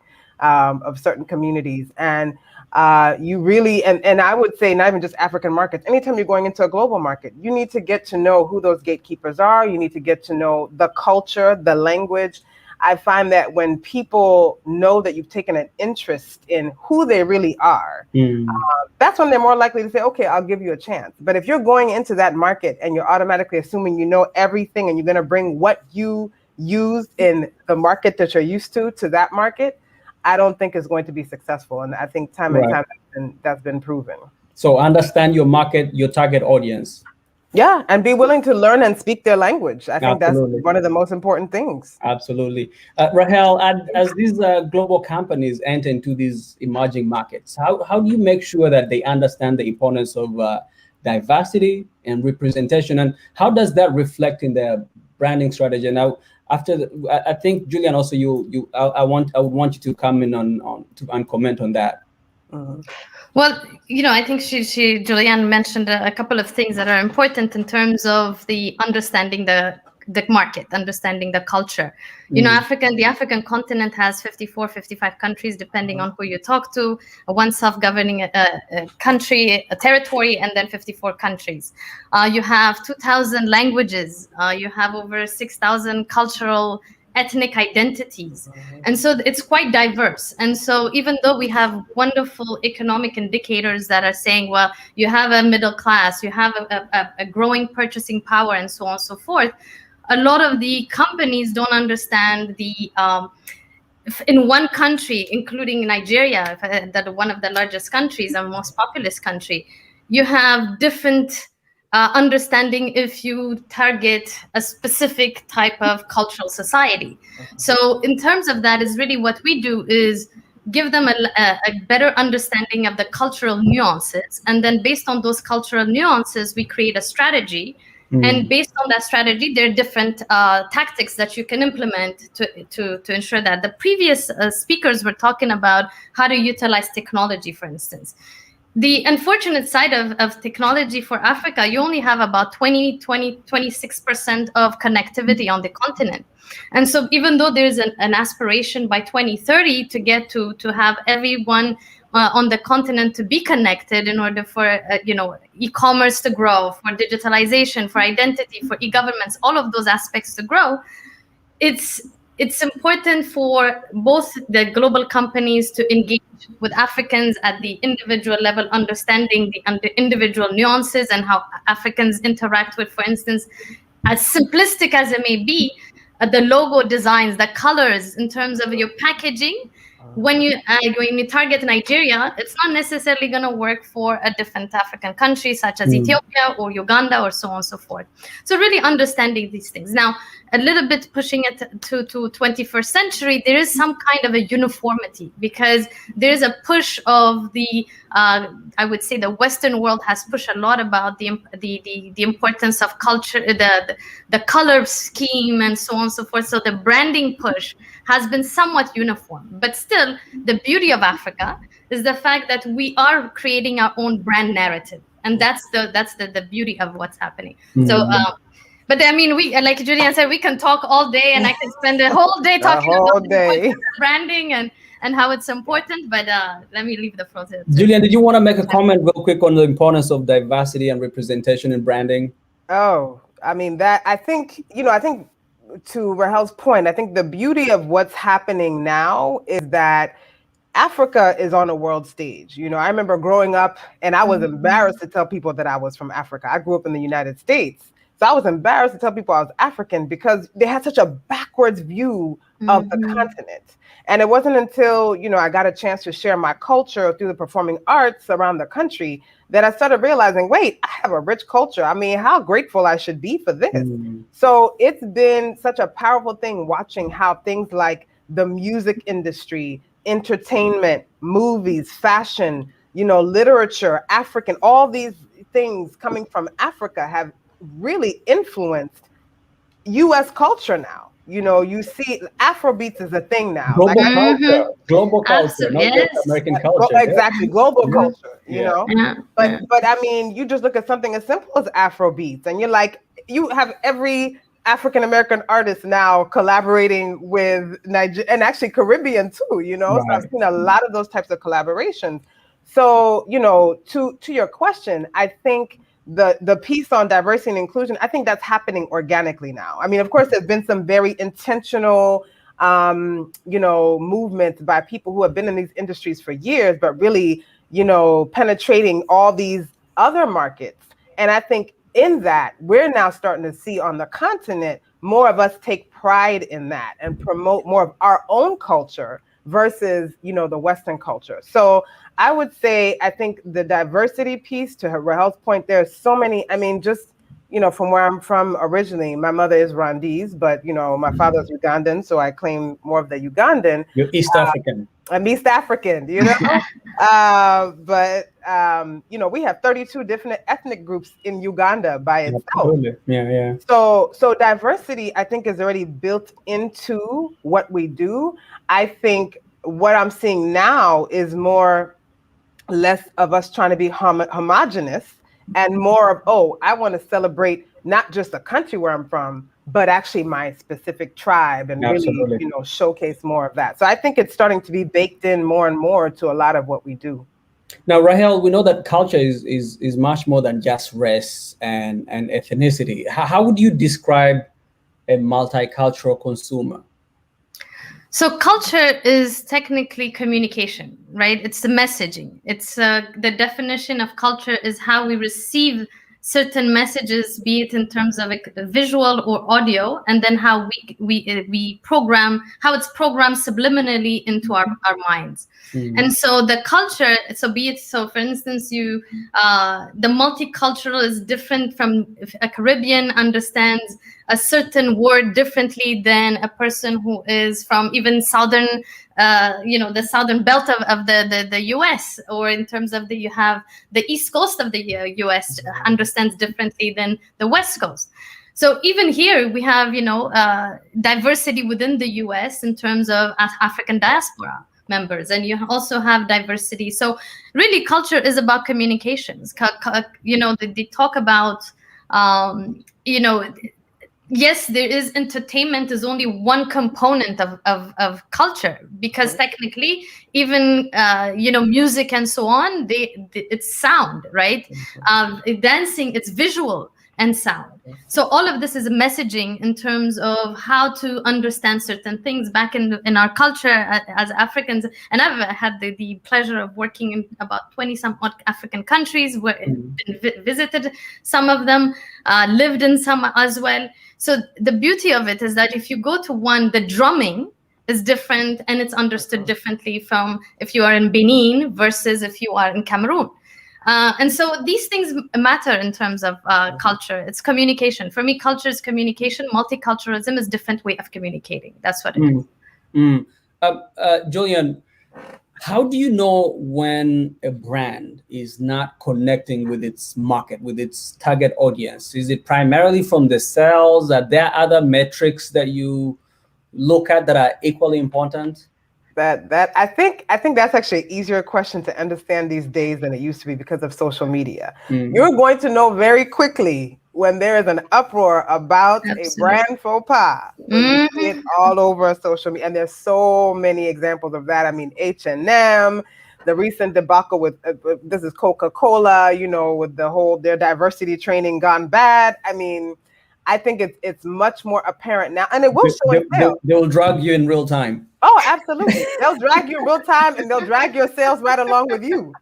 So I think now brands, and we've seen with everything that happened in 2020, it started in the US, but really became a global movement, Black Lives Matter. I think brands are now being called to be more authentic to what they say they're going to do for the multicultural consumer globally, not even just in one country or another. So I think now it's much easier to see whether or not a brand resonates with that audience. Yeah. Right, Rahel, did you want to say something on that? No, I agree with Julianne, because I mean, you can't escape authenticity anymore. I mean, you have to be as organic, as authentic as possible. And again, I think for the corporations, it becomes a bit more difficult because they don't have that market information. They don't have the cultural information. They don't have that cultural intelligence. And so because of that, it becomes harder for them to understand how to communicate with a much democratized audience. And so, yeah, I mean, it gives a great opportunity for companies like Julian and I. So, it gives an opportunity for us to provide some more services, advisories, and education and awareness. And it's not just us. I think from the U.S. government as well, from the Department of Commerce, they're pushing that agenda. There's also African governments, even through the African Union, they're pushing a lot about educating a little bit more what the African consumer is all about. So I think you as Jackson at VOA, I know the work that you do as well. It's about communicating cultural information, and so we're all contributing into that. And would you say there's a one-size-fits-all approach to multicultural branding? Never. No, absolutely not. Absolutely not. That's the biggest mistake you can make. That's the biggest mistake you can make. There's this company called Nielsen, who some people may be familiar with, but Nielsen puts out some incredible reports on the different multicultural, the different consumer segments, specifically in the United States. And they go in depth, a lot about how you cannot assume that all these consumers are homogenous. That's one of the biggest. In fact, it's a bigger insult to say, well, at least I'm marketing to the Black consumer, but I'm not in the demographic that you're marketing to. Yeah. Absolutely. It's about understanding information differently. You have just language, just makes your brain functions differently. Absolutely. And Rahel, that was going to be my next question, because you said culture is about communication. And so the question is, on a continent with a tapestry of cultures, a multitude of languages and communication styles, what is the importance of language in branding? Oh, it's vital. It's extremely vital because at the end of the day, even in terms of your marketing, it has to be as much as possible adapting to. This is why they call it localization. When you do your marketing, you have to be thinking about from a local perspective. And so even act global, is that the mantra? That's it. Exactly. So language plays a key role. So everything that a brand, when it communicates to its audience, to its consumer, to its user, it has to be taking into consideration multi-language approach. That's one thing. Second, it has to think even in terms of its brand identity, a multi-language or somewhat of a more uniform, coined words, more about the representation of what the product or the experience might offer you. And so it has to be more of it will require more effort from companies when they think about marketing now. It cannot just be one size fits all as they used to do it. Yeah, I think it'll require more effort, but I think it's going to require more strategy in terms of using the local talent, the local knowledge, and not thinking they know everything because they're coming from a completely different market. I think that's where they have to really be a lot smarter about how they approach that localized knowledge and really tapping into the knowledge that's already there for the people that are from that community. And then, then this is to both of you, just to advance that topic. Consumer culture knowledge is a variable that any company has to think about as they're building products. So if you're advising a company in America that is trying to enter, say, a Kenyan market, how does a global brand appeal to a local market, say, in Kenya? What are some of the initial things they need to do? So I could start this. So first is do your research, understand the market, which is, again, understanding the cultural nuances in Kenya. Second, understanding who are the influencers on the ground, who are not necessarily the decision makers per se, but who's going to be your brand ambassador on the ground. who is going to be the one communicating, understanding also to integrate, because media is still there, be it print, because Africans, we're still using print. And so there's the SMS, there are different type of technology that could be adaptable to the African market. And so understanding what are the tools that are being used by the local consumers and users. So understanding, utilizing the influencers and the local knowledge on the ground. And then third, but it's really the importance of creating a strategy based on that. Because the tactics, it's the same to a certain degree. It's what matters is really the strategy on how you actually deploy that tactic. Yeah. And I think to add to that, there's this one Kenyan journalist I watch all the time, Dr. Mumbi Seraki. I mean, I listen to her broadcast, and she says a lot in her broadcast that this is a new breed of African. So I think for whatever company that is looking to break into that market, into the African market, wherever you are on the continent, I think you have to be very respectful of Africans, period, and that culture, and not come in there with this, this white savior complex that has often happened with a lot of these brands, and really be respectful in realizing that this is a much more sophisticated audience now that you're speaking to. And also recognize that, I think the same thing that Rahel was saying, that there are people in that community, and in a way there are gatekeepers, you're going to find much more success finding the right people to work with and being respectful of what they bring to the table and not trying to sell them short, and just paying people what they're worth, that knowledge, that expertise. I know, guys, we're running out of time. This 30 minutes went really fast. But let's just like one or two more questions before we go. And I want to thank you, Julian and Rahel, so much for those great insights. Let's talk as we come to the end of our conversation too today. I know Julian, you did talk a little bit about it, but what are some of the mistakes made by global brands? Some of the common mistakes. I'll be very quick. I think the biggest mistake is just assuming that they already know what they need to know, quite honestly, because once you make that assumption, you're already making the worst mistake you can make, and you're not going to find a success that you're looking for. So I think just making assumptions, that's one of the worst mistakes. And I would add to that is not giving enough value to understanding the local market. Again, understanding the local market is the most important aspect of it. And this is where, at the end of the day, the strategy comes from understanding that local market. I think one of you talked about, made a very important topic, a very important point about some of these legacy companies that have, their CEOs or their brand strategists that are still thinking of Africa in terms of the Africa of the 80s. I think Julian, you kind of alluded to that, that the continent has really transformed tremendously. And if you had a company that is seeking, first of all, that if you had a company that does not have an Africa strategy, you're in the wrong business. You're probably not supposed to be doing what you're doing.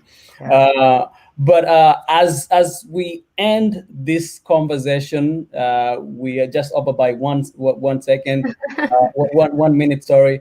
There's a lot of growth industries taking place on the continent. If you were given an opportunity, which one would you dive on to rebrand? Not to brand, to rebrand, where you say, what, this has been branded wrong. I would love to see this because it has a lot of potential. Julian, go first, and then Rahel, and then we can close this out. Oh, I'd have to think about that. I think there's opportunity. Agriculture. What others? Logistics. I mean, there's not a lot of logistics. That's kind of a new emerging industry. But I feel like there's so many industries that would use a person like yourself, people like yourselves, to go in and consult, which is, Rahel, your job. I could tell you, yeah. Let me tell you. I'll say the three things that, because I know agriculture, environment, and energy. Agriculture, because we are 60% of the world arable land is found on the continent. The world needs to be fed, and Africa doesn't necessarily need to import its food. Environment, because climate change we need climate adaptation. Africa can actually leapfrog because it has the technology, the youth, the resilience, and the brilliance that African youth have. And the third, in terms of energy, we have wind, we have water, hydro, we have sun. There's nothing that Africa is missing for it to actually brand these three pillars for the future of Earth. That's what I would say. Ladies, I want to thank you very much. Thank you. Great conversation, great insights. Thank you, both of you. Jackson, Julian, such a pleasure, always. All right. Likewise. Connecting in see you after the pandemic. Yes, absolutely. Have a nice day. Bye-bye. Bye.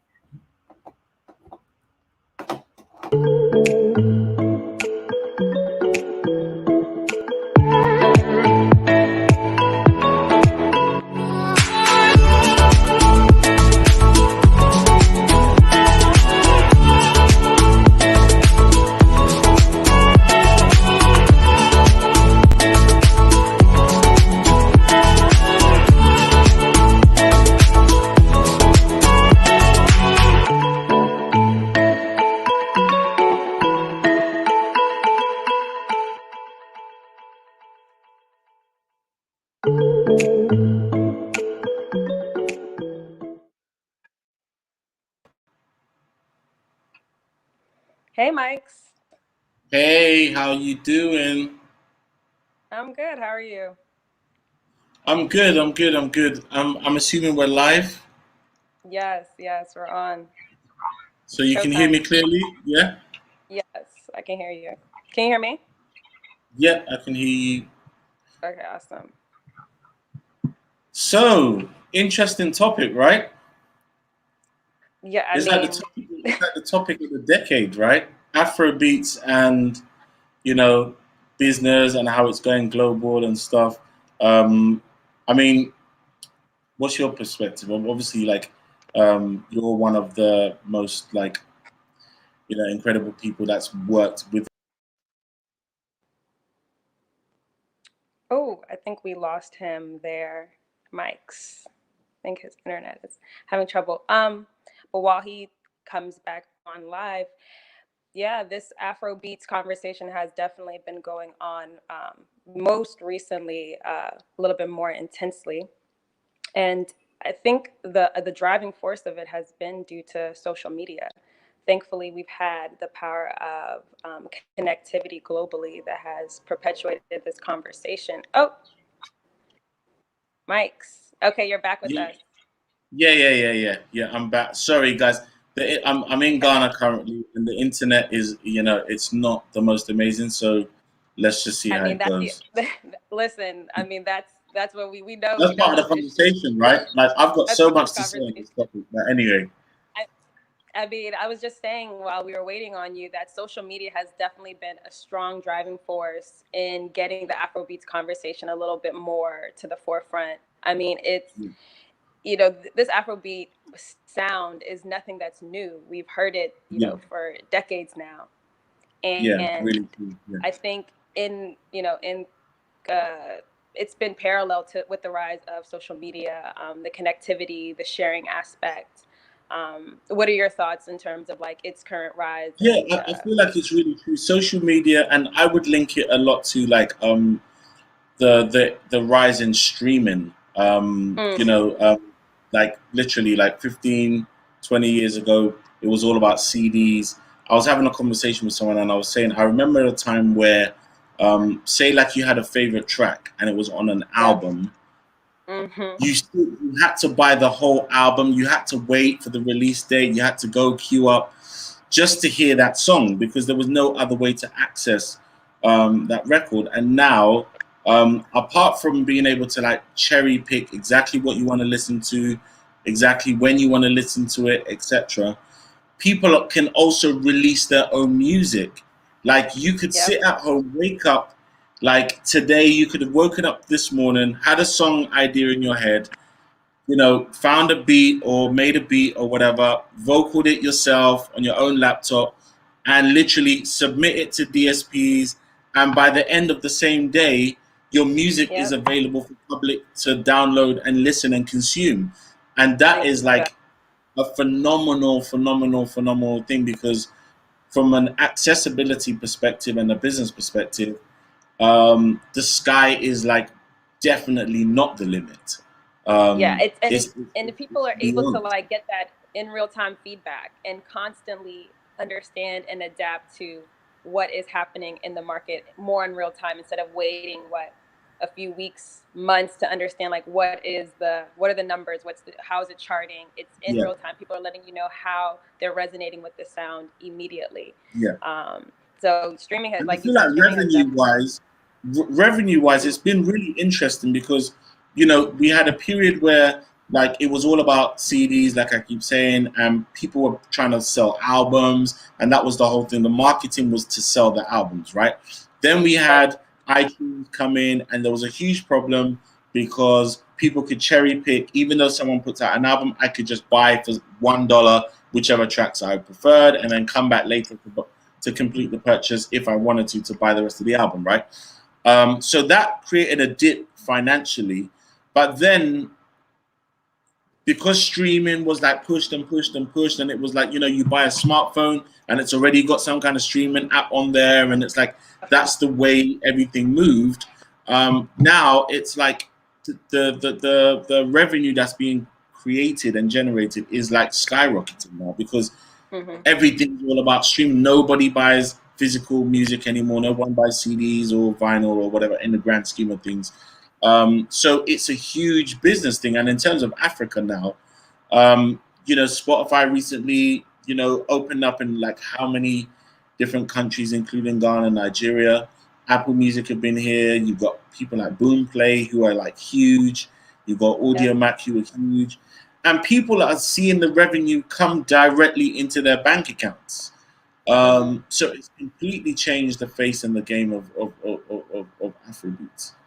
It has, and then it's even more specifically with like, since COVID has hit, and a lot of these artists were relying on shows for a lot of their income, but now even more so, people are pouring in more into the streaming game because of the lack of performances. So like you said, all the DSPs, the YouTubes, they're all providing a way for artists to have some type of revenue coming in despite COVID and like not being able to perform live. So the digital age has completely shifted how Afrobeats is consumed and how Afrobeats is received. I think especially when it comes to the narrative, like you said, like there was that analog time where CDs and your whole marketing rollout was completely around a body of a project, where now artists are a little bit more forward facing. Artists are a little bit more in the driver's seat in terms of like their image, their how they want to communicate their story, and that is also appealing in comparative to the music that they're putting out, and what's even supporting their longevity during this time, with the understanding that, hey, I might not be able to go outside, but I can pick up my phone, I can still connect with you, I can still carry you along this musical journey, this personal journey, in a very authentic way.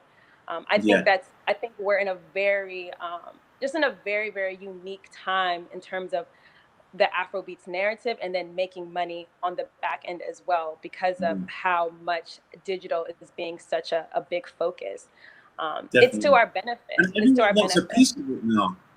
All the major labels, like literally, like Afrobeats is now like seen as a priority genre. Afrobeats artists are breaking through. Obviously, like we can get onto the Grammys. They see the numbers. They see the numbers in Africa. They see the numbers that we have. It's the numbers, but you know what it is? I think we also simultaneously with those numbers. I mean, you just experienced it right now. We have data issues. We have certain things that we still need to. And this is the thing that I find so amazing, because I say it to people all the time. It's like, the flip side to this is, I don't know if people really know the true back end of where these numbers are coming from, and where people like Wizkid, Burna Boy, are actually coming from. Like the slums, the hoods that they're coming from, nothing's changed there. Nothing has changed. I was sorry to cut you off, but I know where you're going with this. The numbers that you see on Spotify do not equate to what is actually being played on ground because of the You know, issues with. so it's a crazy, Mhm. crazy concept, because, you know, like millions of streams are happening and people are winning Grammys and people are on global platforms, but then where the music is being created and generated, you know, nothing's like, it's not trickling down at all. One thing that's quite common in Africa, as you probably know, is smartphones. Like, okay, fine, maybe not like the huge, like the biggest brands. You know, I don't know if we're allowed to mention brands, but there's quite cheap Asian brands that are in the market that you can purchase, that have all the apps on there already installed and stuff. And I explain to people all the time, the reason why streams have gone up so much is because most people that are streaming have nothing else to do. You can't sell these people anything, most of them. So this is why you have narratives with Burna Boy where he comes up with the first album and it resonates locally and people love it, and you know, they can connect with it, etc., etc. But then it only goes so far, and then for him to take it to the next level, you know, he has to get certain key people on board. He has to get Diddy on board. He has to, you know, get Chris Martin to feature, and he has to take it outside that local space. Otherwise, he doesn't really eat as much as he seems to be. Do you see what I mean? And that's going to be interesting 100%. to see how that pans out in the next few years. Yeah, I mean, you have to go back to the core. You have to understand, like, you have to go back to the center, like you said. Go back to the streets. That Ojulegba, African Giant, all these certain musical sounds that are started from the streets that are then, you know, that rise to the global appeal. It's not by coincidence. It's definitely very intentional. And like you said, there are these Asian branded phones local in the market that are very accessible. But if you go back, you have to understand that there's also so much consumption that can be done in Africa because we do have data constraints. There is data problems, connection problems. I mean, you know, electricity. You know, like Nigeria with like NEPA and stuff. It's like everybody knows like you just won't have constant electricity. Even in Ghana here at the moment, there's like a big problem currently with the same issue. Go on. I was going to say the amazing part is that, like you said, with this global appeal, it's not just resonating with what's happening with the continent. It's, you know, people are resonating in the U.S., in Europe, different parts of South America. So this is a global build, and I think as we continue to build globally, hopefully we can provide systems and structures that will allow for this sound to be supported in those local markets. Crucial. It's really crucial. So one thing that's happened, like, you know, like Ghana has become like a kind of hotspot, for example, like over Christmas, right? And I say this all the time, like people literally save up all their money all year and then come for that 2-3 week period in December, and it's like they're spending crazy money because it's all part of the culture. There's Afrobeats festivals happening, there's Afrobeat shows happening, there's performances, etc.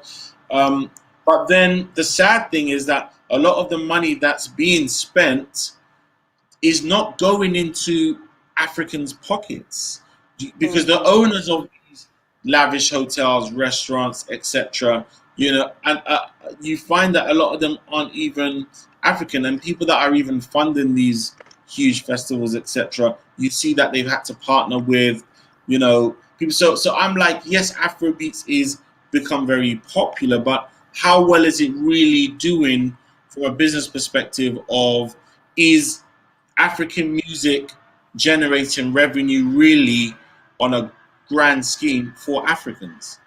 And I would say it's not really what it seems. I mean, you're talking about sustainability, because right now we're so good at doing the hoorahs, we're of good course, at the music videos with the cars and this and that, we can put on a big show, but it's like at the base of it all, are we creating that structure that allows this market to really thrive? And that's why it becomes an unfortunate situation when you see these international companies come in and trying to find a solution on our behalf. And it's very difficult to see that sometimes, because there is a thriving entertainment culture market that is happening. It is existing, and it has been for a while. But it's like, how can we now elevate this system? How can we create something that's long lasting, that we know in the next coming generations that it's still being circulated around our communities and not being exported out so readily without our knowing. And I think we're right in the middle of that right now. Platforms like Tropics Business Summit are a great way to try and advocate these type of conversations, because listen, Twitter are here now, everyone's setting up shop in West Africa. It's not out of chance. Look, you've got Amapiano, which is like a whole nother wave that's coming through very, very strongly from South Africa. And now, a lot of people, even today I was in the studio, I'm literally in the studio now. And then, the last artist I was like, hey, can you make me an Amapiano track? Because they can see that this is the next wave.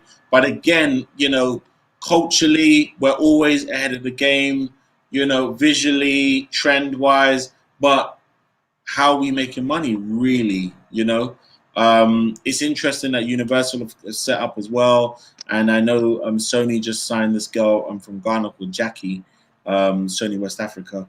So it seems like there's a lot happening, but I'm just quite tentative to be thinking that, well, how much is this trickling back down? So I don't know how many people are watching, or if anyone's got any questions that they want to throw in, or comments and stuff, feel free, let's have a conversation, because this is just my perspective and my opinion.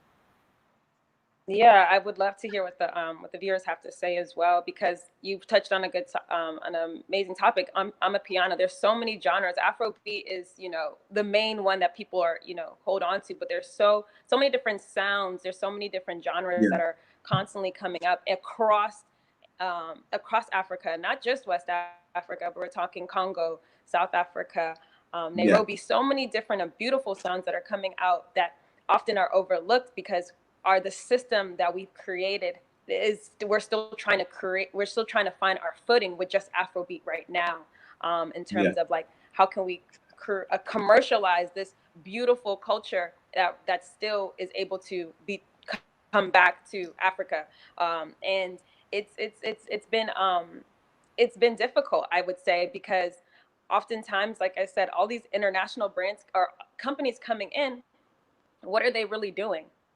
Yeah, and I mean the deeper thing, not to get more what are they really doing for the?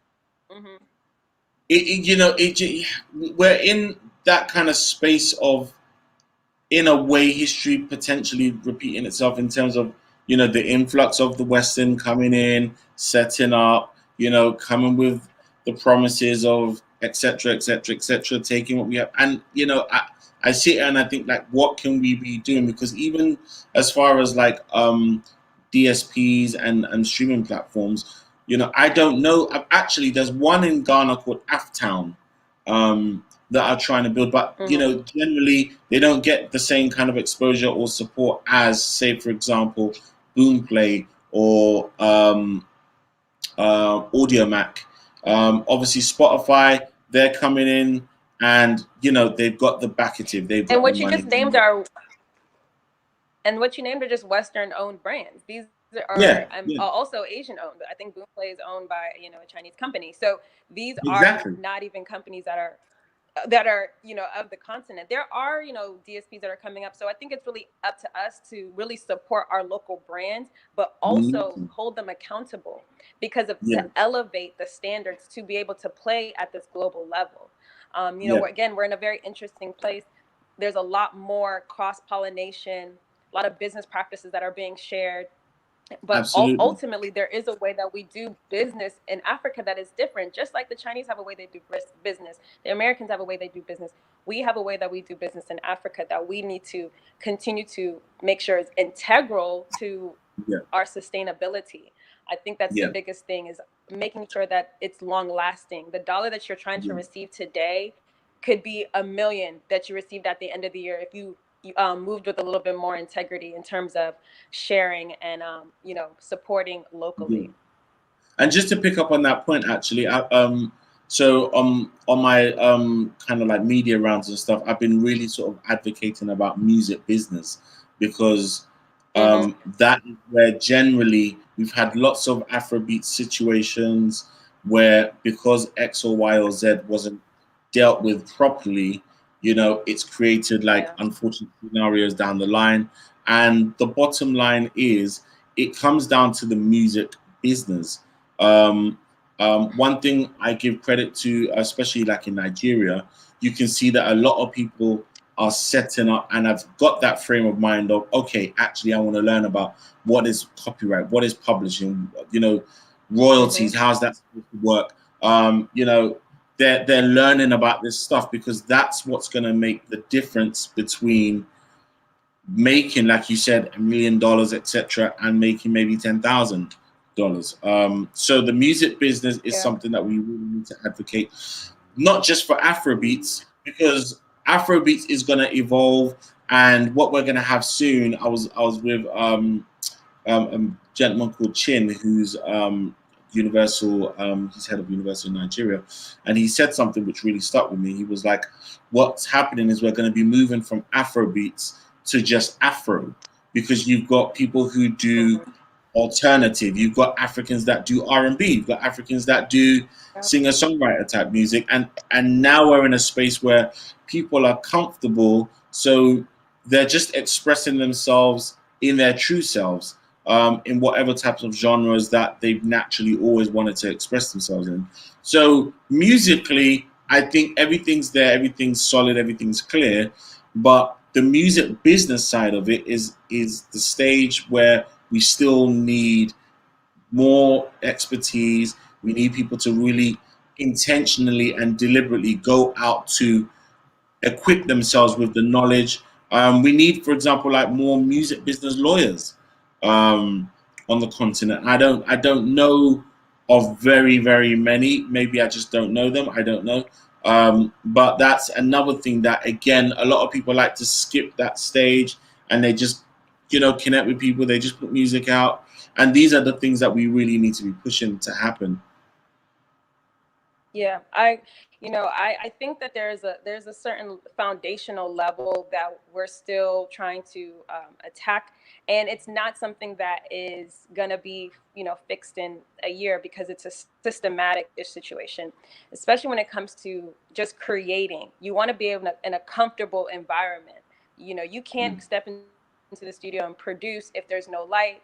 You know, you're hot. You know, there's certain things that just you want to provide an environment to create, so you're not constantly thinking about survival. So once we're able to get out of that mode of I'm just surviving, and now we're thriving, that's where you just, you know, you see the light really, at the end of the tunnel. And I think that's where we are right now. Because I mean, look, just to put it in layman's terms, like, I'm sitting in the studio and I'm doing this panel. Now I'm crossing my fingers and toes, hoping that the lights are going to stay on at least to the end of the panel, and that the internet is going to like hold on, and it's going to sustain, and I can get back to work and finish this track. And I shouldn't have to be thinking about all of that. These are like very basic, fundamental things, which, you know, they're no-brainers, right? But then when you look at how what Afrobeats is doing globally, like, to someone who's not from Africa, it won't make any sense. It's like, well, hey, you guys are on top right now, right? Like, surely you still can't have these issues going on. Yeah. And that's, you know, it's a testimony, because, you know, I've you know, I lived in Lagos. I understand what you're going through right now, because there's so much, like, the type of stress you can't have been given that much energy, because, and that's the thing that I love about our people, because we have that hustle mentality. Despite having all these technical issues, you know, every day there's something, we still find a way to create beautiful pieces of art and give it and share it. Now that we can do that well, it's now up to us to really understand ownership. Like you said, music lawyers, making sure that we're in a position to receive and provide and support our, you know, where we come from. And we're seeing it slowly. We do have local labels that are coming up. They are partnering with internationals, but that still creates an ecosystem of cash flow that will be, put through into our communities. It's really up to us though to nurture this young talent, to make sure when it is their time to be in that position to make decisions, they are able to take the right moral sound decisions, be up to date with the latest technology and business practices, so we can still have those conversations with these global platforms in a very in a way that resonates. From Momo. Momo says, indeed, there are a lot of aspects of music business that African artists need to get aware of in order to take industry to another level, and which is so true. Exactly as you were just saying. Thanks for your contribution, Momo. And even just having this conversation, it's just hit me, right? Because you was just saying Lagos. Like, don't you think it's so ironic that the place where Burners, from the place where right now is the giant, let's just say, of Afrobeats, the birthplace, arguably, is this exact same place that has the worst stability when it comes to electricity and just general kind of conditions. I'm not gonna let you beat up No, but I'm saying it's interesting. It's interesting because to me, I feel like that's probably what's birthed the sound. That's probably what's pushed people to, because of those conditions, they have nothing else to do but express themselves. So I just think it's quite ironic. I guess my question to you, Nena, is, if everything was super cozy in Lagos, if the lights were on 24/7, water's flowing, roads are great, and you're getting welfare money from the state, do you think Afrobeats would be where it is today? Well, I mean, there is that saying that pressure does make diamonds. So I think that the hustle spirit. Yeah, hustle spirit is I mean, it's a testimony. Like you said, these conditions that these artists go through to rise ashes, it really is. It shows in their music. It shows in the type of sounds that are being made. It shows in the innovation. Definitely. It shows in the marketing. There's so many artists that really are a one man team, because they know that if they can't do it, who else will do it? That's the type of mentality that not even just these artists, but Nigerians carry daily because of the lack of infrastructure they've been accustomed to. So even how they are operating isn't something that is new for them. This is just how their life is. This is just how their life is. Exactly. So then what happens is that fuel and that fire, it never stops burning. Even when they get to a whiz level, it's still hey, look, I'm not satisfied till I do a track with Beyonce. And even when you do a track with Beyonce, hey, I'm not satisfied till I get and I really, really respect that and value that. And I do feel that is something that is a spirit within Afrobeats that maybe hasn't been celebrated enough, in terms of like you said, the diamond and the rough, the pressure creating diamonds. It's a really, really, really interesting perspective. I think our time is running up. It's almost really soon. Yeah, I just wanted to touch upon what you said, especially with these artists, Wizkid, Davido, Burna Boy. These are relatively young artists. They're, I don't even think they've reached the age of 30, but they've had careers that span almost, if not over a decade, because of that type of hustle mentality, never being comfortable with where they are. These guys have such a long-lasting career ahead of them. Tiwa Savage is also accompanied in that conversation as well. These are artists that are not afraid to innovate, are not afraid to continuously push themselves outside of their environment. And it's the same in Ghana. You've got Shatta Wale, you've got Stone Boy, you've got people coming up like Kelvin Boyce, Sarkodia, and it's the same thing. It's the same thing. These guys have been going for a very, very long time. So it's definitely been great having this conversation. I think we didn't even introduce ourselves properly, so maybe let's wrap up by saying who we are and stuff. You want to go ahead? Yeah, I'll go ahead. My name is Nena Nyugo, co-founder of West of Ivy, which is a strategic branding and production company. We work really closely with West African artists, providing them PR services and branding, strategic branding opportunities in terms of their projects, rolling it out into the global space as well as in the market in Africa. Some of the people that we've worked with have been NSG, who's based in the UK, Kelpie, who's a producer, worked with Burna Boy really closely, Cracker Malo, worked with WizKid. And yeah, we're looking to do more. We're excited about the time. This is our time to really show and thrive. So definitely, yeah. Cool. So I'm Mike's Quest. Mike, yeah, please. Yeah, I'm a producer and composer, businessman as well. Currently based in Ghana, but back and forth between Ghana and London. And I run a company called Curve, which covers Curve Music, which is a music production company. I'm also into like real estate and a few other like businesses and stuff.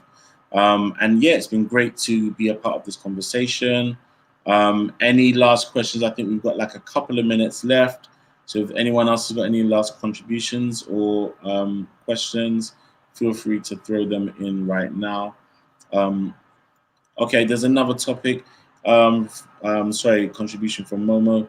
Indeed, there are a lot of aspects of music business. Okay, I think we read that, before, about taking music business to the next. So I think that's the key thing. I think ultimately, just to wrap up the conversation, yes, Afrobeats has had a huge impact in business globally, but I feel like Afrobeats artists need to learn music business in order to make sure that they get a lion's share of the business that's happening.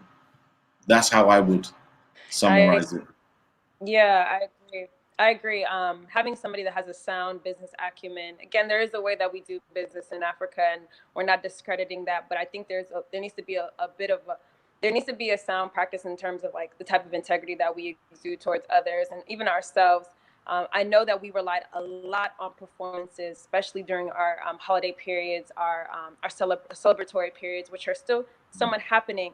And I know that's hit a lot of artists. But I feel like that's actually a good thing. Just quickly, I feel like that's a good thing because it's made people wake up to realize, well, okay, if there's no live shows, how else are we going to eat? Hello, you're supposed to be getting royalties. Hello, you're supposed to be getting your publishing, your sales, etc., etc. So, yeah, we've got a lot to grow up. Yeah, so I think it's exactly, and I think again, it's just like a testimony to just continuously diversifying yourself, not being too comfortable, understanding that you, aside from the music you make, you are a creative person, and that can be rolled out in so many different ways through your likeness and the type of things that you touch. So that goes to brand endorsements, merchandise, etc. So just keeping our mind open to different revenue streams outside of streaming is of course one of them, but just outside of that as well.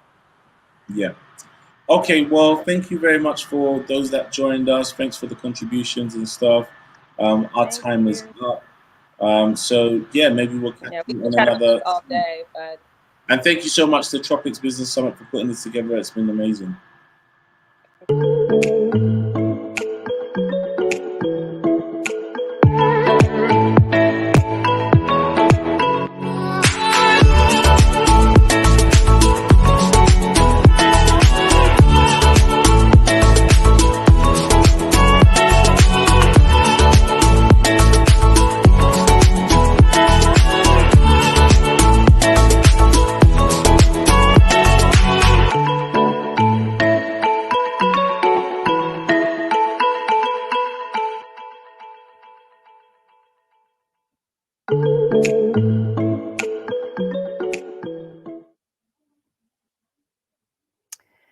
Good evening, everyone. Good evening, Rael. Good evening, Namza. So, Rael, you're the founder for Afroliha. And Namza, you're the founder and CEO for OS Holdings, if I may recall it. So tonight we are going to discuss about the US-African cooperation in advancing women's leadership.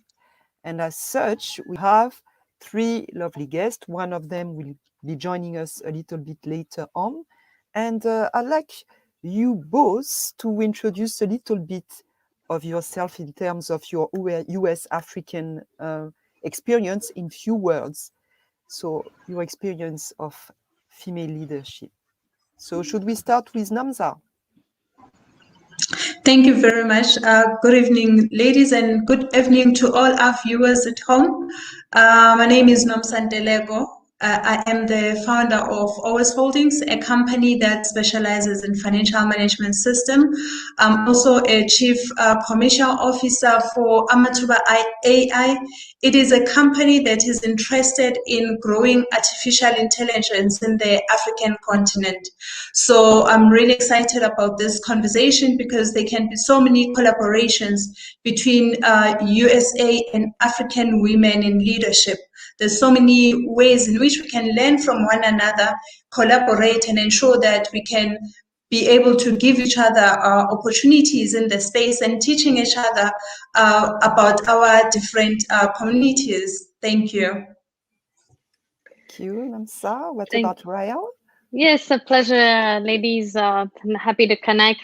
My name is Rahel Gerachu. I'm an entrepreneur and founder of a company that is called Afro Lahar Branding. What we do is ICT-driven, cross-cultural, multicultural brand marketing, trade, and publishing company. We're focusing really on changing the narrative of the African continent in the US and Canada, but at the same time promoting US businesses on the African continent in terms of localization and really understanding that when it's not a one boilerplate type of approach in terms of marketing their new products or even focusing on joint ventures on how to establish based on different countries. In terms of the technology platforms, I am happy to see Namza, who is focusing on AI, because we have a platform called Brand Moi Aura, which is focuses on artificial intelligence, machine learning, space, and monetary systems, because again, Africa has an opportunity to leapfrog, and it's going to be extremely important when it comes to human capital, and given the fact that the African continent has a young population, a youthful population, a brilliant population. And then on the second platform is we have one that is focusing on future of Earth, which is energy, environment, and agriculture. Again, these three pillars are vital for the African continent. And so besides offering our services and in terms of the brand marketing and trade and publishing, we also have our own technology solutions to promote information, knowledge, and establish linkages between US and Africa.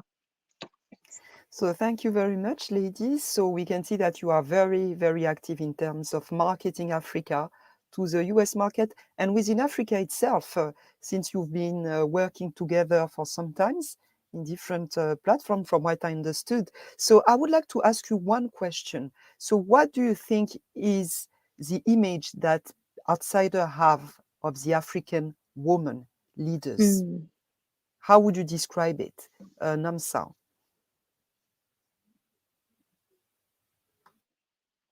Oh, you're muted.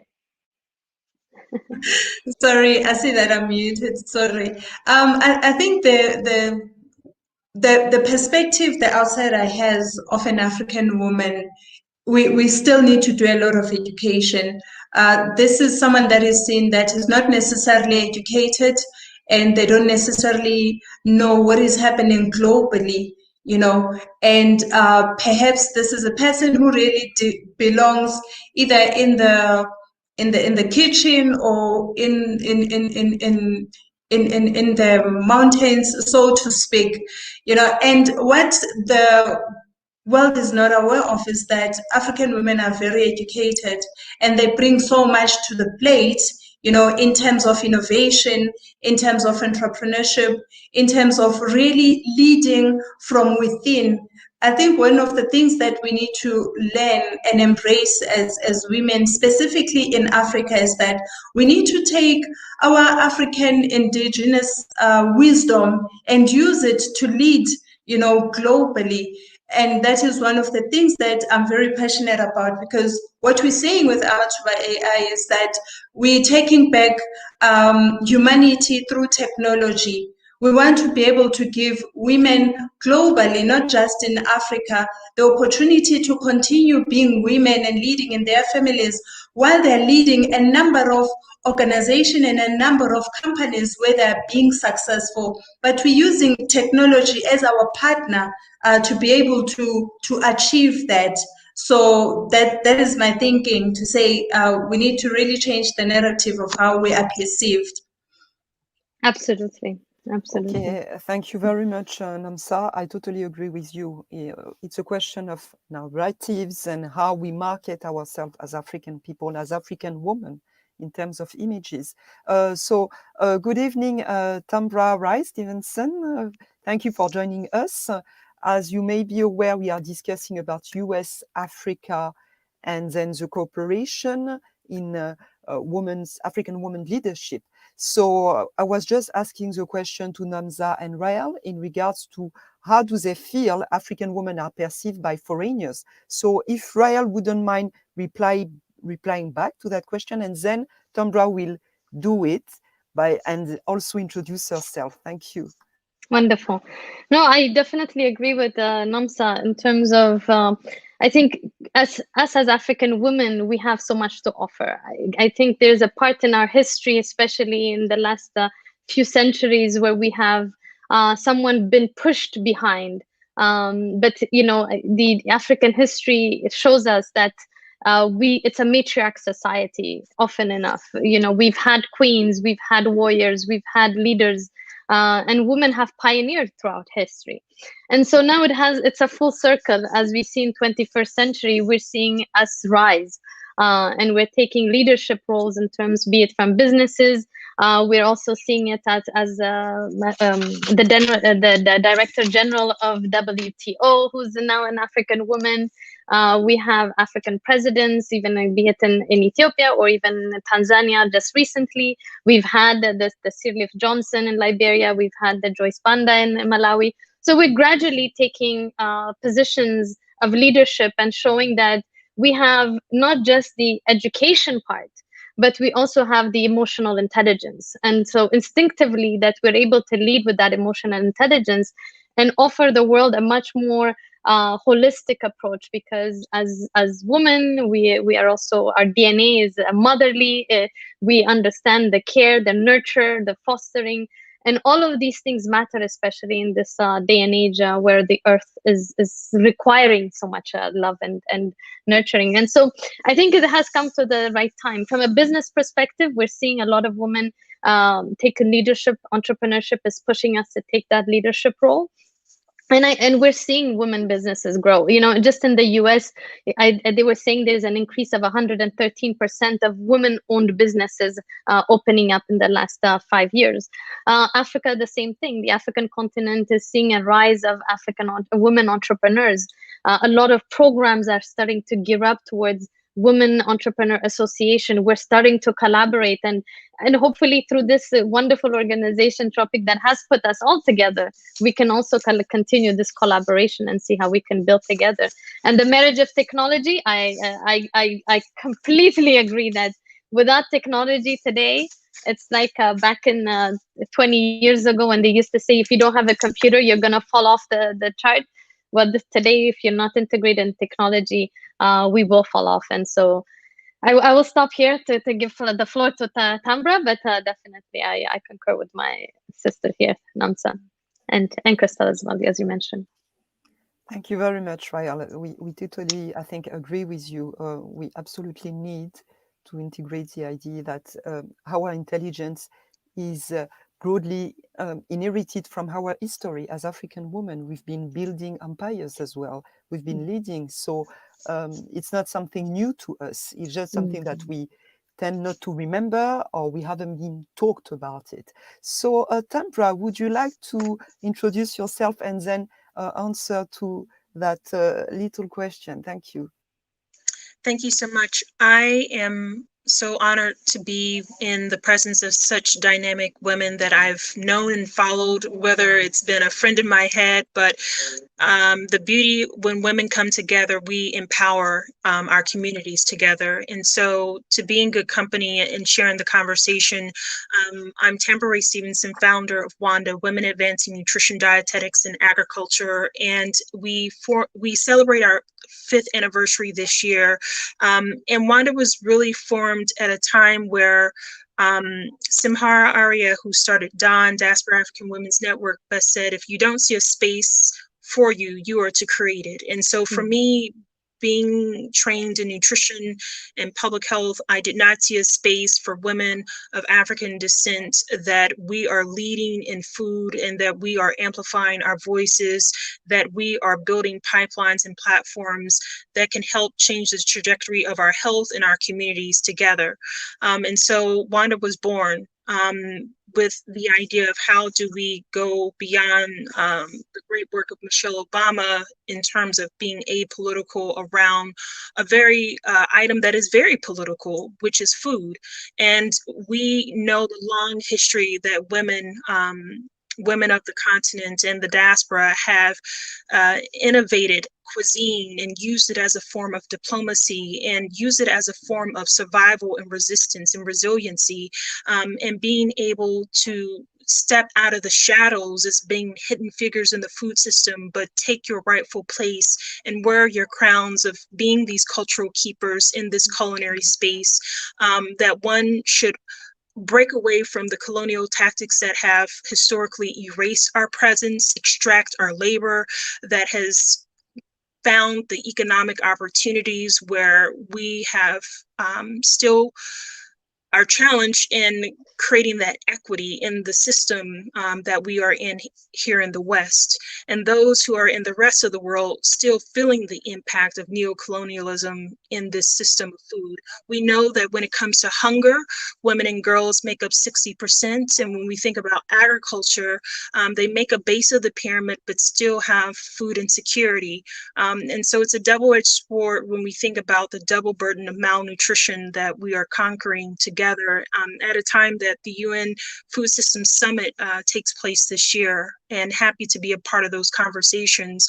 But women, when we make business, it's out of necessity. A lot of times we would love to be gainfully employed and earn the proper wages as our male counterparts. But the reality is, whether we choose not to see our own value because the internalized oppression that does happen, or when we choose to liberate ourselves, the system is not enabled that values our labor. And so it is important that we have this discourse publicly and have spaces where we feel safe and be in company of our community and think and act and advocate in ways that help celebrate our Black girl magic. And for me, that is the food heroes that we are. And that is encouraging our young girls and the women who love us and the men who love us to encourage and support us. It's so critically important. So I believe that we must lead to feed, and it starts by what we read.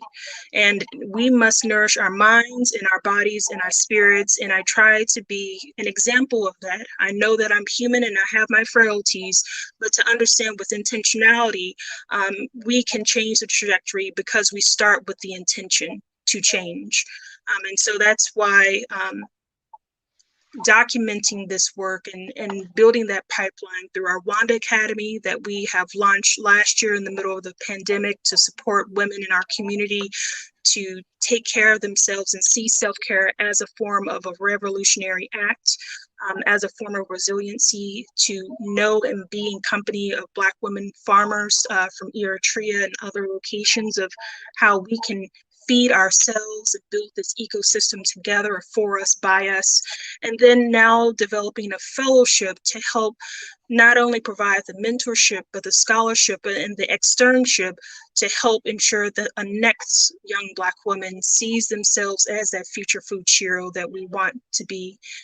We currently now have a seat at the table with the Tufts Food and Nutrition Innovation Council, which is a huge deal. It's 665 corporations and large nonprofits. We're the only Black women-led organization.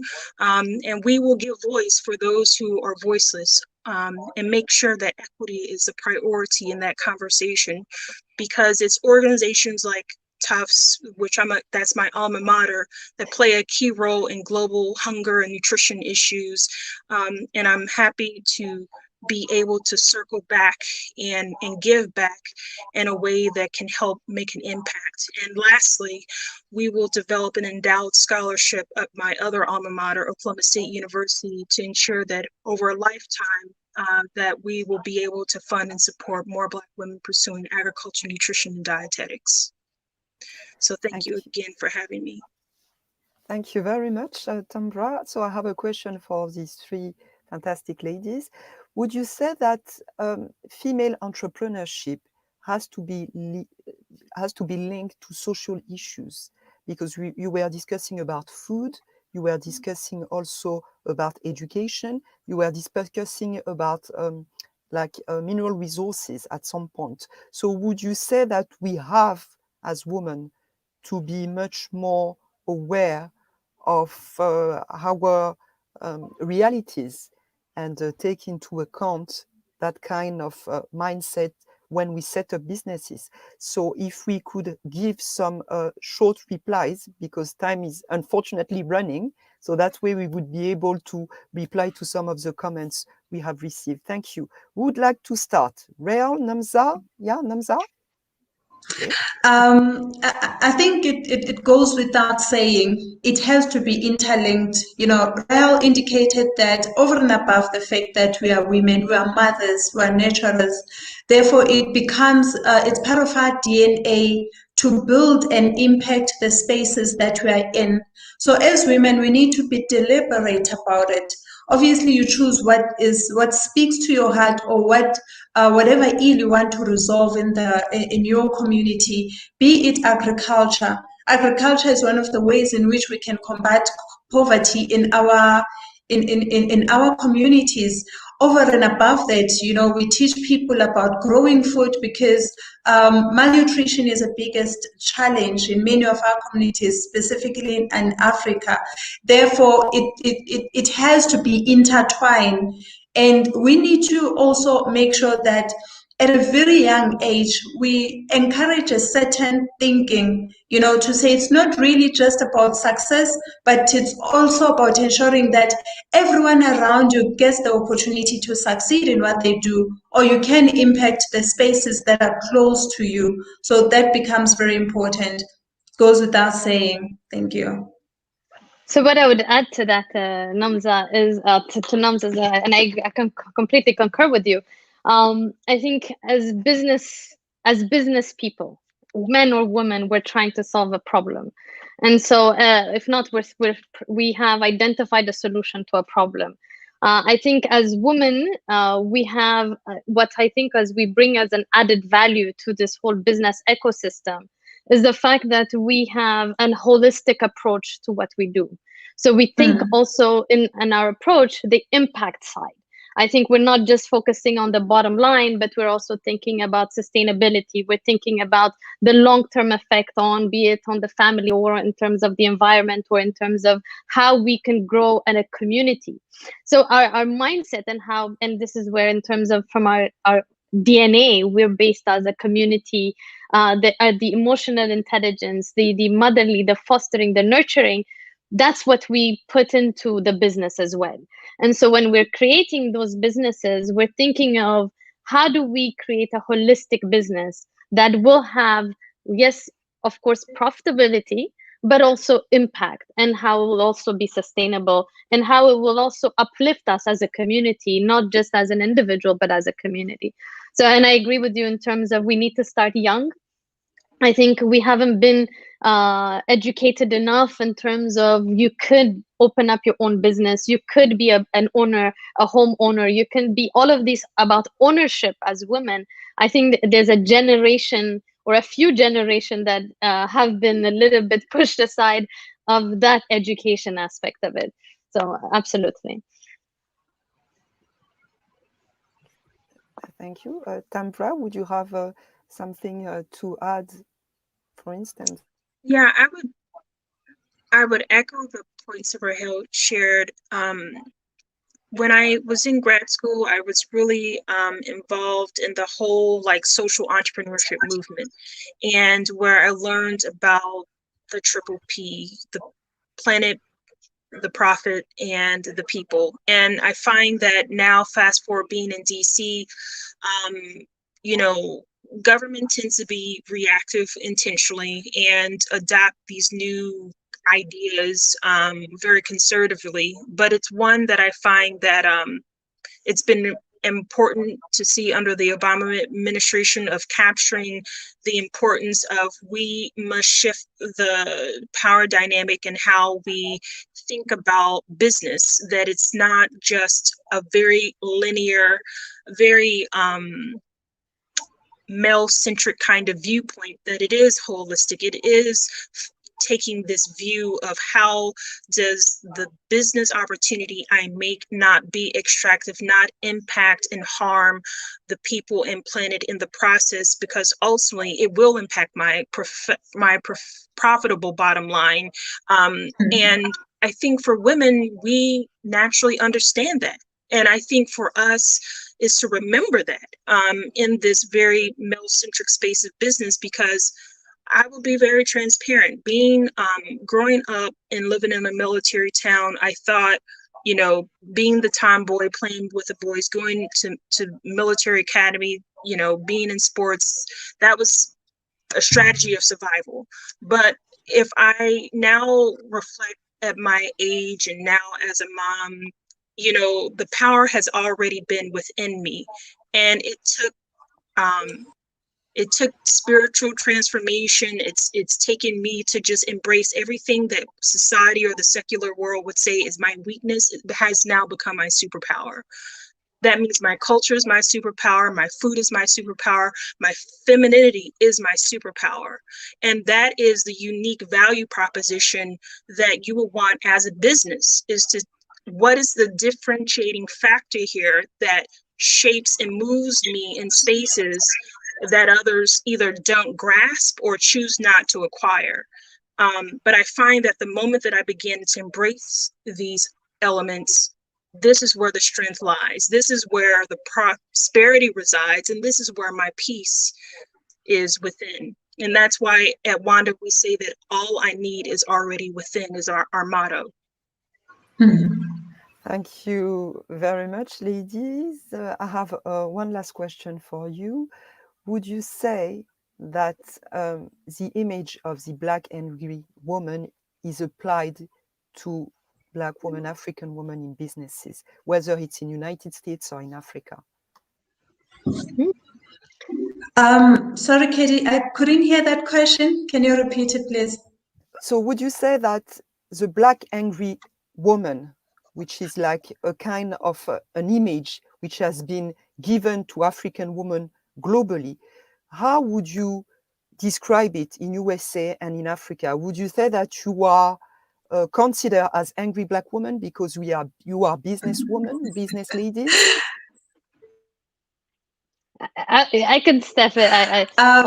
You know, funny enough, earlier, one of the things that I was thinking was that I'm so tired of being labeled as a strong Black woman, you know, because we're not choosing. It's pure of the situations that, you know, we find ourselves in, that we have to take leadership, take charge, take control. We carry a lot. We carry families, we carry extended families, we carry so much as women. And what makes us angry is, you know, when people do not come into the party, when the government is not coming into the party, when we have to be protecting everyone around us, you know. And I think it's a very negative connotation towards women. And I believe that we have already started changing that, you know, and we just need to walk into our greatness. We need to walk into our leadership.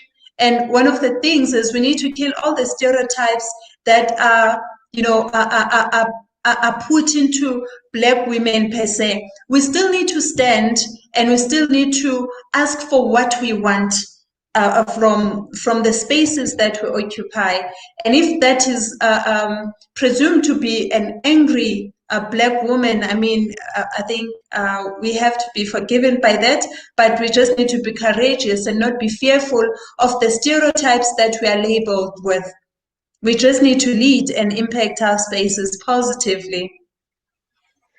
So what I would say is, you know, it's in the regards to the image. I think the angry Black woman, or you know, every other image that you can think of negatively, it has to do with the Black skin, the Black community. And so that's really the image overall, right? And so the Black woman is one element of that negative image and the negative branding and messaging that has been propelled through our history. And so I think there is a push of us as collectively, as Black people, as we are uplifting ourselves, be it from a business perspective, be it from a governance perspective, and different spaces that, as Tambra was saying, creating those spaces that we have been doing in the last, I would say the last decade, or if not about 15 years or so, pushing a little bit more a generation that is really understanding the both sides of the ocean, have a global perspective, are educated, and understand the connectivities and so on. And so we are changing that image. And so it's not just the angry Black woman, but the image overall as Africans, as Black people. We need to continuously rewrite that history. We have to create a new version of what it means to be African, or what it is that it means to be a Black person in 21st century in this globalized village. And so, as women, I think we're strong, we're resilient, we have endured many things. We have, there's research from Harvard and the likes that through our DNA, there is, it passes through in terms of our strength, in terms of our understanding of different cultural nuances, and an understanding of the power we have within, as Tambra was saying. So I think and Namsa as well. So I think we are building that, and the strength should not be, or our fearlessness should not be equated with the anger, or should not be equated with anger. I think it's just, we're going to keep on rising, and the sky is our limit, and it has always been, Thank you very much. So Tambra, would you have something to explain to us, to share with us? Thank you. Yeah, I would just add to the conversation that what the Black woman, the African woman, represents is birth of humanity. And I think we have to be mindful of why we may become under attack, because of the symbolism that we represent. And to know that there is a deep rooted ancestral history and spirituality around that. But that goes back to knowing our power, and that power being taught from our mothers and to be reinforced through the community. And that can be difficult in the secular society, where many times we have been dehumanized, we internalize that, we devalue. It comes through in how we choose to share our voice or not share because of either past trauma when we do. And that's why we know why the cage bird scene that Maya Angelou speaks of.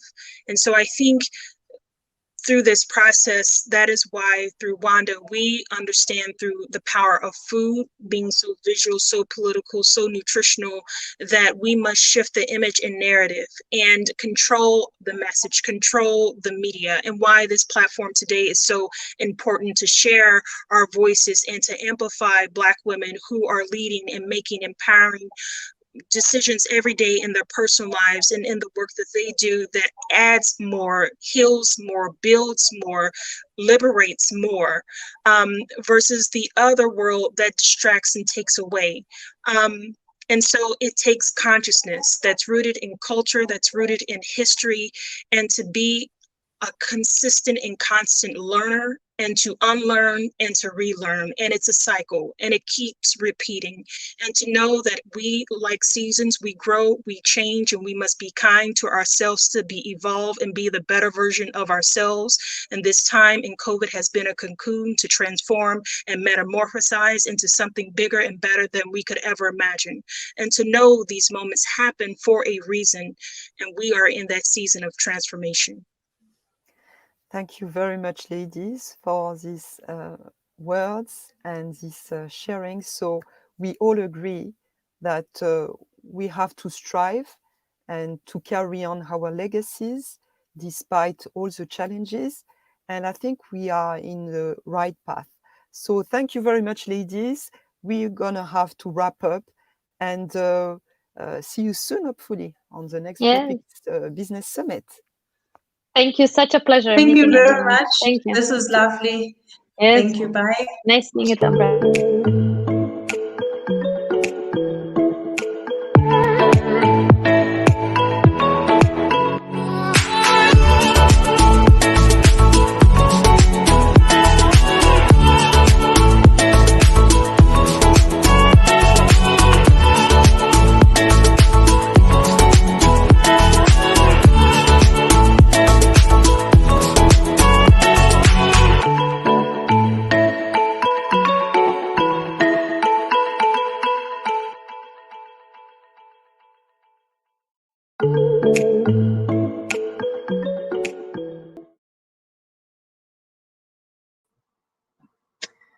Hello, everyone.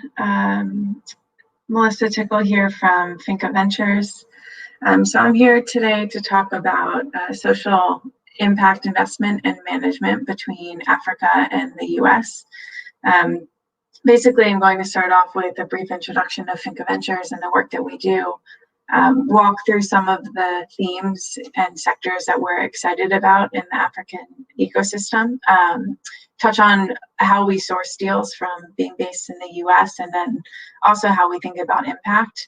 And then we'll answer any questions that come through the feed, through the comments, and go from there. So excited for this conversation. So like I said, I work for Finca Ventures. So we are an early stage impact investor that launched back in 2017. And while we are based in the US, we are part of a much larger organization called Finca International that has been involved in the microfinance space for the past 40 years now. It's a global operation. We have 20 microfinance banks around the world. 6 of them are in Africa, spread across East, Southern, and West. And over the years, we recognized as an organization that financial services was a piece of the puzzle, but many of our end customers were lacking access to other basic goods and services across the board. And we were seeing that there were tons of innovative entrepreneurs on the ground that were building up models that were providing products and services to lower income customers that we were seeking to serve through our banks. And the most strategic thing that we could do as an organization would be then to launch an impact investing arm, help these companies grow and scale.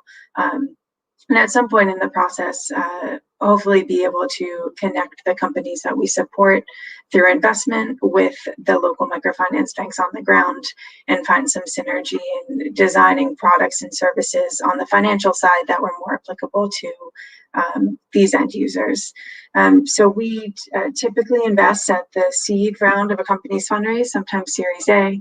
We write check sizes between about 100,000 to 500,000, and this is alongside other co-investors. So usually around between 500,000 to 1.5 million.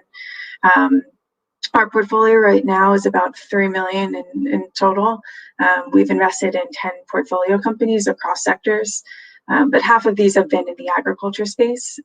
And while we've been pretty sector agnostic to date, I think we're most excited about and want to continue to build our portfolio across the ag space, also focusing on health and fintech as well. Just to maybe touch on a few themes that we've been excited about, specifically in ag and health and in fintech. Our agriculture portfolio is a mix of more traditional agribusinesses that are sourcing from smallholder networks. So we have companies that are sourcing cashews and fruits and vegetables in Tanzania. We have a company that's sourcing legumes from smallholder farmers in Zambia. And then we have 2 portfolio companies that are offering more digital services provided to farmers. So one company that is providing hyper-local weather forecasting for smallholder farmers through text message across West Africa, and another that's providing more affordable land mapping and land title documentation services for smallholder farmers, with the hopes that with this document in hand, farmers are able to and are more willing to invest in their land and hopefully be able to obtain access to financial services with this type of collateral. There's a few themes that we think during COVID kind of were exacerbated. One was mobilization of extension services and thinking about how to incorporate technology as interaction was much more limited face-to-face. And then seeing how digital solutions really can help kind of complement in-person support, but recognize that there's still, especially working with farmers, needs to be an element of in-person interaction. So a full tech play is not something that we're interested in backing, but one that has a good balance of tech versus touch in order to be really impactful and effective for these farmers. We also are seeing a lot of opportunity in market linkages and supply chain infrastructure. In the beginning of COVID with lockdowns, there were a number of availability challenges across the board, getting products from farm to urban center, getting access to inputs. So there are many logistic challenges that I think we've been seeing a lot of opportunity in supporting these providers that increase market access for farmers. And then finally, on the import substitution side of things and helping to bring processing in country where possible, both on more staple foods and then also with agricultural inputs as well. In the health sector, I think COVID, again, highlighted many challenges that exist, but also a ton of opportunity. I think one that we had been somewhat skeptical of before was around the telemedicine side of things and how people are accessing care. I think given the lower adoption rate of smartphone usage across the continent, it's been interesting to see how companies are bundling on a variety of different outreach channels to actually get to patients effectively across USSD, call centers, and then also through mobile applications to triage care. And we're also looking at companies in the supply chain. So thinking through supporting inventory management platforms that help pharmacies and clinics better access products, but then also access products that are of the quality that they need. So helping to reduce the prevalence of counterfeit drugs. And then I think there's a number of e-commerce solutions that are really bringing product to the last mile for people in more rural and then also in urban settings as well. And then finally, on the fintech front, this is a newer initiative for us, and we're expanding upon a program that we had called Think of Forward that basically partnered with early stage fintechs who were eager to test out their products in partnership with a microfinance bank. And given that we have a network of 20, we were able to provide kind of a sandbox environment for these fintechs to test out their products and to see if there are synergies with their banks as well. So we've shifted this to focusing more on the investment piece and investing in two types of solutions. So we're still really excited about enterprise solutions that address operational challenges for financial institutions, not just our banks, and then help digitize and accelerate digital transformation for the banks. And then also working and looking for solutions that are direct-to-consumer products, so that extend financial services to underserved communities across sectors. And we're seeing a lot of opportunity and overlap in the health and the ag sectors here. For one, on the health side, I think health insurance still has a long way to go in terms of adoption, but we're seeing many innovative health savings and other loan products for patients to help weather the storm and if there's an unexpected health event at different stages of their lives. And then in the agriculture space, we're seeing a number of opportunities where you're able to bundle kind of information that's stemming from farmers management systems and companies that are really strong in value chain linkages, and being able to connect that information with lending institutions to help de-risk smallholder farmers and allow them to access financial services, in many cases for the first time. So from here, I think one thing that you might be asking is, how are we sourcing all these deals being based in the US? And we typically screen about 200 companies per year. We source pipeline through a variety of different sources, but most regularly from co-investors in the space who we've worked with, many of which are actually based on the ground. We attend a number of different accelerator programs and pitch events and demo days, many times also serving as advisors for these companies, attend sector-related conferences, and in non-COVID times, we're actively traveling. So typically we will be on the ground at least once a quarter at a minimum, and there we're meeting face-to-face with a variety of people. So local ecosystem players, investors, entrepreneurs who are looking to invest in, and we've learned through COVID how important it is to have boots on the ground, given that we can't travel. So we're actively hiring an investment director right now to be based in Nairobi to help with due diligence, sourcing, management of our portfolio companies, which I think will be a great addition to the team and really allow us to continue to grow as a firm. And then I think one other point to include here is kind of how we think about impact and impact measurement. We are an impact first investor, and investments need to align with the charitable mission of Finca International. So for us, that means finding entrepreneurs that are providing products and services that are affordable to low to lower middle income populations across sub-Saharan Africa.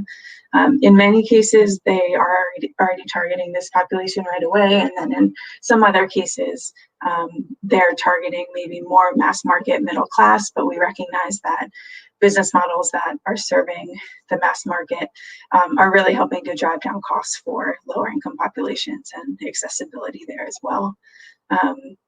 And from an impact perspective, we are assessing and monitoring impact across a few different metrics. So we sit down with all of our portfolio companies, understand what they want to be tracking from a business KPI point of view, and then select specific impact metrics that we think tailor to their business.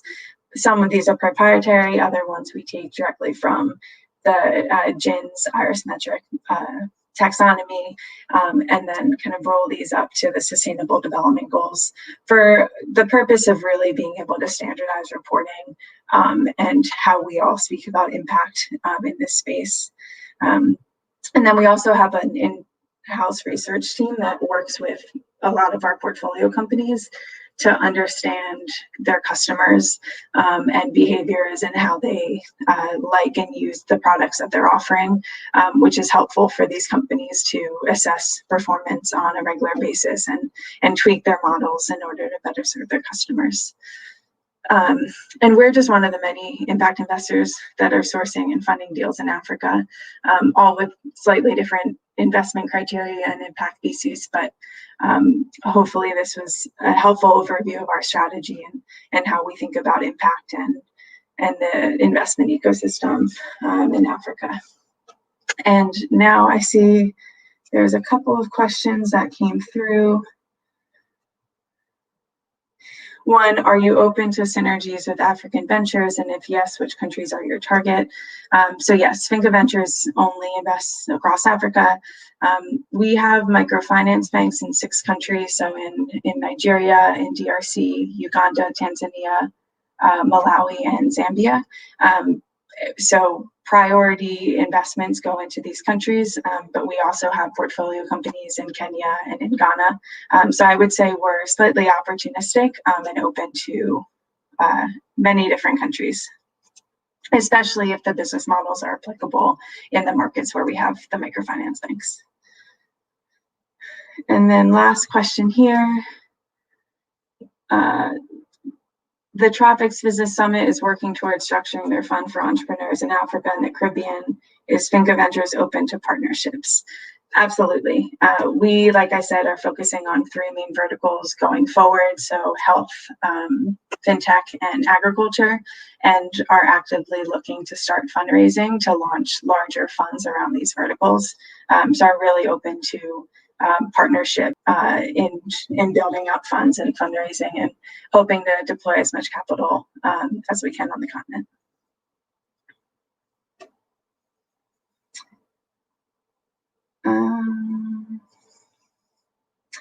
don't see any other questions coming through. But yeah, I think overall, for those that are looking to get more involved in impact investment on the continent, I think the way that it worked for us, while we did have presence on the ground through microfinance, I think is really spending a lot of time and effort in the markets where you want to be investing in and building out partnerships on the ground. Because as much as we're able to travel in non-COVID times, the ones on the ground doing the work and living kind of the day-to-day experience of what the entrepreneurs are building for are the ones that know best. And we've been able to really depend on these types of partnerships to build out a strategy that has worked so far, and continue to want to engage with other players, both on the African continent and investors that are looking to push money forward to help as much as we can. So I think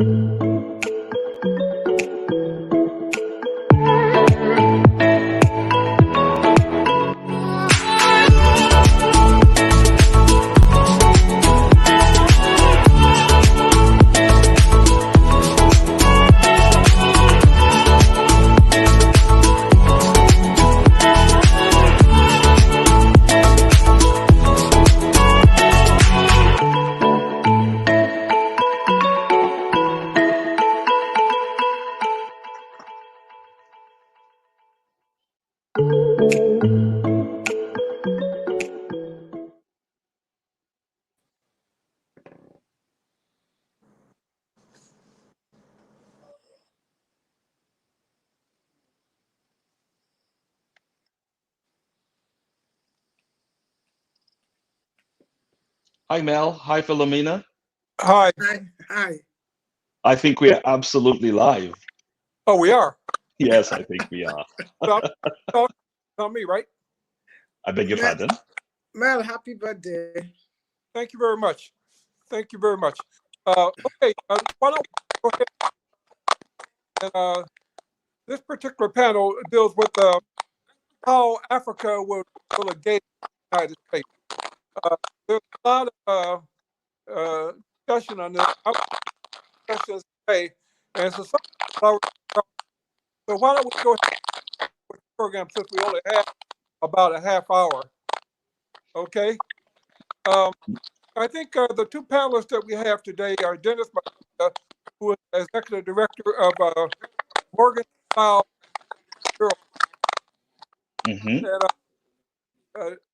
And Dennis is a very dynamic expert on trade policy with Africa, and done extensive work on the AFA, right?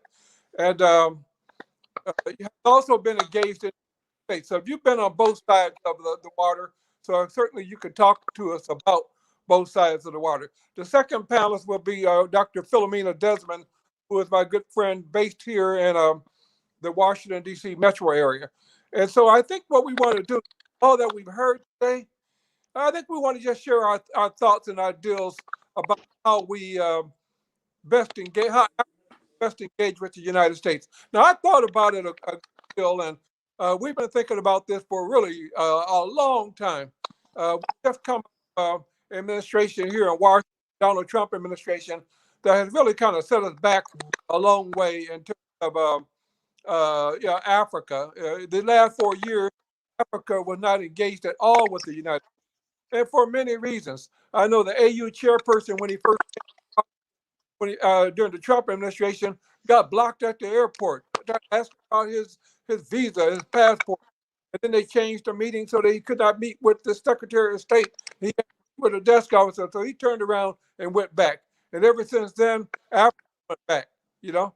And so now we have a new administration in place, Joe Biden administration, and Africa is being wooed, really. We're looking up and we find ourselves face-to-face with China all over the place. We find ourselves face-to-face with India, Turkey, and many others that are looking for Africa. And so the question becomes, well, what should be Africa's strategy and dealing with the United States? Should Africa just immediately turn around and start looking at the United States again, or should Africa have a different kind of a strategy? So Dennis, why don't we start off with you, and why don't you outline your thoughts and ideals in that regard?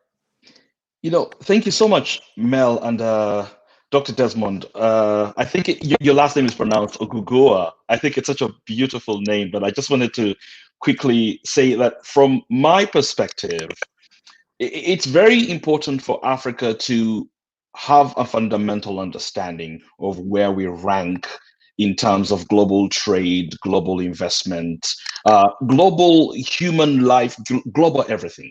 The positive side is that by 2050, we'll have more people than China. By Agenda 2063, which is, about 42 years from now, we will be a seismic force because we will have more of the world's labor force. But what is the reality? Let's talk about specifically the relationship with between the United States and Africa's 55 countries. If you look at trade between, or business or investment between the United States and Singapore, for example, it is almost 70 to 80 billion dollars every single year. Look at trade between Africa, all 55 countries, and the United States. It's less than $50 billion every single year. Let's now go to the other side. It would have been okay if it was just between the United States and Africa, but it's across the board. If you look at our biggest, the top 5, which would be the Netherlands, China, the Great Britain, France, and the United States. If you look at the top 4, everybody except the United States, they spend perhaps 0.85% of their total investment dollars on Africa. So from that perspective, how should, or how will, or how might Africa engage with the United States? In my opinion, I come at it from this perspective. With all due respect, there is nothing the United States can do to help Africa do business with the United States. So the onus is upon us as Africans, or with the Africans themselves. It's up to the governments in Addis Ababa, the governments in Abidjan, to actually do the work to do things going to the next level. And I think for me, we've been handed a great tool, a great engagement tool in the AFCFTA, the African Continental Free Trade Area, is fantastic. And beneath that is another phenomenal thing. It's the fact that during COVID, when people were working from home, when people were working online, somehow, somewhere, the African governments adapted. That adaptability, in my opinion, is one of the biggest strengths we have now going forward. The reality here is, how can we then work with the United States in terms of trade, in terms of investment, leveraging the AFCFTA, which is both a trade and investment platform, because if you look at phase one is trade in goods, phase 2 is trade in goods and services. And how do you actually leverage the intellectual property aspects, the investment components, and of course, then the adaptability in terms of AFC, in terms of information technology. Thank you, Matt. You put a lot of stuff out there, and I really want to challenge you. But before I do that, we call on Philomena Desmond to offer her thoughts. We're at the end of the program.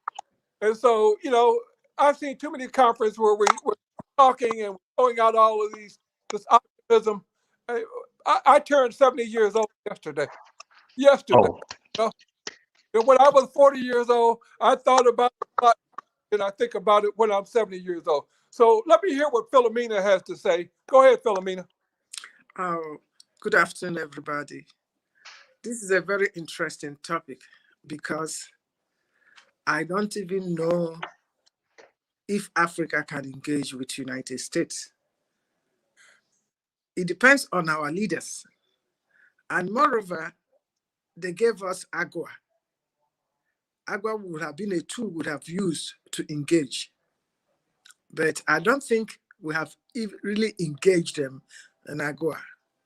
Look, I give an instance. Look at Japan, Chinese, Asian countries, some of them were given that opportunity and they made use of it. Now they engage, they sit on the table. For us to really engage with United States, we must have the right tools in place in our respective countries. And our presidents shouldn't be coming here as beggars, because they say, I think they created USAID because of African countries, because everything is USAID. They come to beg. Everything is begging. And the money begged is not put into good use. For Africa, personally, this is what I think the areas for this new administration of Biden. Every administration has its own some innovation for Africa. During Clinton, it was agua. Then Obama was Power Africa. I think Trump was Africa Deal. You know, he likes the word deal, Africa Deal. Now, agua will expire in 2025. I don't know if we actually engage them, sitting on the table to engage so that it will be a bilateral affair. Now, I think we should engage the United States, one, in agribusiness, in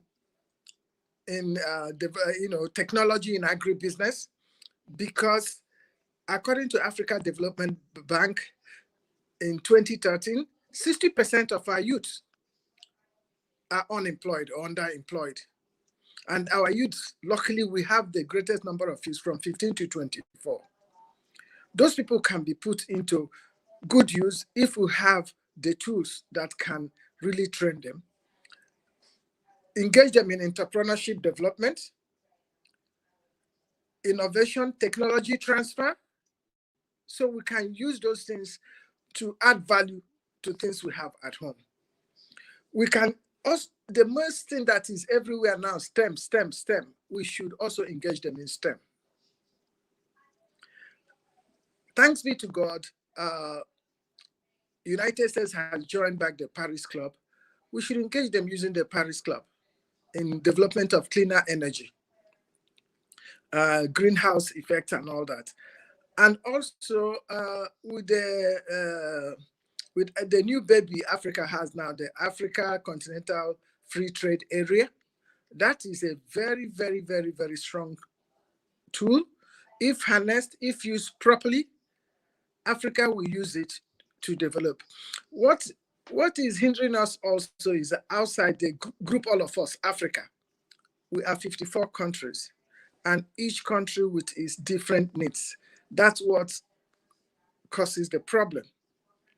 And most countries, developed countries, we are still a developing nation, don't really engage with us as equals, as country per country sitting. They see us as still begging nations. And that should stop.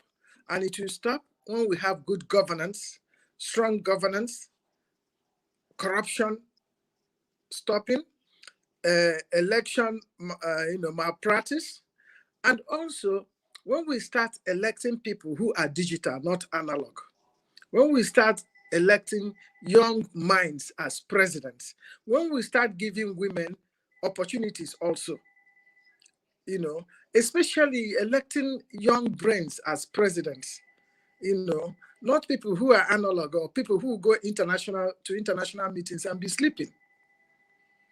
We need strong presidents who will come on the table and negotiate. This is what we need. We don't need USAID money to even tar 2-kilometer road. They will come and beg. We don't need that. And somebody like Mel has been preaching that for over 30 years. I've known him on the corridors of powers in Washington. But if our presidents listen to him, I don't know. Because if they have listened to his advice, I think we'll be shifting, at least reaching to the negotiating table. But it's not so. All right, thank you.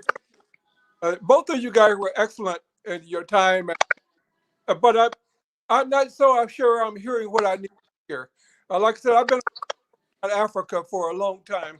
I hear all the names. I remember NAPAD, the Lagos action. I have a visionary talk about Africa. My question to you is, what are the dramatic changes that Africa must make in order to be in a position of trade with Africa? I'm thinking, for instance, what does Africa look like 20 years from now? I'm thinking that in order for Africa to effectively trade with not only the United States, but the world, maybe there needs to be 1, 2 countries in Africa. Africa don't need to be 50 countries.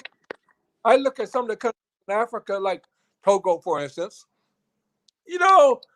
Washington, D.C. is about it. How can that be that requires the resources of a government? My point is, you got 50-something countries in Africa, and the countries in Africa are not unique. Every time I open my computer, somebody's fighting. I'm looking at Ethiopia and Tigray. I'm looking at, the same. What do you think about that? What does Africa look like in order for it to really deal with the rest of the world? Dennis. I would like to take your second point first. What does Africa look like in 20 years? If you look at the trajectory of things, I am not going to use a very vanilla thing that says it looks very positive. Very specifically, if everything goes the way we want it to go with the AFCFTA, the economic value of Africa's 55 countries. Yes, I know that Eritrea hasn't signed the AFCFTA agreement yet, but it is still a member of the African Union. So if all 55 countries continue to do intra-African trade, that will significantly boost the economy. Related to that, before I go to the first part of your question, if you go back to China in 1989, go back to China 1986, the very same problems that we are going through right now in Africa are what China was going through. My point is that we shouldn't sit here and think, oh, the Chinese or the Asian miracle came from, the moon. There were still major problems in China in 1985, 1986. What they did is that something happened. The sort of support that the United States gave the Chinese, it was almost deliberate, and now I think Philomena is absolutely right. What does Africa need to do to move on to the next level? In my opinion, the word governance is the most important word that we can find. Now, let me start from the level that I understand very well, which is corporate governance at the company level. If companies do not have very simple corporate governance tactics, for example, if a person cannot know that if I invest in your business, I will get my money back, they will never do business with you. If the African countries significantly improve the corporate governance of the companies within their countries, because corporate governance is a culture thing. If the culture of a country is very specific, that you have to have a regulatory framework, we don't even have to care about the politics, because the politics will take care of itself. What I mean is that if you want to have Africa develop, move to the very next level, we need to focus on governance. And when I say governance, I will say it again, corporate governance. The private sector is the one that makes the business go forward. The private sector is the one that prevents business from going forward, because it's called the iron rule of oligarchy. Thank you. Philomena, can you or take away? My own view is what Africa will look like in 20 years. It all depends, apart from corporate governance, the people we elect as leaders. If they don't enact good laws, not even they enact the laws, but do they let it work? A company cannot survive without the government input. In 20 years, if we don't change our ways in electing our leaders, in enacting laws, in corporate governance, we'll still be running around. In 20 years, if the Africa Continental Free Trade Area is really empowered to work, and the technology for development, everything is put in place there, I don't think African countries will be running around to China, to everywhere looking for partners, because we have a lot to even trade and develop among us. But for things to work in Africa, I still say it depends on who we elect as our leaders, as our president. Because it's only in Africa the president is everything. He decides, he does everything. They even change the constitution without, bringing it to a referendum by the people. So, Mel, if I may just ask Philomena, because she talked about the governance aspect. I was just going to simply say, if you look at the ages of the president or the prime minister of Ethiopia and the age of the former president of the Democratic Republic of Congo, they were in the digital age. They were not analog. No, I said I know. Not all of them are. Not all of them are, but do they follow what is happening in the trend in the world now? No, they are not. But not all of them are.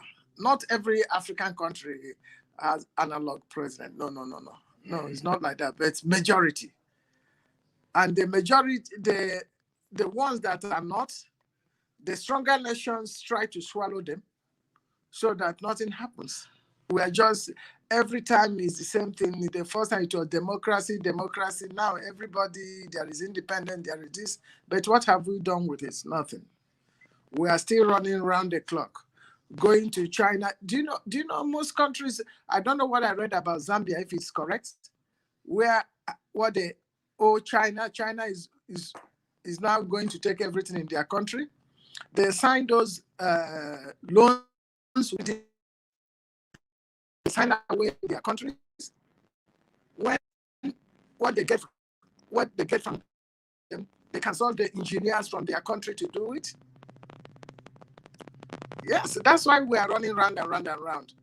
Okay, can I interject? Can I interject here? I'm trying to be real. When you talk about Africa engaged with the U.S. and the U.S. engaged with Africa, one of the realities that we're dealing with here is race. One of the things that education showed us is that racism is a major factor in the United States, and it's a major factor in the world. When I talk about Africa engaging with the United States, what does that mean? Does it mean calling white corporations and say, come to bring Coca-Cola, bring people fat, bring Coca-Cola, make our people sick, bring faulty medicines that don't work in Africa, bring hair care products to make our hair look like you? What is the strategy for engaging the United States? The United States is not one.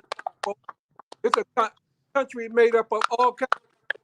Your most favorite ally, like myself, people who are African descent. I'm an African American. I love Africa and I love Africa. But does Africa call people like me and say, Mel, can you help us to organize? No, they give their money to white lobby, right? That's the, how do we change this paradigm? If Africa is not dealing with itself. Every day I look at the paper, I see that Africa is together. Another thing I want to comment on is COVID-19. This health challenge, not Africa, globe, but we're dealing with it here. We're people. I'm hearing that Africa, India, to open its borders so it can send drugs.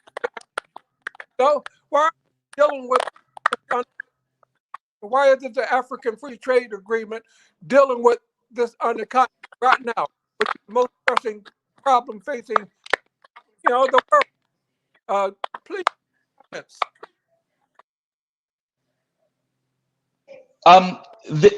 Again, you have packed so much in there, but let me just try and unpack what you just said.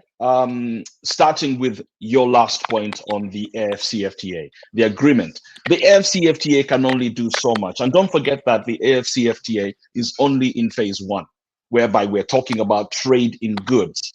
And let's also not forget that the AFCFTA is about intra-African trade. It's not focusing on trade outside the United States. But what makes the AFCFTA extremely important to the relationship with the United States is that a very big economy like the United States has an opportunity to leverage the interworkings, the inter-infrastructure between 55 countries. In other words, if there was a fully functional road from Cairo to Cape Town, everything along the road will make it very easy. So if, for example, the Chinese built a road from Cairo to Cape Town, we would put Fords, American cars on those roads. That's the point. In other words, to develop value chains and distribution networks would be the ultimate objective of the AFCFTA. Let's now come very quickly to the essence of lobbyists, interests, race, vis-a-vis other things. I have to tell you, I don't think I'm even half as qualified to talk about something like that. I never experienced racism. I don't engage with people that exclude me. I don't actually ever see the institution that belittles me. However, I know that America is a place where you can see almost everything. You can see the police violence and how does that affect people. And people don't understand that those things reduce America in the eyes of the rest of the world. But somehow, somewhere, people would like to engage with the United States because we have a set of fully functional institutions and businesses that are able to generate resources, money, income. So from that perspective, if we stepped away from the racist institutions and focus on what is it that makes America work, that liberal democracy is something that the United States and African countries have in common. Liberal democracy is a very strong platform upon which to work. It doesn't matter that the United States has a common law system and many of the countries in Africa have civil law systems. What matters is that if you go back into history and look at the way the British colonizers established networks, what happens for me is that it is a great way and a great fundamental baseline for us to engage with the United States. How do we resolve this? I think we go back to Philomena's aspects. Governance. I know Philomena is basically talking about we cannot focus on governance of companies. The reality, and with all due respect, Philomena, the reality is that a company can survive if a government is not working. Companies will survive. Simple example, go to the borders. Smugglers. The border between Nigeria and Benin is fully functional, right? If you go to a border, to the porous border, less than 50 miles from that border, people are doing business. Companies will survive. The women who take those products on their heads are a company. Phil, you want to? Let me, the companies surviving in Africa without government, maybe those that are doing buying and selling, not big corporations. But big corporations buy and sell. Big corporations buy and sell. Subsidy. They need government to give the tax break. They need government to take money off. Some of them will bring in something else that is for development of the country. and they are giving no tax, no this, but inside it, what they're shipping in is another thing. They need government, And when you talk about liberal democracy in the United States and Africa, I don't know what the definition of liberal democracy. Do we have liberal democracy in Africa? Yes, we do. I don't. Yes, we do. And when I say although so, the United States had liberal democracy until the last election that showed us that wow, the other things, But in Africa, it's just some countries that have liberal democracy, not every country. Where liberal democracy, where maybe you are running for an election, at night you are kidnapped. Is that liberal democracy? interestingly, liberal democracy has less to do with democracy. It has less to do with democracy and more to do with the economy. We are getting there. We are getting there. But when it comes to the Africa Continental Free Trade Area, it is for intra-Africa trade, so that there be no barrier. But where developed nations like America comes in is to invest in the infrastructure that will make it work. Because they will, let's say an American company comes now to build a toll road, maybe between Nigeria and Ghana, or between Burkina Faso and Ghana and all these places. They'll collect their money, they will make money. Okay, it's for them to invest in the infrastructure that will make it work. I have one more question I want to throw on the table. Both I don't know how much time we got left, and so the minister know how much time we got. But my question is, okay, I shape policy toward Africa. Major U.S. policy, including AGOA, PEPFAR, came from me. I'm the one who initiated. I moved a lot of this. So I would like to hear from you. What are the 3 things that you would like to see me lobby for Africa? I think lobbying for to help Africa of unified economic market and trading with other parts of the world. What do you think, Dennis? I think for me, the biggest things anybody should lobby for, the first thing people should lobby for is to make sure that AGOA becomes a permanent program. If you look at the Caribbean Basin Initiative, it's a permanent program. Why do we have to renew AGOA every single time? What matters and this is where the Africans, this topic for me is how will Africa engage with the US? The Africans need to come to the table and say, guys, you did something with CBI, you could do the very same thing with AGOA. First thing. Second thing, I think African countries need to remember that it is not for the United States to come and do things for them. Philomena, again, is absolutely right. The United States should invest in infrastructure, but the Americans will not come and say, oh, I want to invest in this particular infrastructure. You have to tell them that we have this particular infrastructure, and then you have to do something very important. You have to provide them with feasibility. If you provide them with projects, they could invest in them, because projects ought to be, they ought to have a payback period. And lastly, we need to go back to the AFCFTA. Why is the AFCFTA important? Because of regional integration, continental integration. Thank you. Dominica, what do you want me to, what do you want? I agree. AGOA should not be something that should have an expiration date. It should be a tool that has to be embedded into American trading issues. It shouldn't have an expiration date. Instead, it should be made to be strong and be permanent. And I tell people, United States to me is 50 countries in one country, each state which its own unique laws.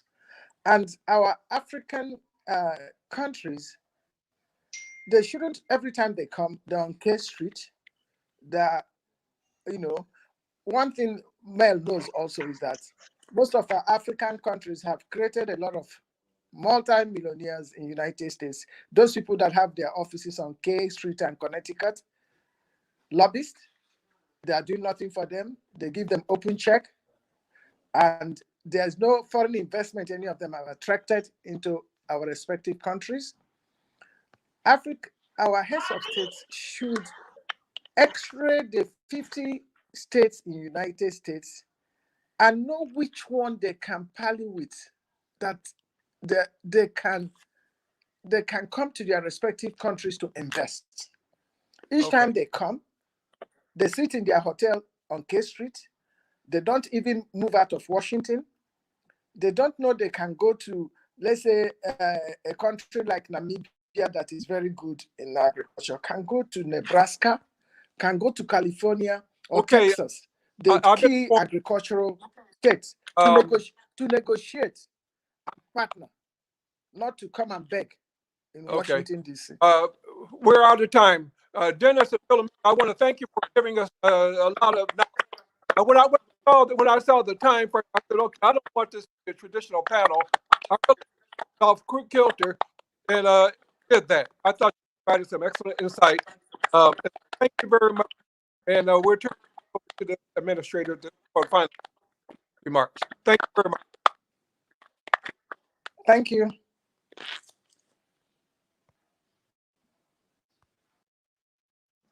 Okay. I think it's my job to close us out on diaspora engagement. What is the role of diaspora?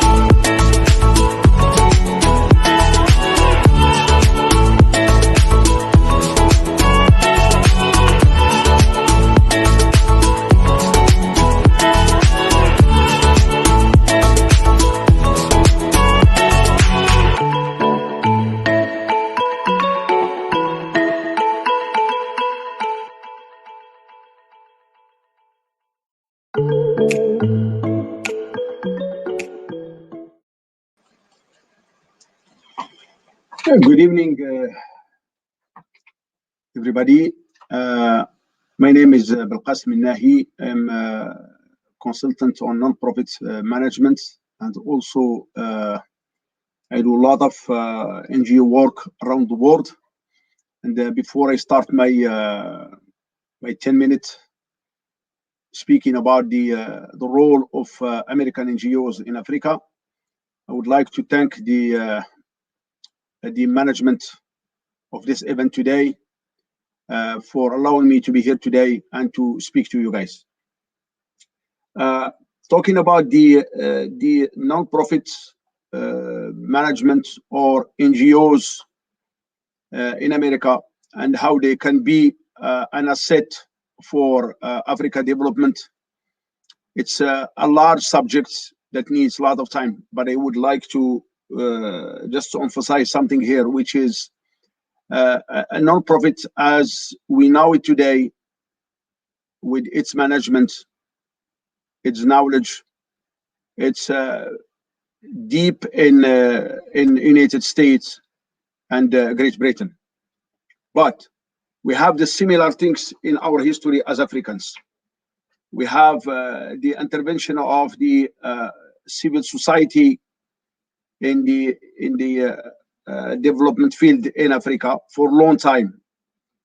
But unfortunately, people, they don't look at it this way, but they're always looking for something to come from outside, trying to develop the African society. But for myself, I believe that if we have the opportunity to look at what we have inside Africa before looking what we have outside, to develop our knowledge, our structure of the civil society inside Africa, will be given a lot of chances for our youth to develop themselves. As you may know, the NGOs who are working in Africa are by thousands. If we look at the South Africa, for example, if we see how many NGOs are there, it's almost 100,000 non-profit organizations that working inside South Africa. We have in Morocco more than 110,000 non-profits that are working in diverse fields, including education, health, also building capacity. But what I'm suggesting today is for us is to build that bridge between United States and Africa when it comes to building capacity.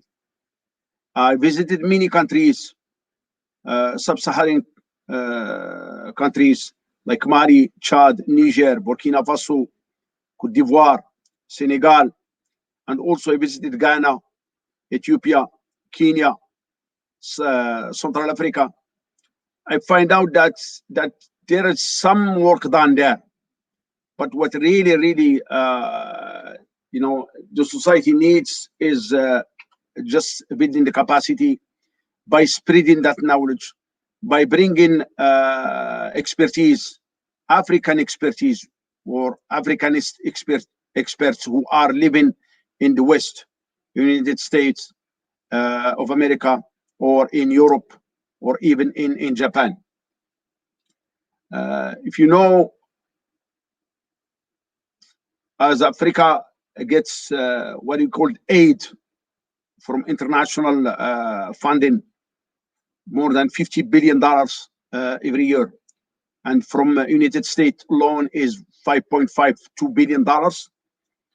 This is a good amount of money, but the issue is how to manage this this amount of funding to be distributed as it should be, and also to make it as a seed of a long-term development.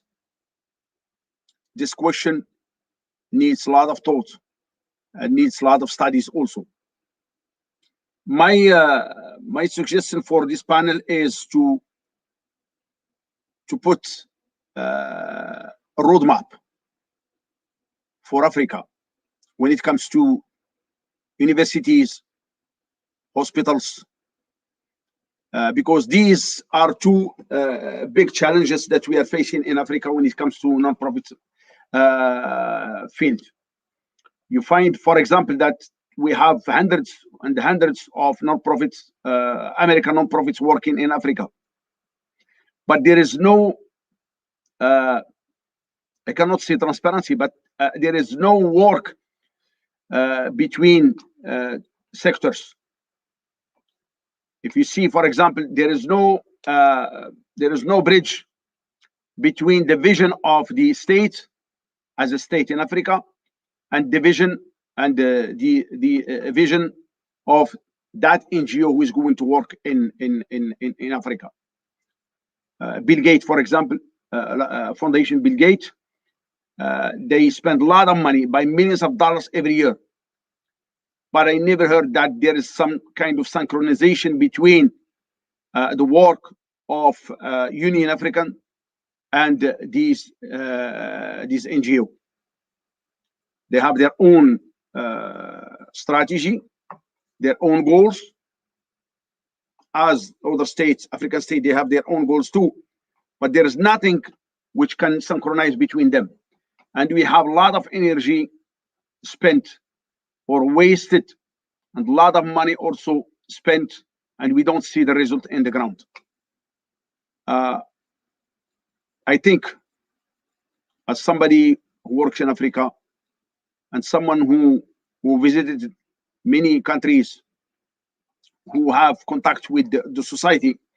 I think we have to move on right now from one era, which is the era of just we need aid, to an era where we really need to focus on sustainable development.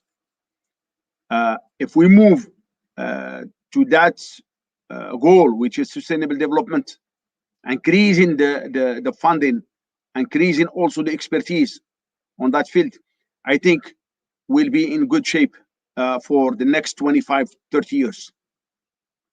I give you an example of Ghana. Ghana right now, they're taking in consideration what I just said about synchronization between the work of international NGOs and the strategy of the government.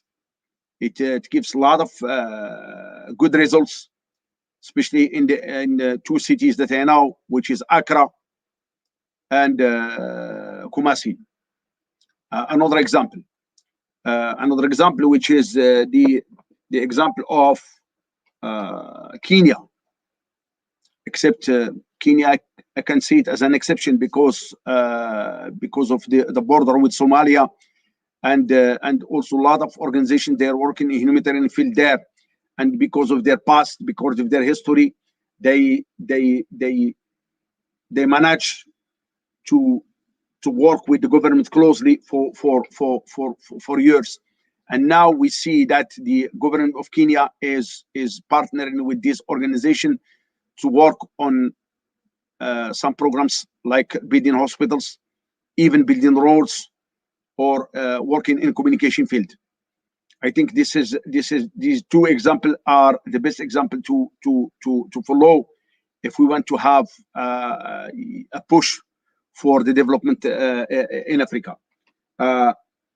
Last one is when it comes to the amounts of the money spent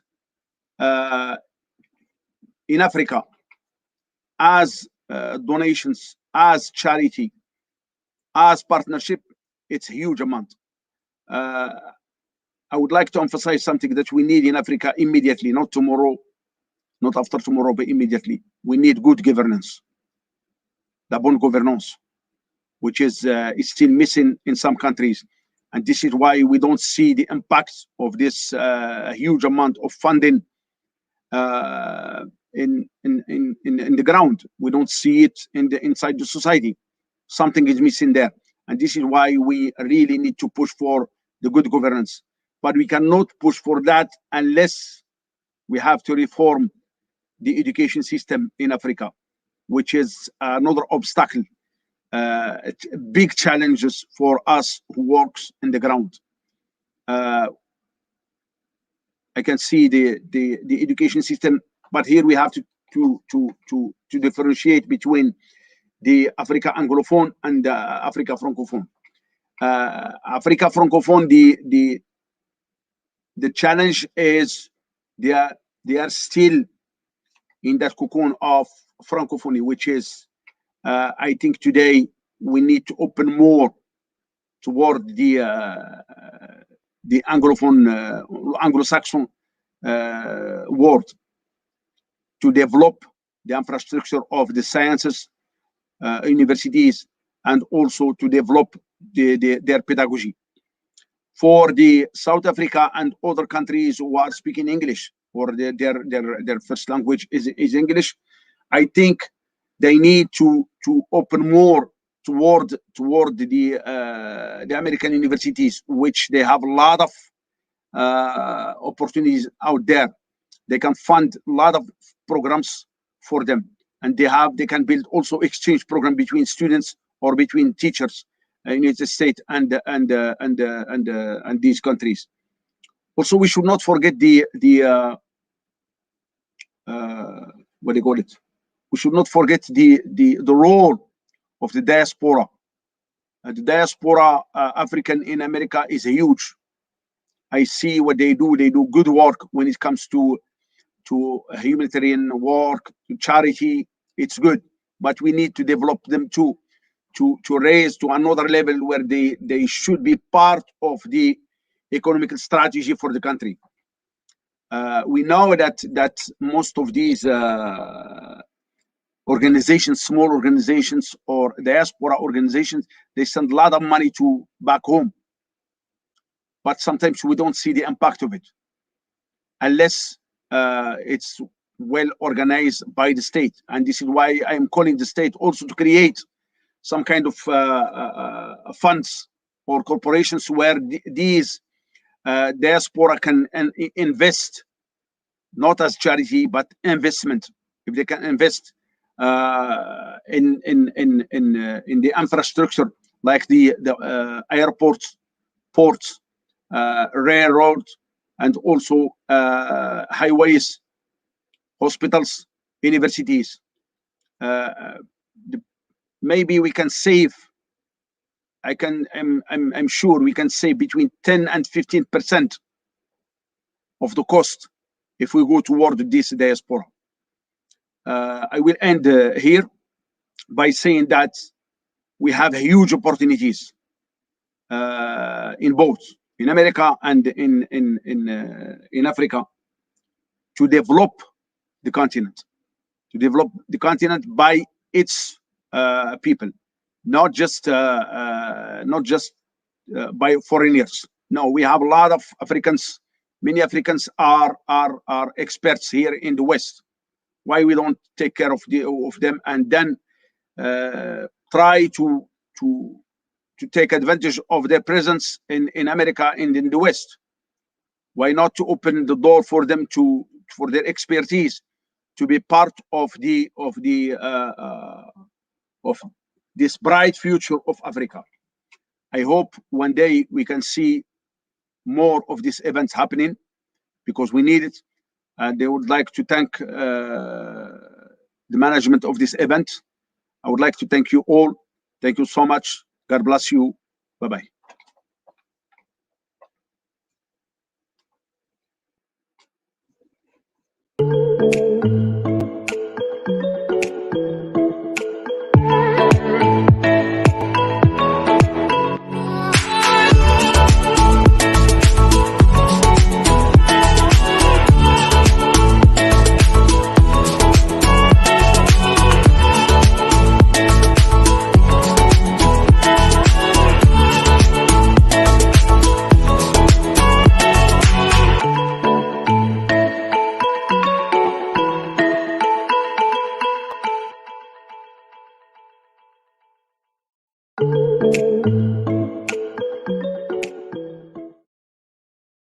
Introduce myself, and I'm the president of the Washington, D.C. based Constituency for Africa.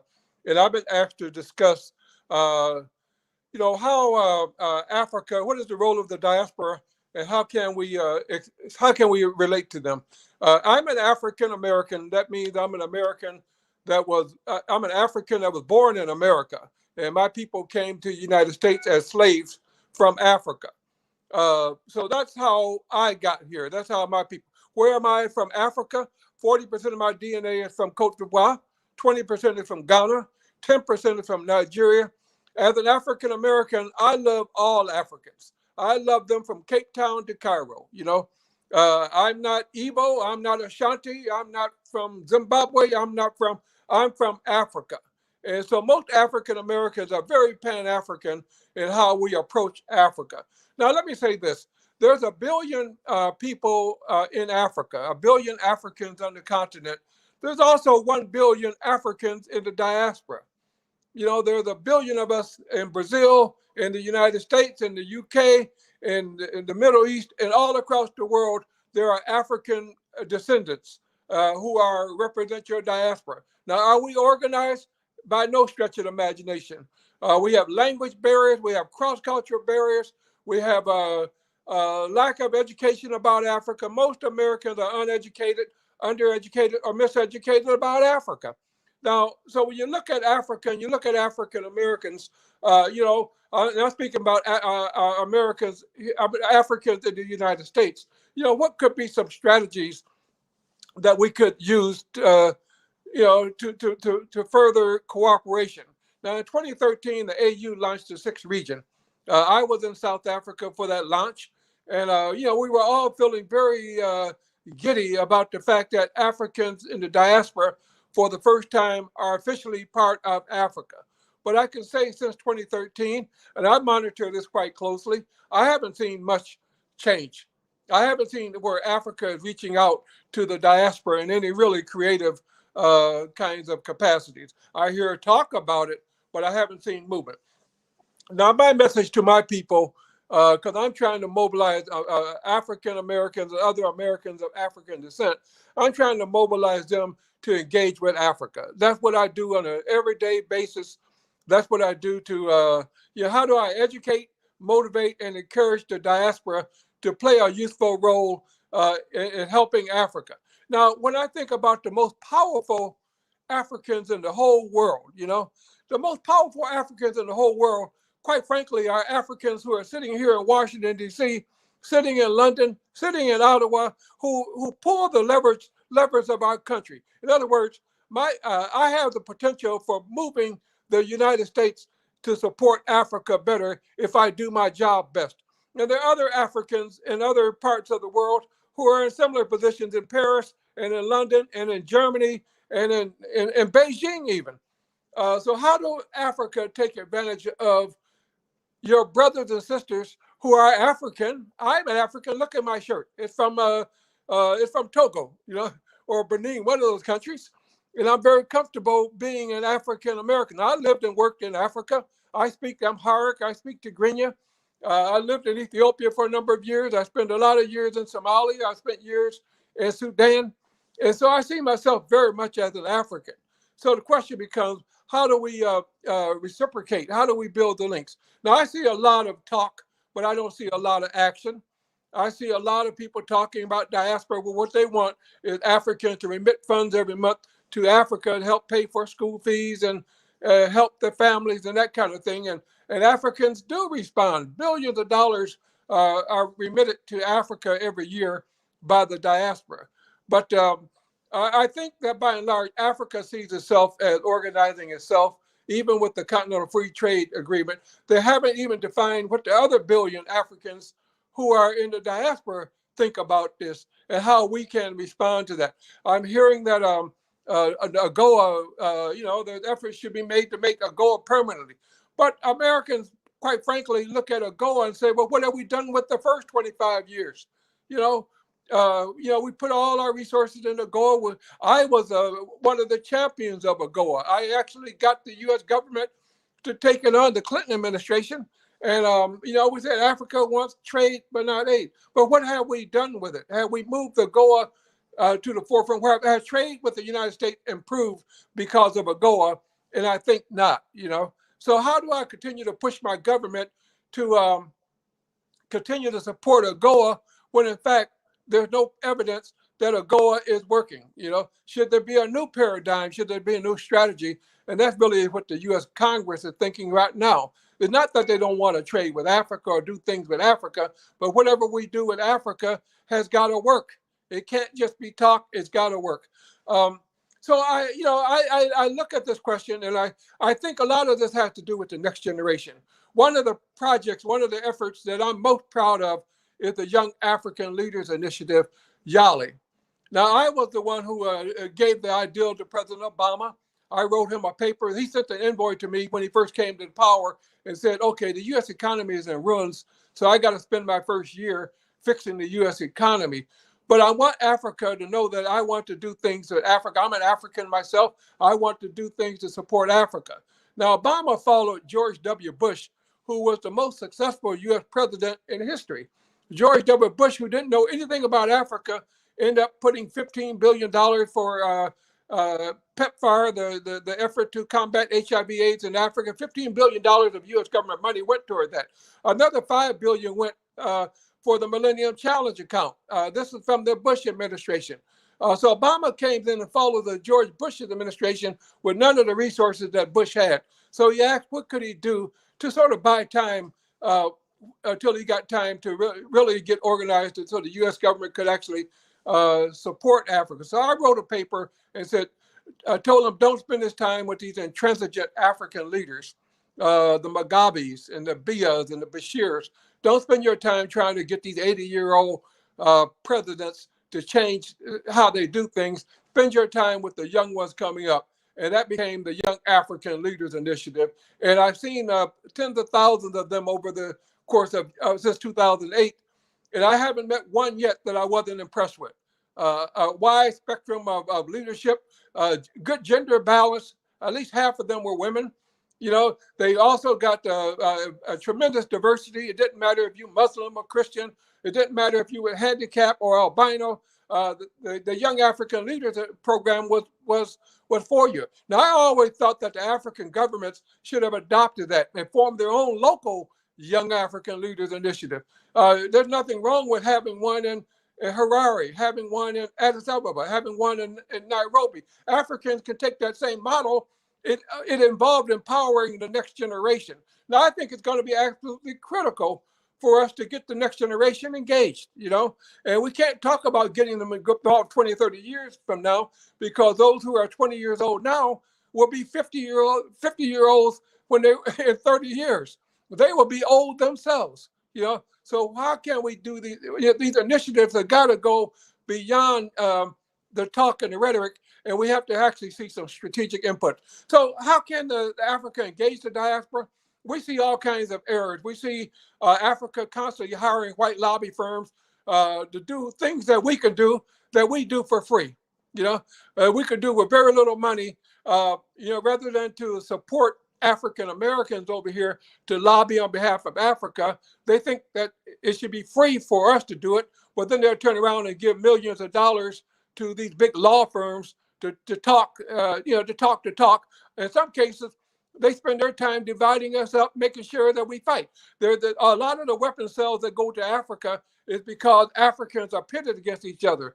You know, so the weapons are being bought from Ukraine, from China, from the United States and other places to fight each other. So we tell one side, look what this one got. He got tanks and battleships and everything. You need to buy these tanks and armaments, and you buy them from us, you know. So there is a fact, evidence that the outside world is making sure Africa don't get unified. So I think that the only hope for Africa is to unify itself and to unify with the diaspora to the point where we can actually have regular conversations. We can actually set up models to actually, you know, see the unity of African people to go forward. So I just want to thank the Tropics Business Summit organizers. This was a very ambitious undertaking. I think that the energy that has been put into organizing this has been superb. We need a lot more of this. We need a lot more of this going forward. We need this effort, and we need other efforts in many sectors to help Africa and African people to unify and to unite going forward. So I just want to say thank you all for joining the session. Certainly the constituency for Africa will want to be involved in supporting this effort going forward. So thank you very much. And thank you so much, Mel. Thank you so much.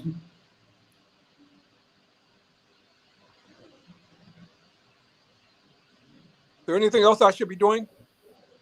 No, thank you so much. We really appreciate your contribution. Okay. Okay.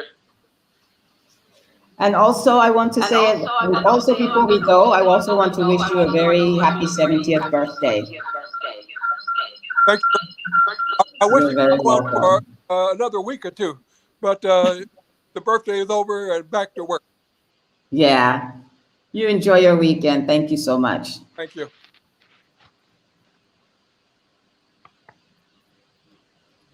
Okay, so now we're back in the studio and we want to wrap up. And hello, Benicia, how are you doing? Hello, Funke. I'm doing great. I'm so excited. How are you? Yeah, I'm just, I don't even know what to say. I'm really excited, and I think we've had a really, really, really good session today. Absolutely. You know, I really, it's just been awesome. And we had a really good selection of speakers and panelists. And I could tell you, if we didn't have a time, then we could keep going on, because there are some of those panels that just needed so much more time. More time. You know, so, but this was good. At least we were able to start the dialogue. and we're able to do so many other things. So I'm very happy. I'm super happy. So I'll let you go to thank our partners and speakers across the globe. Then we shall surely close and wrap up the summit. Okay, so I'd like to thank our official partners, Constituency for Africa, CFA, the President of Melfoot, Stand Up Grind, Africa Synergies, Princess Communications, Tropics Ventures, and Tropics Magazines. Thank you so much to our partners, and thank you for all your supports. Absolutely. So I just wanted to say really a big thank you to the entire Tropics Business Summit team, and more importantly to Team USA who's down themselves. It was a great event, and we were not expecting anything. We were expecting talks, but we came out of this event with a big deal. I think the huge deal, the biggest deal ever, as we started hosting the series of Tropics Mixers. And it's important that we mention that the Tropics Summit has gotten a great opportunity to collaborate with a few venture capitalists across the globe. And we will surely be structuring this fund for the benefits of small businesses in Africa and the Caribbean. So I don't know how you feel about that. So thank you so much. Kudos to you, Funke, because you've been leading the way, and it's also thanks to you that we've been able to bridge Africa and America.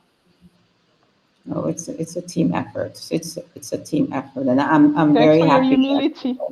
And I'm really happy at the results. I'm very happy at the results.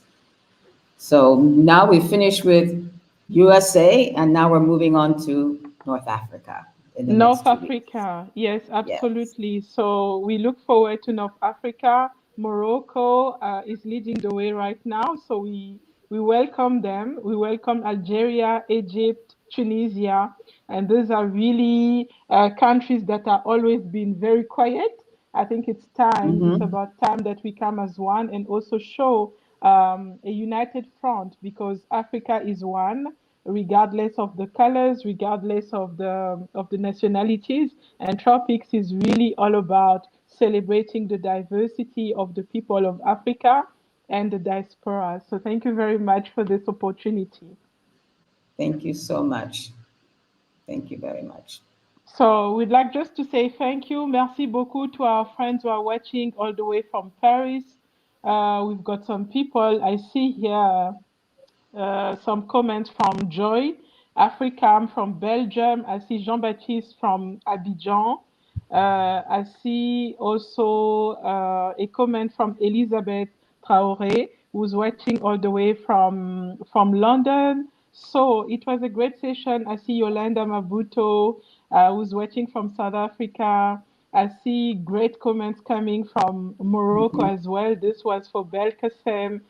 We had earlier on people watching from Luxembourg, and that was just amazing. So thank you very much, really, to all of you who've joined us from across the globe. It was really a 4-continent affair. It wasn't just about Africa and America, but it was a global conversation that happened today. And we would like really to thank everyone that helped us get speakers on board. Hello to Isha as well, who did contribute a few speakers.